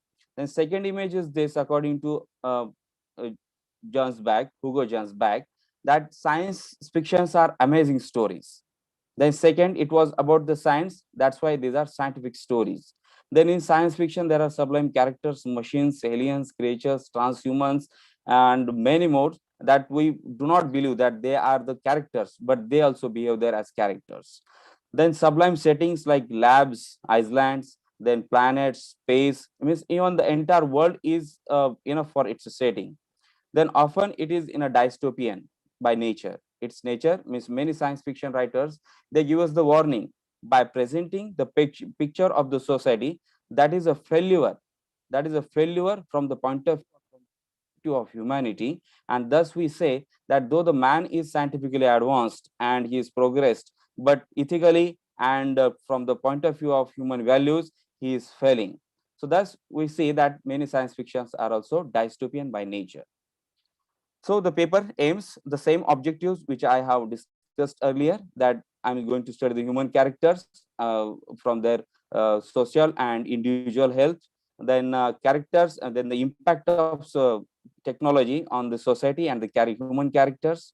Then if it happens, then what will be the modified and altered physique and society wherein characters are living. Then author deals with the human characters, human ethics, human society, human existence, and that all which is human, whatever is human. So that is noted here, and that is analyzed here from the light of these science fiction studies. Okay, so after this, the first science fiction that I have, that is Mary Shelley's Frankenstein. And why not? As it is the first science fiction, though it was from the out of that competition that who will write the most horrible book. And thus, this is the production, and this is the, we can say, the result by Mary Shelley. And everyone governs it, that it is the first science fiction. See, the science fiction, now I have just focused light over it from this medical science fiction. As there is a dead body and one young aspirant of the science, medical science, and he believes that he also wants to be like a god, and he also wants to be a creator. So he creates, he wants to give life to that dead body, and from doing many scientific experiments, he gives life to that body, means it becomes animated again. It becomes animated. But ultimately again, there is a missing thing, that is values and ethics. There are no social ethics in that body. That's why we do not call it a man. And the novel also, that you can see the term, that is the monster. So the body, that even though it looks like man or human being, but if it is lacking, or it is lagging behind in the healthy social ethics and values, then it will be the monster, right? So in this way, that Mary Shelley's Frankenstein is nothing but a medical science fiction, and Mary Shelley tells us that what will happen if the science is there unethically used, okay, and if it is failing to produce ethics and values in the man or in that body, so that time also it is meaningless and it is failing. So it will just create the monster, and it is nothing of a use. Rather, it will be a huge problem and trouble, as that young aspirant in the fiction faced it, and it was completely devastating for his life. So in this way, this is the first example you can read, that it is medical science fiction. And right from the first science fiction, medical science fiction has also incepted. Then the second work I have selected, that's Aldous Huxley's The Brave New World. Everyone know it is very famous science fiction, and it is a very famous example of a biopunk, that it shows, and it is a satirical and dystopian by nature. Professor Kishore, sir, can you please sum Yes, up? sir. We have a little time, and many presenters are waiting, so that's why. Right, sir. Right, sir. Within a minute, I will try to sum up it. So the Aldous Huxley's Brave New World, it also talks about the human baby's birth, that these are born in the hatcheries. So and then the drugs like soma, that people are under its influence. Then society is stabilized by creating the modified and genetically designed people under the categories like alpha, beta. Then Boknovsky's process is also there to create the standard batches. And then free sex, this is one term there, and that is practiced irrespective of family, age, and relations. And in this way, it is also the one of the medical science fiction. It warns us about the many things like unethical drugs, unethical scientific process, and then what will be the ultimate result in the society. Then Robin Cook's Coma, it is also one of the examples that it talks about the entanglement between human life and machines, that humans are neither allowed to die or to be alive, that they are kept always in coma, they are not allowed to die even. Then Anil Menon's The Beast with 9 Billion Feet. This is Indian English science fiction. This author has also discussed about the transhuman genetic engineering, and it affects to the changes in the social milieu. And there is the conflict between the Dharma protocol and then the genetic engineering. Next is the Amitav Ghosh's The Calcutta Chromosome. This is a very wonderful science fiction, as it is the we can say mixture of historical, political, colonial, and medical science fiction. It talks about the history of malaria research, but again it is also that thing that in which natives are shown that they are treated as guinea pigs and they are the part of the scientific experiment. Then at the end I will conclude with the Anna McFarlane's paper, that Science Fiction and Medical Humanities. She urges for the blend of medical science and medical humanities, so that the trainees of medical science will be treating or will be practicing medical science from the point of view of humanities, and there will be the medical science and medical humanities in a blend. So this is the paper that I have presented here. So once again, I'm very thankful to the organizers for having such a conference here and giving us an opportunity to present the paper. So I hope, and if there is a feedback to give me, so I would also like to receive it. So once again, thank you so much. Thank you, Thakare sir. You have researched a lot on science fiction, and you have given us quite adorable picture of the futuristic picture of individual and social health through your paper. You have wonderfully presented your paper, so thank you very much. Thank you. The next paper presenter is Devija B. Her paper's name is Mrs. Bennett Revisited. I have unmuted you, madam. Yes, sir. Sir, am I audible, sir? Yes. You're quite audible, madam. Yeah, thank you, sir. And good afternoon, everyone. And thank you. Good afternoon, everyone. Thank you. So I'll be focusing more on Jane Austen's Pride and Prejudice, and particularly on the topic of Mrs. Bennet. Mrs. Bennet, as we all know, is a prominent, described as one of the prominent characters in Pride and Prejudice. Like character of Mrs. Bennet as well, and Mrs. Bennet is the mother of the all girl children in the family, and she's very energetic, and she's very powerful in the characterization given by Jane Austen.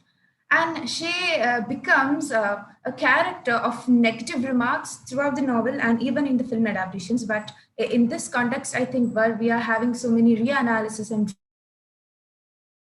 revisitings to the older characters, to the characters of given negative remarks, I think this is a situation where we have to go further into the minute aspects of Mrs. Bennet. So Mrs. Bennet is actually a concerned mother who is placed in a Victorian society, which is full of morals and moralities and other norms, and such situations where a Victorian mother stereotype is existing, and she is coming out from such a context, and she has a lot more to do in such a context as well. And she is a conflicting agent, and she's a visible voice when the matters of her girl children are concerned, and when the matters of her girl children are into the scenario, she is a conflicting character there. And she is very concerned about her daughters, and she knows very particularly that her daughters, the Bennet sisters, would not inherit anything from Mr. Bennet. Act of women's prominence, the women section or the girl children were not allowed to inherit the father's property to them. So Mrs. Bennet was so concerned about these daughters, and she was aware of this fact as well. And she wanted her daughters to get married off to some rich as well as good husbands for their financial security as well as future prosperity. So that's where she does all these things, and she actually sends her elder daughter Jane to a ball where she gets to know more about Mr. Bingley, and they are in love. They would the betterment of their of her daughters, and she does not do anything for the negative aspects. And she's a sole character who actually supports. Lydia has her own personality, Lydia has her own choices in her life, and in spite of all the remarks that the society made, the society actually pointed out, she actually supports Lydia, and she actually accepts both Lydia and Wickham, and actually supports her decision. Placed in a Victorian society to come out of the normal shell of the Victorian motherhood and norms and the concepts that a Victorian mother have, which a Victorian mother has, she becomes a deviant there, and she supports her mother, supports her daughter's choices there. And she is very fond of Elizabeth, because Elizabeth is the one girl who actually comes out of the regulations of the society, and she actually bursts out when anything bad happens. And when the choice of Elizabeth comes into the fore, when she chooses Darcy over the others, Mrs. Bennet was not ready to accept the choice of Elizabeth, only because of the fact that Darcy was the one who intervened in the matters of her elder daughter Jane. So that's one sole reason for her opposition to Elizabeth's choice. And then later towards the end, she also accepts Darcy, was not deviant in that type, and she was unlike the other Victorian mothers. So she has to be given a tinge of prominent characterization there. I think she should be reanalyzed in these contexts. And she is actually a deviant in another sense as well. The Victorian women were not allowed to speak and to have an opinion of their own. But unlike all the Victorian era of her own, and she expresses her opinions, her views every time when she wishes to do so. And she becomes too talkative, and she is narrated as too talkative because she acts against the norms of the Victorian society, and she is unlike the other Hello. deviant there. So, Vijay madam, can you please sum up? Sir? Yeah, can you Yes, please sir. sum up? We have a limited time, that's why we are asking you. Is, but she is not really a negative character. She is a very visible voice, and she is an individual with an agency. When this particular novel is considered, or when the whole Victorian narrative is considered. So that's all. Thank you, everyone. Thank you so much. Thank you very much, Vijay madam, that you have put forth the Victorian background through your paper, Mrs. Bennett Revisited. Thank you. It was a wonderful paper presentation, madam. The next paper presenter is Dr. Deepak Shantaram Chaudhary, sir. I'm trying to find him in the list and would like to unmute him. 1 second.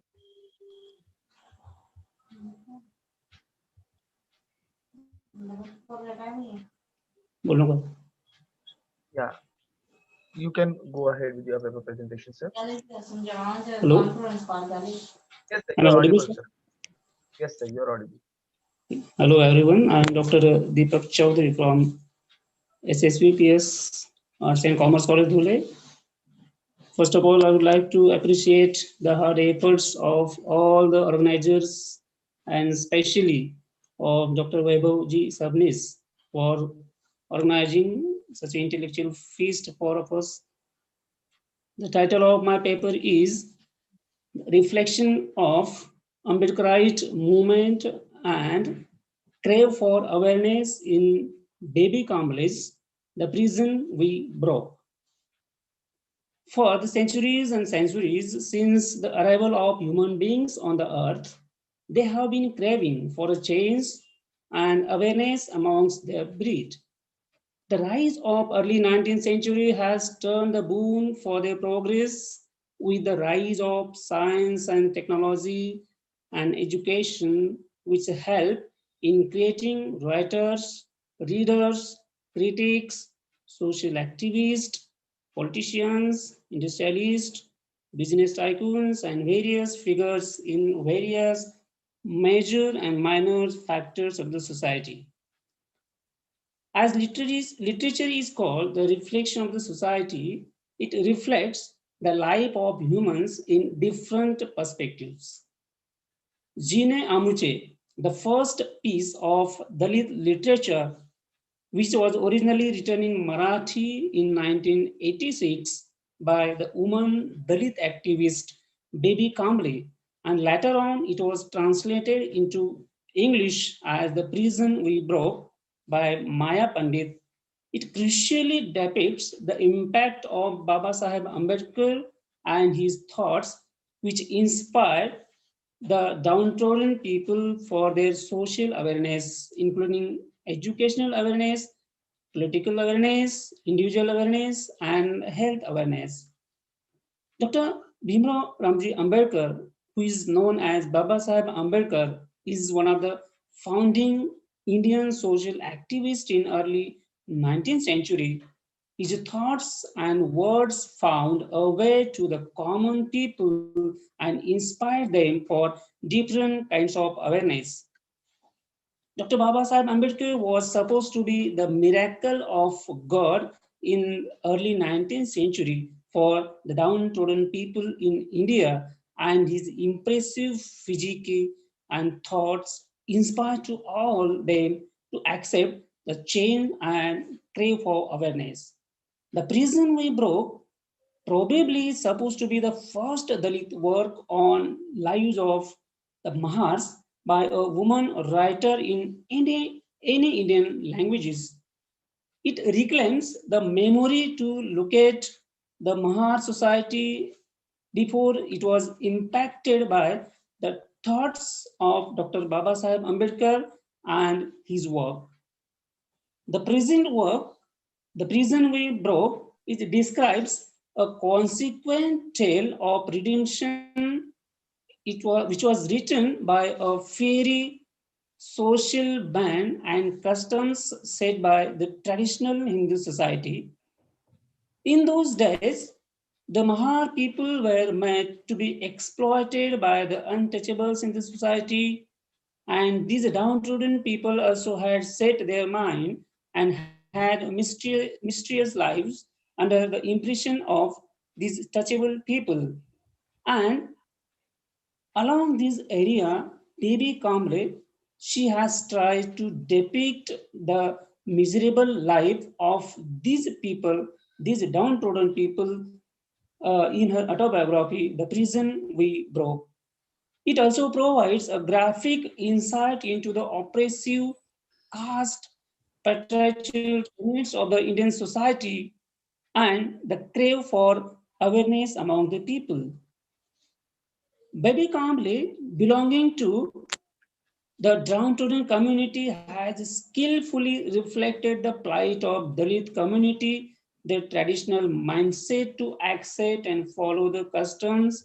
It has turned the routine of that people since their generations and generation, but the arrival of Dr. Baba Sahib Ambedkar in their life as a Lord Brahma and his crave for changing the life of these people by making them aware socially, politically, religiously, educationally, individually, as well as about their social health.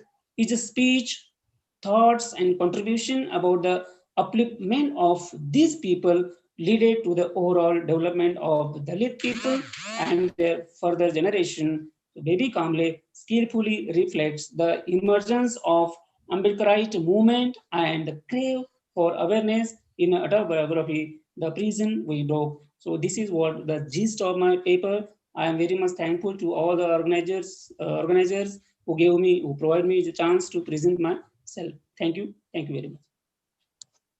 Thank you very much, sir. Thank you, Dr. Deepak Chaudhary, sir. You have presented your paper wonderfully. next paper presenter is Ms. Namrata Bansal. This is Namrata Bansal. Yes, sir. Yeah. Am I audible, sir? Yeah, you are quite audible, madam. A very good afternoon to one and all present here, and many congratulations to the organizer for the most impressive thing about this conference, which is not usually found in others, is the following the timelines. I'm really impressed by this. Thank you, Vaibhav, sir. So today's my topic is I am Namrata Bansal. I am a PhD scholar from Mangalayatan University. The topic of my today's paper is contextualizing the theme of nation in the novels of Amitav Ghosh. So first of all, I would like to say a few words about the author himself. He is acknowledged as one of the most promising authors, contemporary authors of Indian English literature. He has marked his eminent presence in the field of fiction by writing several short stories, novels, especially on the themes of diaspora and migration. He has always been given much attention, but I have really noticed a very important factor, which is called as Indianness, or we can also call it as Indian nationalism in his paper. This particular aspect has not yet been given the appropriate attention to it that I have felt. Amitav Ghosh is majorly known for his themes like diaspora, migration, and a few recent novels or works of his are based on environment as well. But this theme of Indian nationalism is yet not given the desired attention to it. So as we are going to understand the theme of nationalism in his novels, first of all, I would like to inform you that what is perceived, what is understood by the term nationalism. It is an ideology that emphasizes loyalty, devotion, or allegiance to a nation or a nation state that holds that such obligations outweigh other individual or groups' interest. So there are various encyclopedias, there are various authors, there are various critics, those who have given their own definition of Indianism. Because of a short time period, I will not be going into all the details, but a few are must to be mentioned. So it is this term nationalism has its first-hand association with patriotism, national belongingness, religious, cultural identity, and liberalism. Many influencers have also referred to this term as rebellious natives of a particular country.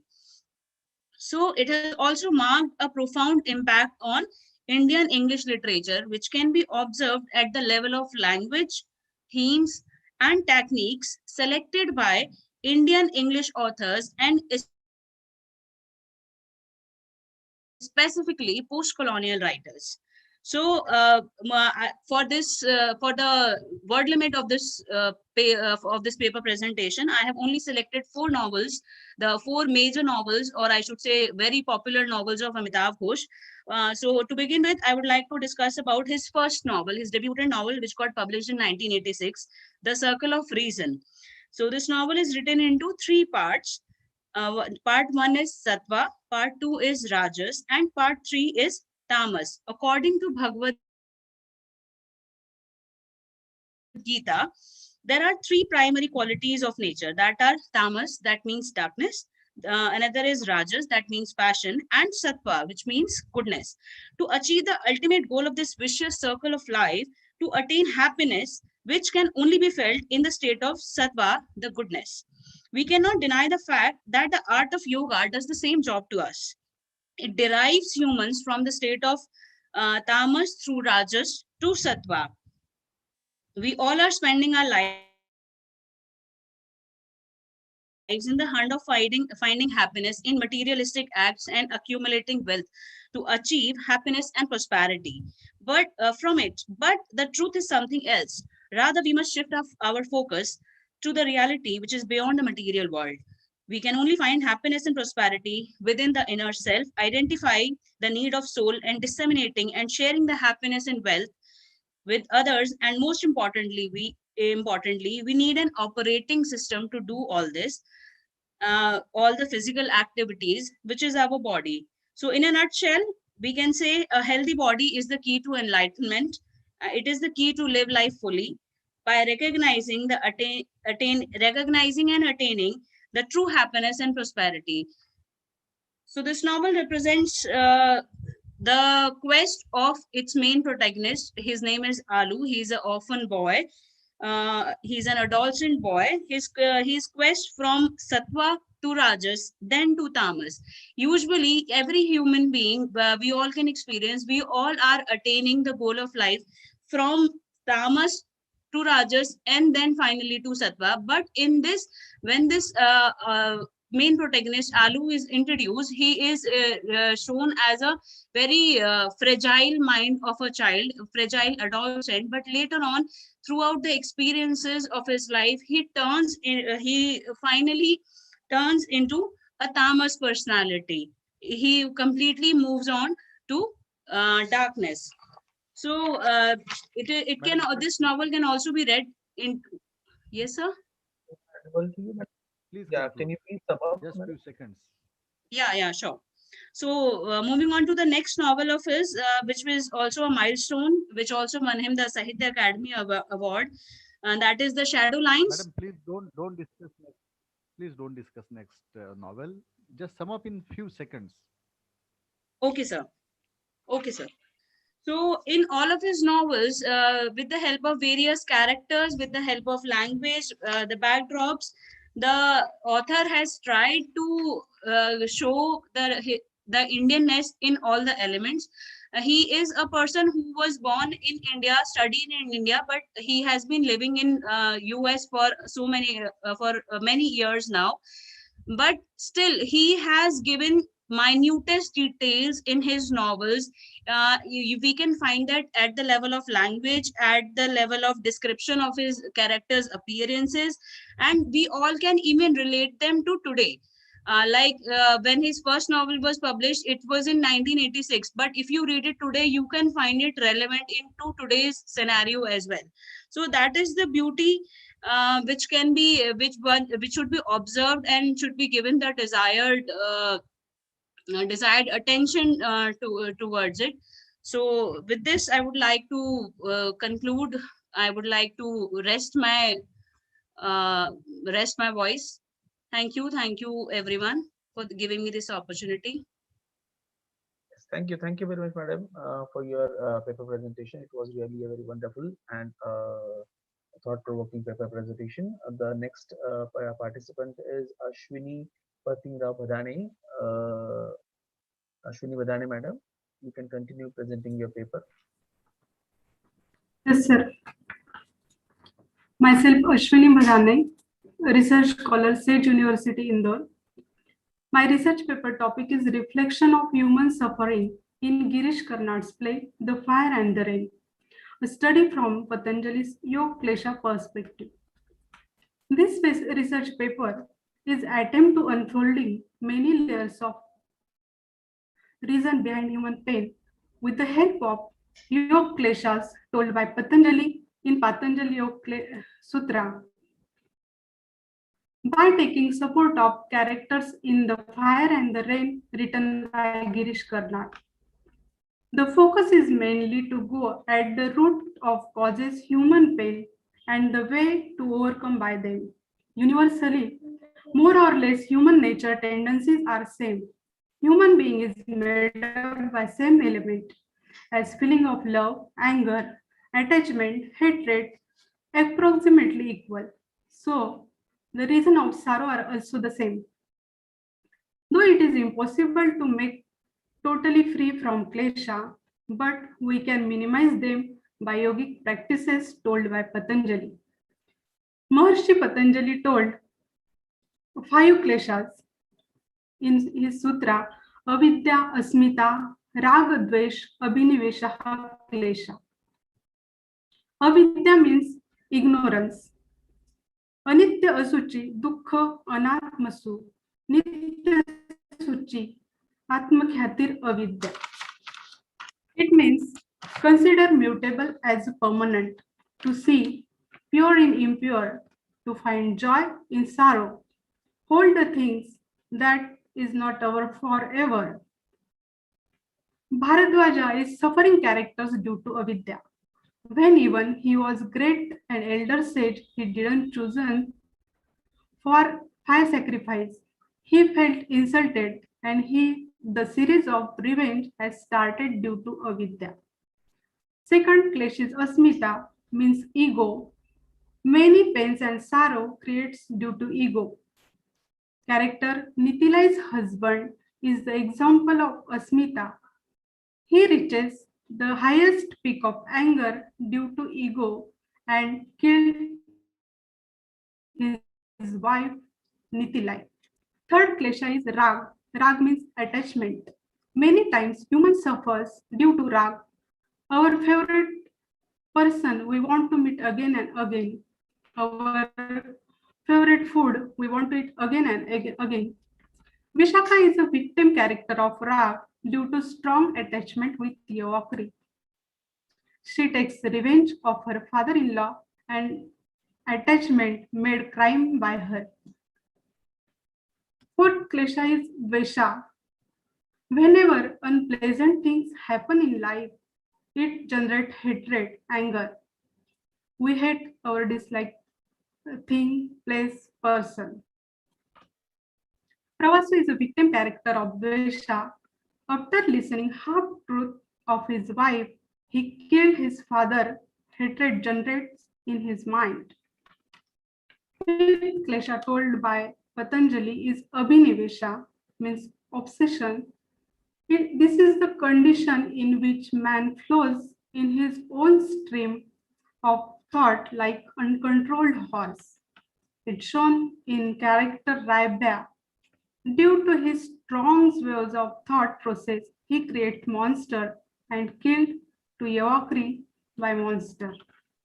Madam, your time is over. Please conclude. To overcome by all this, Patanjali has given the way of Ashtanga Yoga. By practicing yoga, one can reduce it in its intensity, as told in the sutra Abhyas Vairagyabhyam Tandri Rodha and Yoga Chitta Vritti Nirodha. Ultimately, we can see ourselves as Tada Drashtu Swarupe Avasthanam and get rid of it. Thank you, sir. Thank you very much, madam. Your paper was very clear and very argumentative. Thank you for the wonderful presentation. I guess we don't have any participant presenter now. If there is anybody who wishes to present, please raise your hand. If anybody at 11th hour, if he or she is ready, please tell us. Otherwise, we are moving towards the valedictory. Dr. Kururaja Rao is raising hands up. Yeah, he is there in our list. Guru Rao, please unmute yourself and start your presentation. Yeah, we have unmuted you, sir. Please continue. Okay. I'm waiting for you. Okay. Sir, good afternoon. Yeah, please present in very brief manner. Okay. First time we have crossed the limit. Good afternoon to everyone. I'm Dr. Gururaj from Mysore. First of all, I would like to shower my gratitude to the organizers giving me this wonderful opportunity, especially for Vaibhav sir and Avinash Dharmadikari. I don't take much time, okay? Yeah, the first thing that made me look at the interpretations more carefully was the explanation of the word dharma in the shloka 40, the second chapter of Bhagavad Gita. Swalpam apyasya dharmasya trayate mahato bhayat.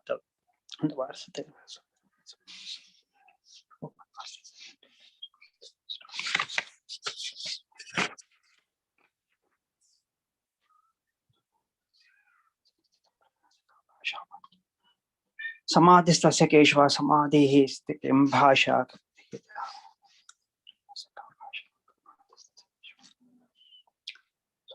In this manner, Bhagavad Gita, Swami Narayana Ananda also explained that. One more was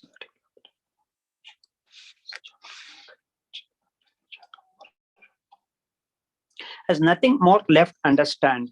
This puts the Sthita Prajna state into contest.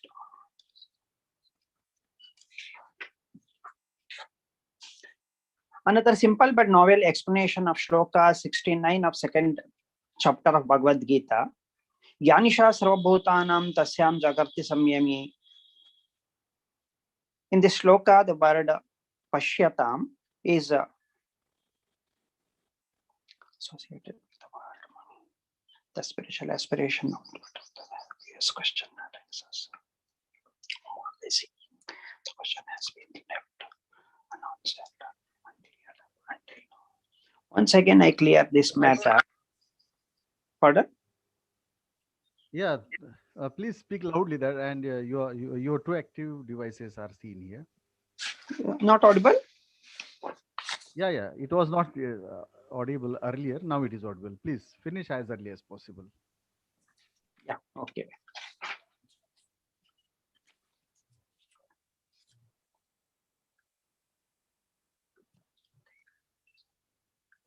Which is normally taken as simple that they claim that if one's mind of the fixate of the God at the time of death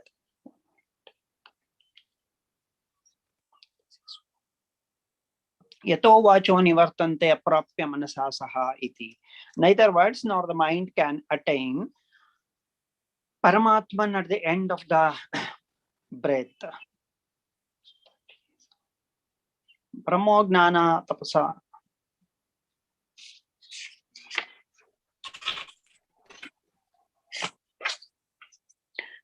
I feel that every scholar should study this literature in depth, rooted in which they will indeed find a new and thriving source for research in fields such as philosophy, theology, Indology, psychology, and history.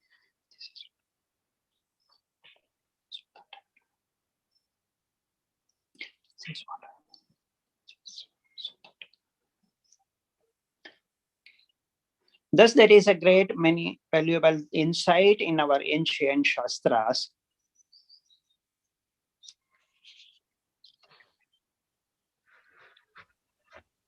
These insights, Sir, please conclude. It's time for valedictory now. Okay, yeah.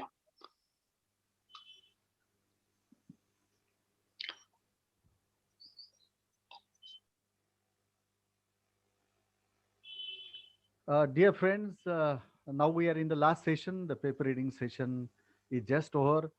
Professor Dr. Santosh Patil sir, Nilesh Pathak sir, and Mrs. Sushma Sabnis have done it wonderfully well. I request Nilesh Pathak sir to give a brief summary as a chairperson, as a moderator of this session, and I request Santosh Patil sir also to give brief summary of the paper presentation session that he conducted as a chairperson and moderator. First, Nilesh Pathak sir, over to you, please. Yes. Thank you very much, sir. Just briefly, in 1 or 2 minutes, please. The papers presented in this session of paper presentation were really very wonderful, and the papers were structured so well. They have taken a lot of efforts to structure those papers in a very concise and clear manner. I rarely found that any shortcoming in any one of the papers. Every paper was structurally very good, constructed in a very particular manner, and all the papers were very clear, concise, brief, and up to the mark. That is my comment, sir. Thank you very much for giving me an opportunity to comment on the paper. Nilesh Pathak sir, thank you very much for conducting this session very wonderfully. There were more papers, and since there were more papers, we consumed more time. And the papers were so good that we could not stop. Start my video. Arun Bapu Saheb please तुमचा video चालू करा आणि ज्यांना बोलायचं नाहीये जे guest नाहीयेत त्यांनी video विनाकारण चालू करू नका. Santosh Patil sir, please present your synopsis, your summary in brief. Thank you, sir. Thank you, sir. Actually, I was the chairperson of the third Zoom ID room, where Marathi and Hindi both more than 9 papers have been presented. The papers were from the different arena touching to all the aspects with the main sub theme of the conference, that is yoga, literature, science. There are about 5 ladies and 4 gentlemen presented their paper. Every paper presented conclude the paper within a time, and really it was a very nice session for me as a chairperson of that session. In my session, the paper on yoga from athlete, sports, and even one ma'am, that is Miss Lata Hivarkar, she touched the problems of ladies and the importance of yoga in school education, and other so many issues were touched in my session, discussed in my session. All the participants expressed their thanks. As a representative, when I asked feedback, 2 of the participants expressed their very valuable feedback to us, and it seemed that they were very satisfied with the organizers and the very planned schedule of the conference.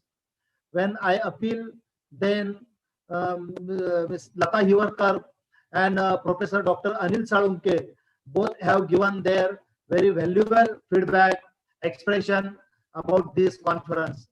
आणि त्यांनी साधारणतः अत्यंत चांगल्या पद्धतीचं 11 वाजेपासून तर सलग 4 वाजेपर्यंत आम्हाला दोघा प्रकारच्या म्हणजे बौद्धिक अधिक एक चांगल्या प्रकारची मेजवानी इथं मिळाली, अशा पद्धतीचा अत्यंत पॉझिटिव्ह फीडबॅक लता हिवरकर मॅडम आणि विशेष करून अनिल चावके सरांनी दिला. आणि निश्चितच त्यांनी आयोजकांबद्दल सुद्धा अत्यंत चांगले गौरवोद्गार काढले. त्यांना तशा विशेष अशा कोणत्याही अडचणी आल्या नाहीत आणि अत्यंत चांगल्या पद्धतीने माझ्या 3rd मीटिंग रूमचं सेशन हे कंडक्ट झालं.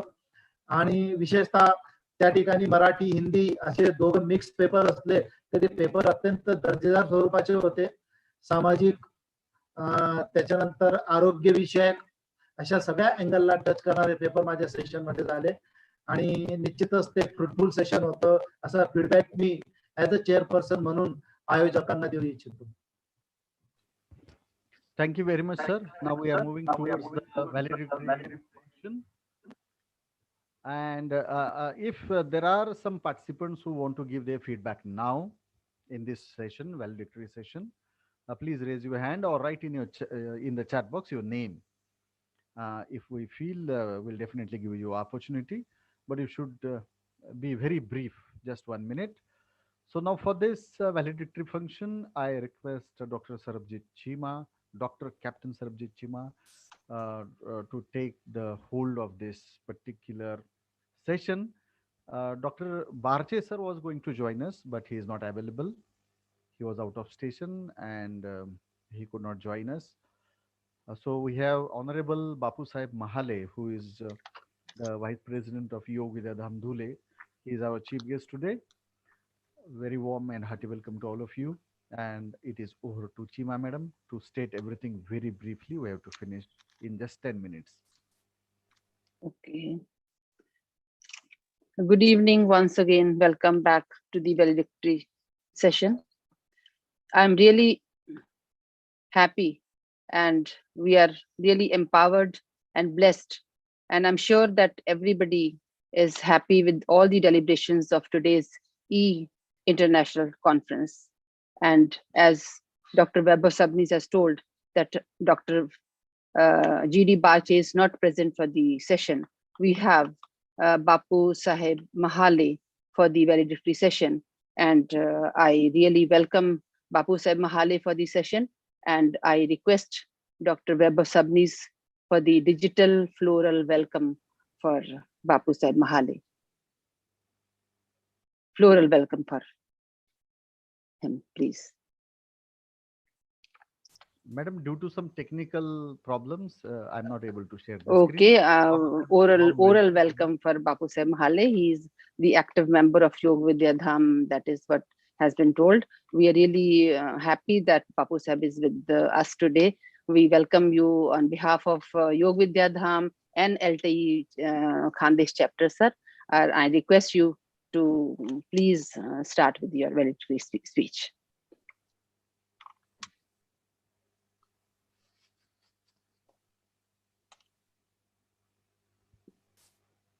बापू साहेब प्लीज अनम्यूट बापू करा. साहेब महाले. यस. बापू महाले साहब. नमस्ते. हाँ जी. योग विद्या धाम धुले ने पहली बार इंटरनेशनल कॉन्फ्रेंस का आयोजन किया है. इसके पहले योग विद्या धाम ने स्टेट लेवल पर कॉन्फ्रेंसेस अरेंज की थी. मैं सभी महान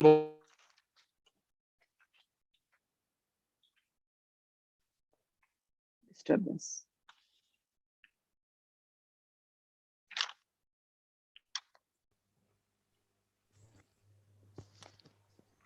Some net problems.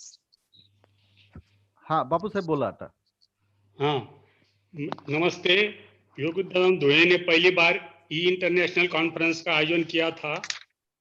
इसके पहले योग विद्या धाम ने स्टेट लेवल पर कॉन्फ्रेंसेस अरेंज की थी.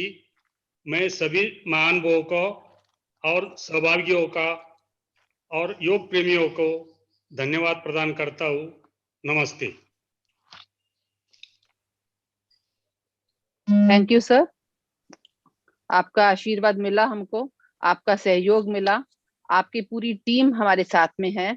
आपने सहयोग दिया है, आपके सहयोग के साथ हमारा एल्टाई खानदेश चैप्टर रहा है और आपके आशीर्वाद के साथ में हमने ये बहुत बड़ी कॉन्फ्रेंस आज जो ली है उसके साथ हम ये कामयाब हुए. और ये खुशी की बात है कि हमने ये कॉन्फ्रेंस, इंटरनेशनल कॉन्फ्रेंस आज समय पर पूरी करने जा रहे हैं. और अगर कुछ फीडबैक, कुछ क्वेश्चंस नहीं हो तो doctor Vaibhav Sabnis, if we don't have any questions, should we go ahead with the vote of thanks? Madam, I am yet to present the report.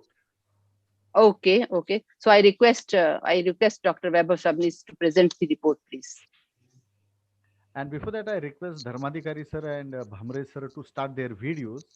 I have been trying. Yeah, thank you, sir. And Dharmadhikari sir, who is the backbone of Yoga Dham, hasn't yet joined. Hello, friends. I'm really very happy that everything went very nicely, and the comments that we are getting in the chat box are very, very encouraging and heartening. We began the day by the inaugural address of Dr. Jaideep Nikam, who spoke really well, and that was a solid foundation of the day's event. Followed by the chairperson's address, presidential address by Honorable Appa Saheb Kishorji Patil. Wonderful again. He is such a guiding figure for all of us. Thereafter, we had a mind-blowing speech of Ghansham sir, who was there in a meeting for a long time. And it is really, really very, very nice that such a person, such a great person joins us.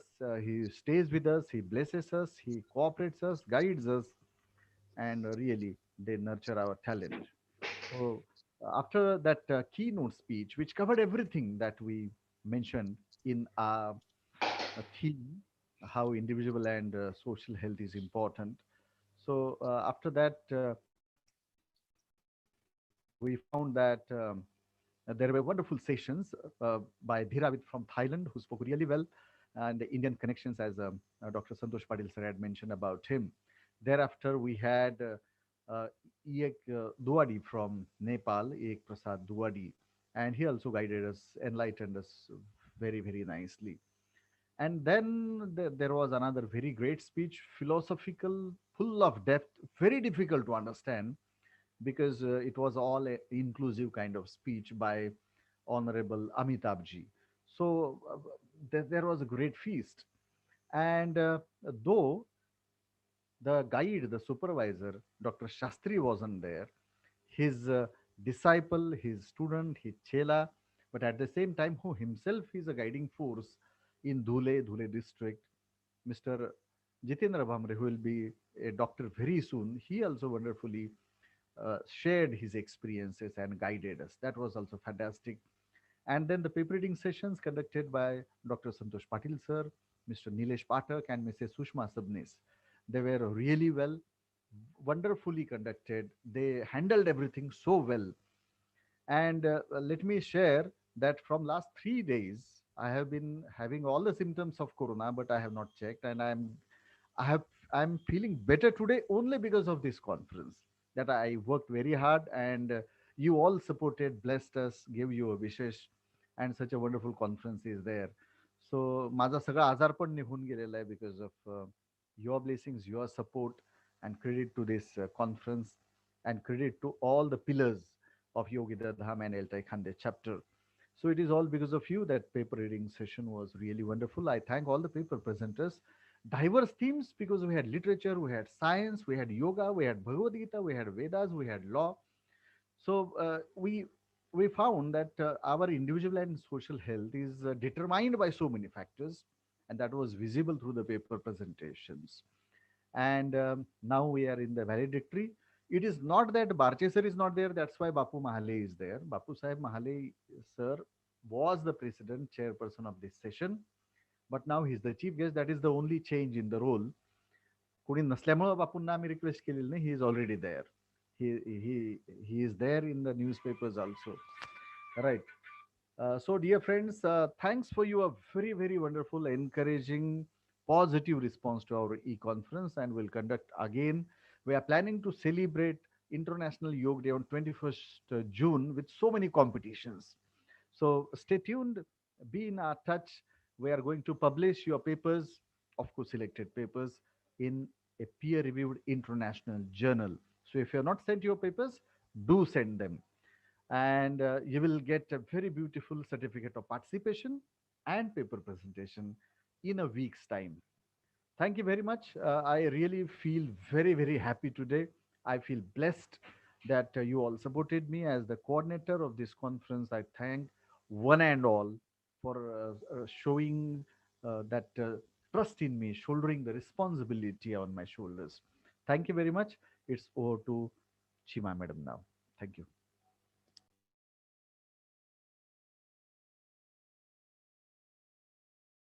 Madam, unmute first. Unmute yourself first.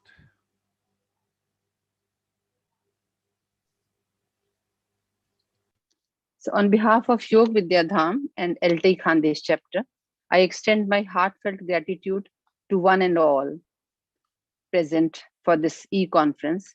Especially, I thank the chief guest, Dr. Jaideep Nikam, the chairperson, Anna Sahib Kishore Patilji, the keynote address speaker, Professor Ghanshyam sir, for the very enlightening talk, the 4 plenary session speakers, first from Thailand, Professor Dr. Dhiravit sir, second from Nepal, Professor Dr. Eek Duvadi sir, and then post-lunch session, third from Professor Dr. Amitabh Vikram, and then Mr. Jitendra Bhambre sir. And I also extend my thanks to all the moderators for conducting all these sessions very timely, and hence we could complete all this, the whole e-conference, international conference on time. So I would like to name them. We had Mr. Yashwant Patil, Mr. Patangrao Badane sir, Dr. Santosh Kumar Patil, Dr. Deepak Deore sir, Mr. Nilesh Pathak, and Mr. Avinash Dharmadikari for conducting all these sessions. And we had 3 paper reading sessions timely, side by side going on. And I'm thankful for all the paper presenters who had presented their papers. And for conducting these sessions, we had Mr. Nilesh Pathak, we had Dr. Santosh Patil sir, and we had Mrs. Sabnis madam, who were there for the conducting these sessions. I'm also thankful and grateful for the contribution from these Myanmar 3 participants who joined the session in the mid of the day during the lunch break, and they contributed with their remarks, positive remarks for this e-conference. I'm really thankful for making this conference an international one. And last but not the least, I'm thankful to the Yog Vidya Dham and the Eltai chapter and the whole team who are there. I'm thankful to Dr. Vaibhav Sabnis, Avinash Dharmadikari, Dr. Jitendra Bhambre, and the whole team. And I'm also thankful to all the participants, all the viewers, and all the technical helper session for all these, making this e-conference a great success. We had a remark that we will be gathering some insight from this Yog Vidya Dham, this e-conference. I'm really sure that we are taking a great message from this e-conference, and we are not tired today after this conference. As Dr. Vaibhav Sabni said, that he is enlightened and he is out from this fever, and he's happy today. We can see his face. He is very fresh today. Last day he talked to me, he was telling that I'm not well, ma'am.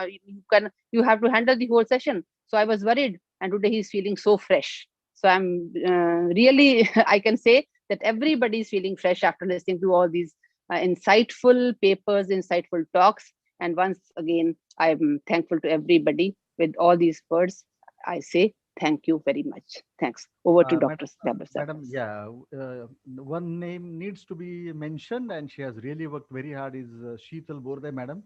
So Yeah. Oh, okay. Sheetal Borde, she is great.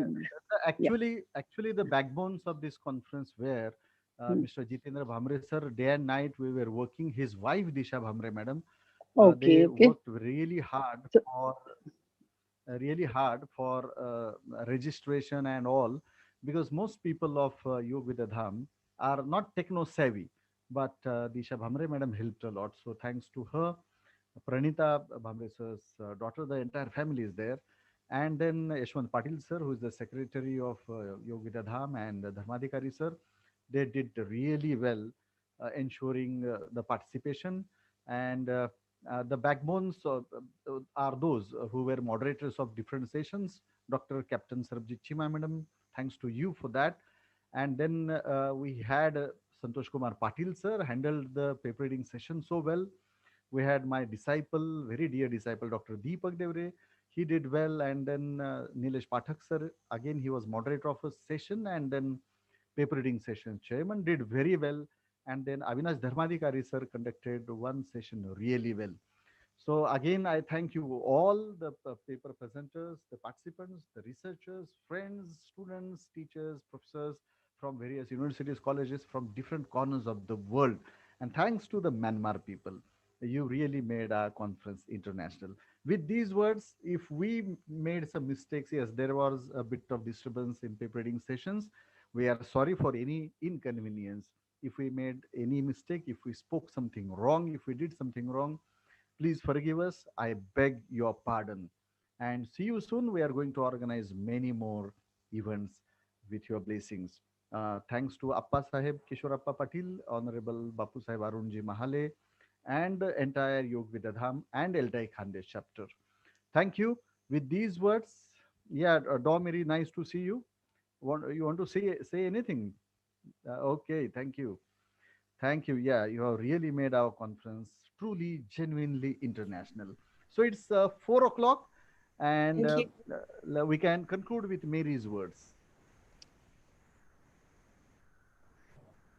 Thank you for giving me such a good chance. Very nice conference. I'm motivated by attending your conference. Thank you. Thank you, Mary. We are feeling that these are the blessings of Mary. Right. So thank you. We'll meet again, of course, online right now because of COVID. We pray that our individual and social health remains intact, and we learn a lot from Vedas, Upanishads, science, literature, law, etc. And hope we overcome the challenges posed by COVID-19 and many other problems. So thank you very much for joining us and for being the part of this international e-conference. See you very soon. And with these words, I end this meeting. Have a wonderful time. See you again. Thank you.